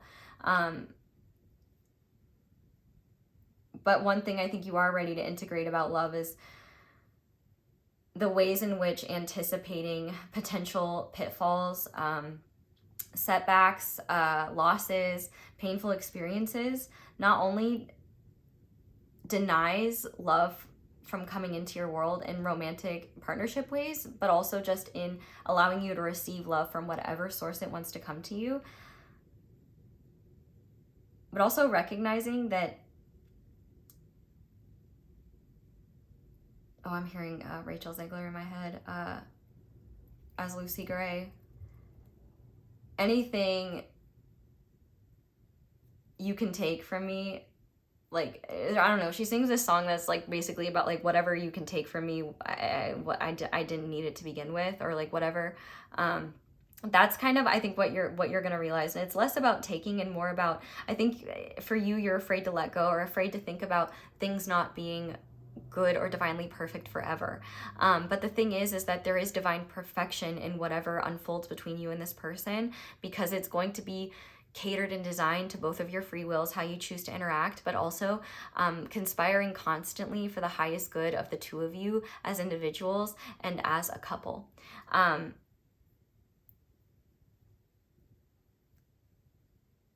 There is nothing to fear here but missing out on the grand adventure that is in store for you with this experience. Don't be worried about a bridge burning down that hasn't even been built yet. That's a really dumb waste of energy. And I'm not saying you're dumb, but like I am saying that love is trying to show you where placing your energy is keeping you away from your present and keeping you away from being in love with your reality, and instead being afraid of it or feeling controlled by it. Okay, so let's say you don't want this, which is actually genuinely very impressive if you don't want this at all and you sat through the whole thing. I love you for that. You're impressive. You sound like the type of person that can run marathons. What to change if you don't like what you're bringing in? So like I said, for some of you, for all of you, I think you can't avoid meeting this person or interacting with this person in some way. But let's say maybe you want things to come in a specific way. Let's see what needs to change. Or if you really don't want this situation and you want something different, let's see what you got to do. So for that, we have Temperance in reverse. We have the Queen of Pentacles upright. And we have Continuance. I want to read this card because I'm not quite sure what it means.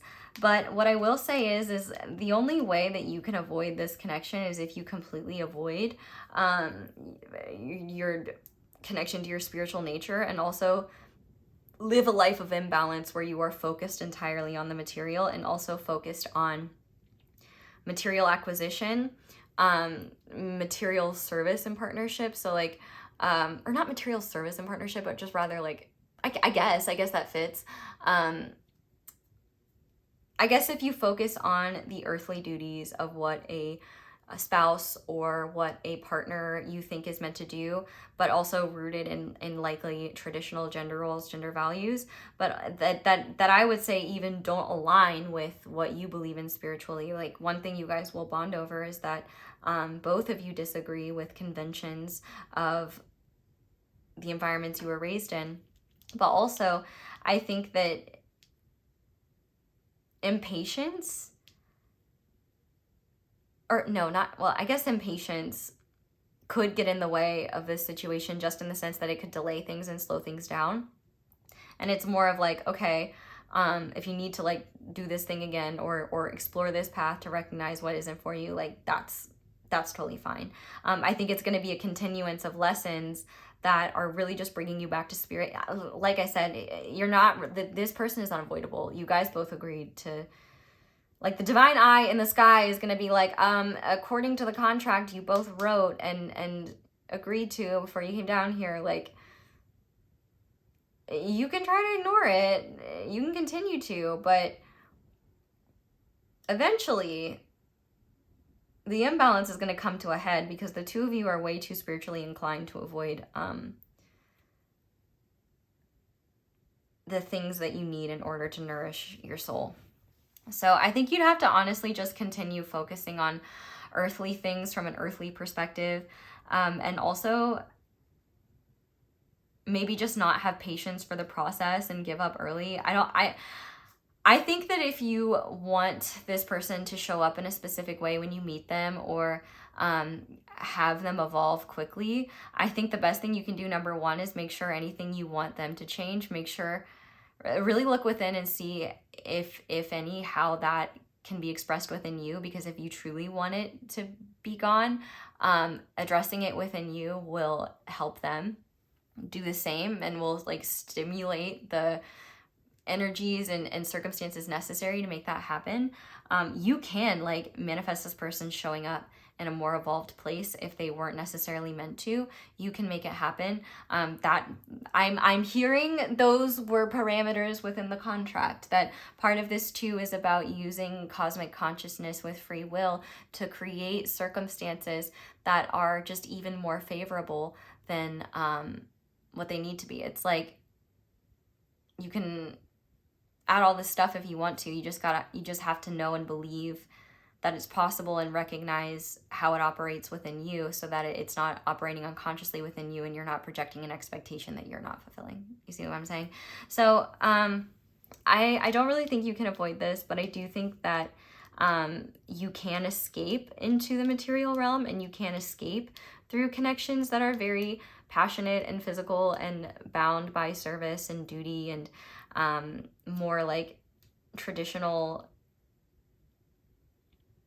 dynamics and expectations. But ultimately, I think it's unsustainable, because you need spiritual energy, and you need source energy like SpongeBob needs water. And ain't nothing wrong with that. It's your natural environment, it's your natural state of being, and this is why this relationship is kind of unavoidable, no matter what it's meant to be between the two of you, because it is going to be one of the best things that ever happened to you, for the both of you, no matter what, because it brings you closer to God than anyone or anything else ever has. And that is all, and bringing also closer to the true like God nature of you, and realizing that you are a truly divine being having an earthly experience, and that you're meant to experience a relationship that just stimulates and creates a constant flow of source energy that just makes life lighter, more pleasurable, more fun, and also empowering for the soul in whatever you guys choose to do here, and with that cosmic consciousness.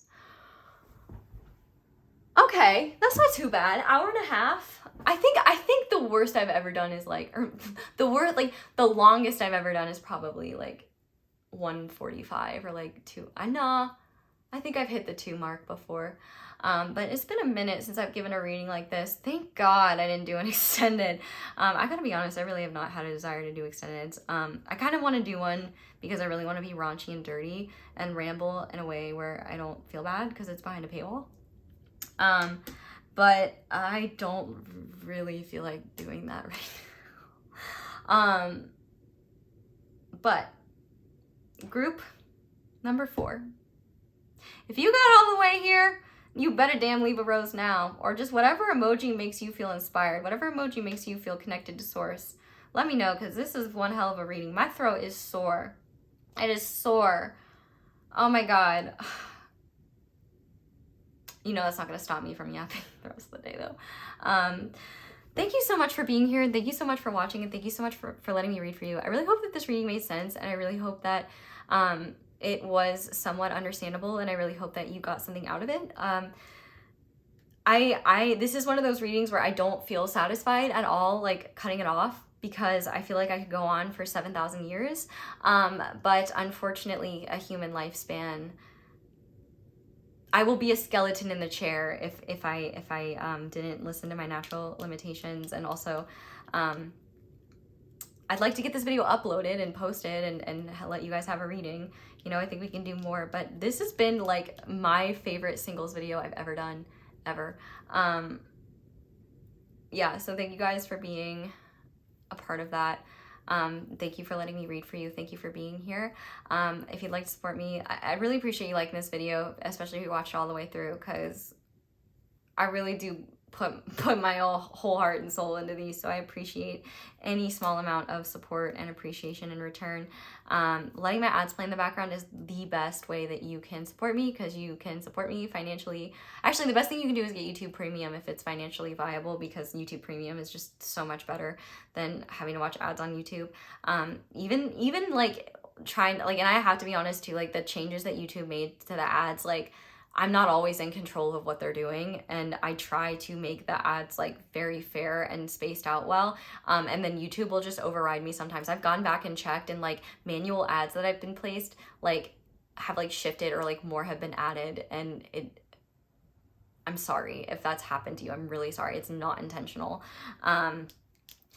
But thank you guys for putting up with that and supporting me. You know, it is kind of one of the, living in a system like this, it is what I feel is just the most fair.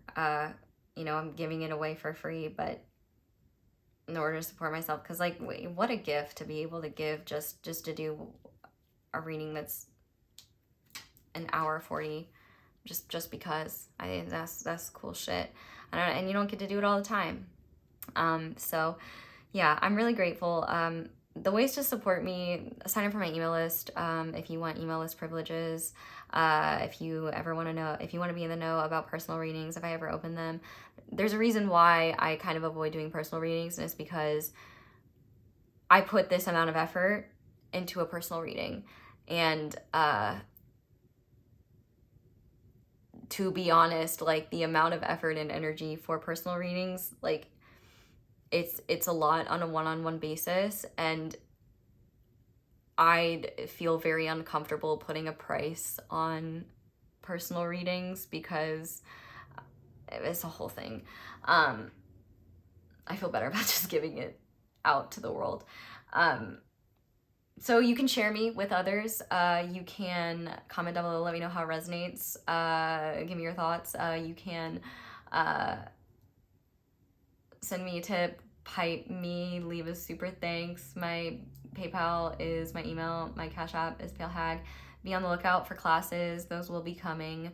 Not maybe necessarily shortly, but there is actually something coming soon shortly, so keep your eyes peeled. I think it'll be really fun.